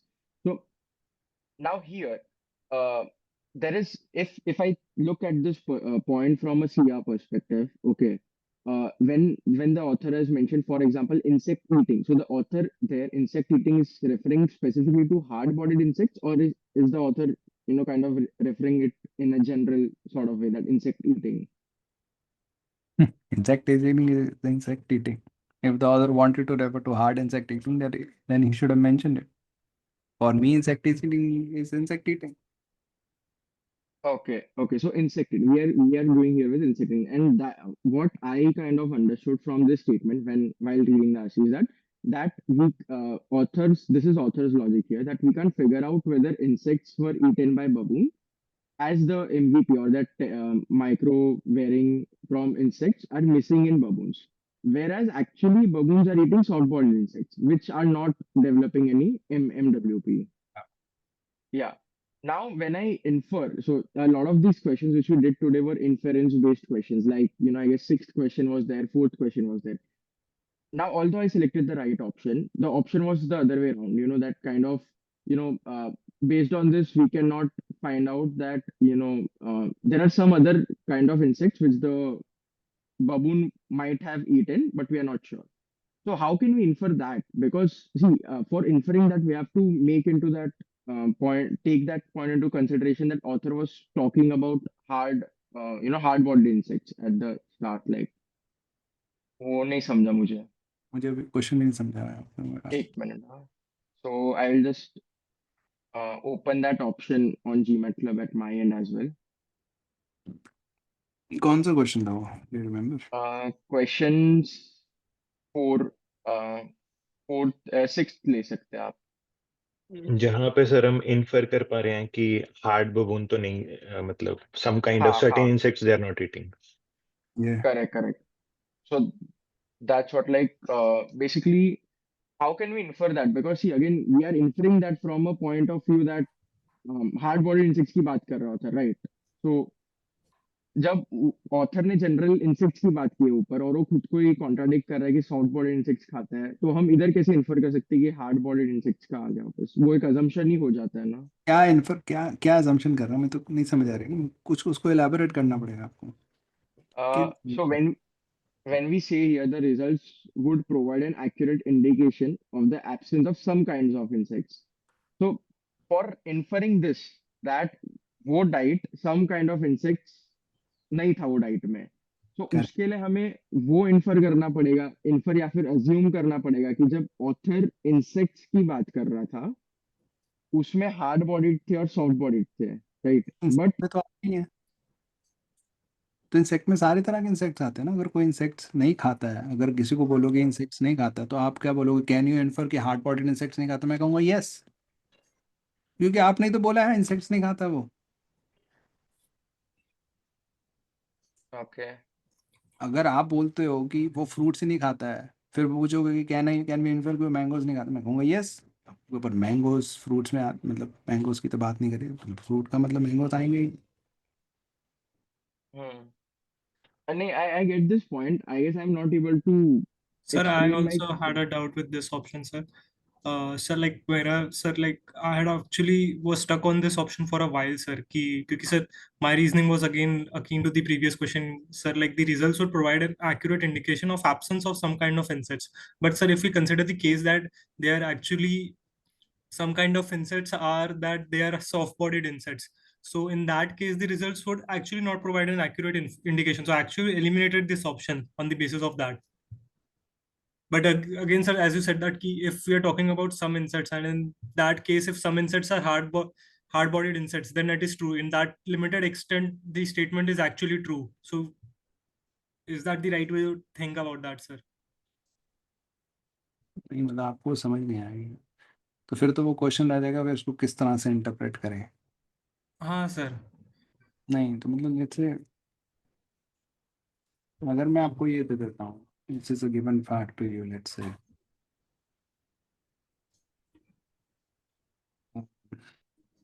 she eat Sir, insects. let's say insects मान लेते हैं। So उसको option में आता हूँ और एक second रुक जाओ। नहीं, the study would reveal that Rishi does not eat insects. Rishi eats only soft-bodied insects. Can we infer that Rishi eats some kind of insects? Can we infer this? Sir मुझे तो fact में confusion हो गया। मुझे actually वही confusion हो रहा है कि मतलब ये स्टेटमेंट में हम खुद को कॉन्ट्राडिक्ट कर रहे हैं। जैसे फैक्ट खुद को कॉन्ट्राडिक्ट कर रहा है कि पहले बोलता है कि study would reveal that Rishi does not eat insects and then बोल रहे हैं कि Rishi eats only soft bodied insects. तो मैं उधर ही कंफ्यूज हो रहा हूँ काइंड ऑफ कि I understand what the author is trying to say, but then I am again thinking कि ऑथर जब इंसेक्ट्स इन जनरल की बात कर रहा है तो क्या वो is he assuming कि वो हार्ड बॉडीड इंसेक्ट्स की बात कर रहा है और he knows कि वो जनरल की बात। वो assume क्या कर रहा है, वो तो वो जाने ना। मेरा दोस्त तो है नहीं, ना ही मैं Yes, sir, we can infer that. मैं उसके दिमाग के अंदर नहीं जा सकता हूँ। I can not go within others brain, so I have to just follow the text. Insect का जो मतलब होता है वो मतलब आप ये सोचने लग जाओगे ऑथर अपने दिमाग में क्या सोच रहे हैं लिखते वक्त, ये तो अलग ही डिस्कशन हो गई। ओके वो तो फिर आप आगे कि वो रीजनेबल को क्या किस बेंचमार्क पे रीजनेबल इवेलुएट कर रहा है, उसने रीजनेबल लिख दिया, बट हमने मान लिया कि ऑथर के हिसाब से रीजनेबल है बस। ओके अब ऑथर सही है नहीं है उसका वो तो अलग डिस्कशन है। हम्म तो ऑथर ने इंसेक्ट्स लिखा है, अब वो नहीं इंसेक्ट्स का मतलब क्या समझता है वो जो इंसेक्ट्स का मतलब हम वो तो वही समझेंगे, वो जो मर्जी समझता हो। मतलब ओके हम कैसे कुछ और समझ लें इंसेक्ट्स का मतलब क्या होता है। Okay So yeah, in this case, then I guess yeah we can infer what you have mentioned, the option. ये इन्फर कर सकते हैं, लेट्स से अगर ये हो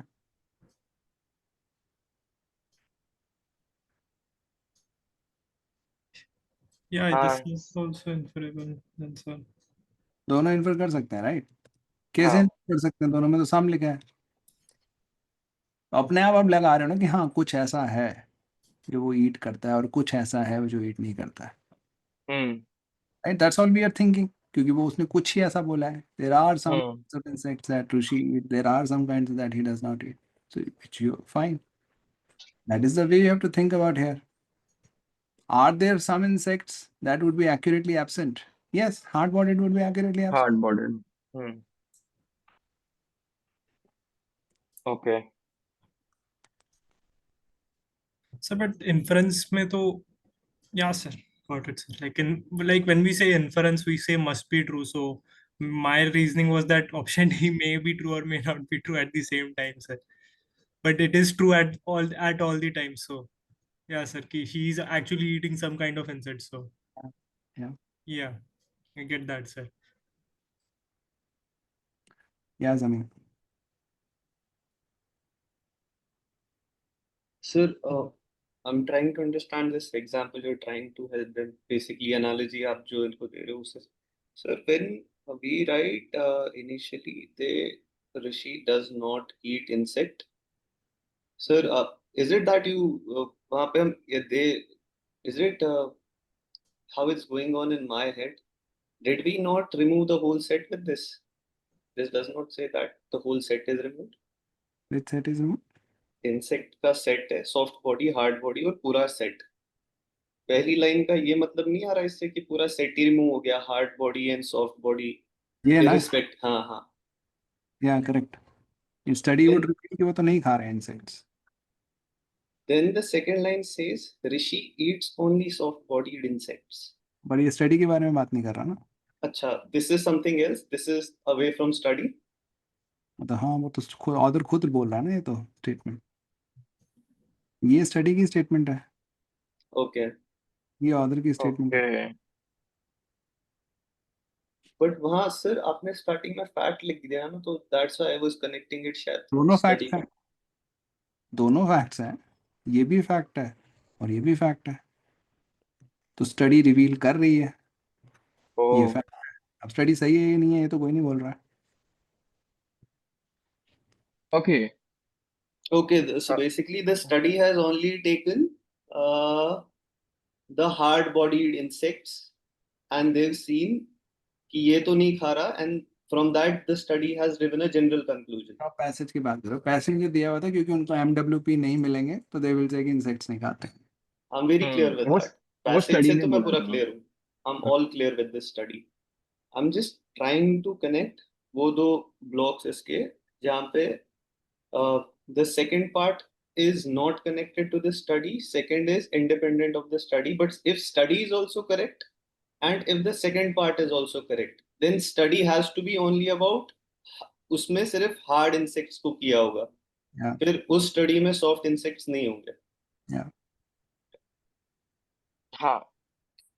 So सीधे बेसिकली जो पैसेज है, तो पैसेज में भी जो फर्स्ट पार्ट है that is also coming from study का बेसिस की MWP जो स्टडी में वो लोग ने एनालाइज किया था उसमें समझ रहा था कि बबून्स नहीं खाते, बट ऑथर बोलता है कि भाई ऐसा नहीं है, वो सॉफ्ट बॉडी तो खाते ही है करके. तो that's why they are not getting that MWPs, राइट? ओके. ओके, मुझे हाँ, मुझे at least like I am more clear than before, but I am not entirely clear. I will go through this passage again and reanalyze and get back to you for queries on this one. Okay, cool. Any other question? I'll take a couple of more questions if anybody has.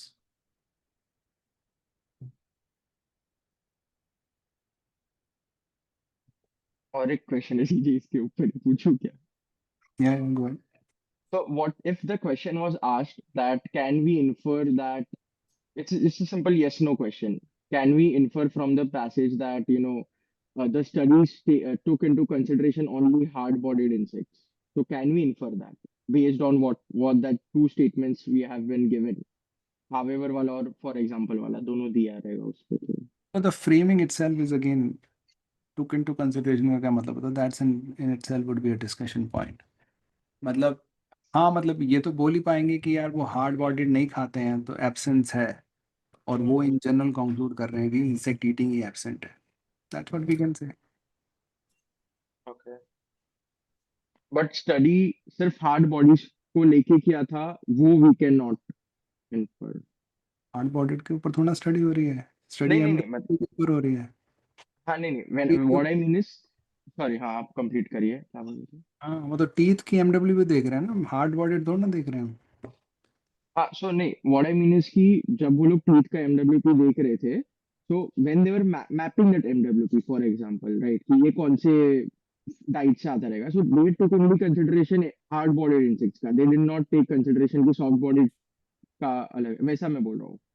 so they just made hard bodied insects the entire insects, जैसा वो set का बात कर रहा था ना जहीद, तो study में वैसा हो गया वैसा. देखो स्टडीज को क्या पता ही ना हो कि ऐसे कुछ डिस्टिंक्शन क्रिएट होती है, वो तो ऑथर को पता हो, क्या पता. Okay. तो वो तो आप पैसेज पढ़ के आप कह रहे हो कि स्टडी ने क्या करा है। तो स्टडीज ने तो बस पैटर्न देखा, पैटर्न नहीं था तो उन्होंने कहा इंसेक्ट ईटिंग नहीं है। Studies are about the teeth, and the teeth के उस पे basis पे they are concluding that they are frugivorous, but because they are concluding that because there is a lack of aberrations, and due to their because they are eating soft insect bodies, right, sir? क्या मतलब sir, मतलब author ये बोल रहा है कि जो study जो है वो टीथ पे ही हो रही है, एंड टीथ में जो इंसेक्ट वाले जो सॉफ्ट बॉडीड इंसेक्ट्स होते हैं उनके वो पैटर्न्स नहीं आने वाले, क्योंकि soft bodies insects don't leave patterns. So basically the author is saying that the results from the study are frugulous, are not, you cannot, मतलब सही नहीं है वो results because patterns वो दिखा नहीं रहे। So हाँ it's, तो हमें ये नहीं पता कि वो हार्ड बॉडीड का भी स्टडी किया है कि उन्होंने सॉफ्ट बॉडीड का भी स्टडी किया है, राइट? मतलब ये बात कर रहा था कि वो हार्ड बॉडी सॉफ्ट बॉडी को स्टडी नहीं कर रहे हैं, वो टीथ के ऊपर एमडब्ल्यू के हाँ, टीथ के ऊपर कर रहे हो, ऊपर। जनरल टीथ लिए हो, जनरल वो टूथ के। ठीक है, चलो, I hope the session was useful. Take care, have a good day ahead. Thank you so much for your time, sir. Thanks, Sujay. Thank you, Sujay. Thank you. Have a Thank you good so day. much for this Bye-bye. session, sir. Thank you so You much. too. Thank you so much, CJ. Really Thank helpful. you. Bye bye. Thank you. Bye. Have a great day, sir. You too. Bye.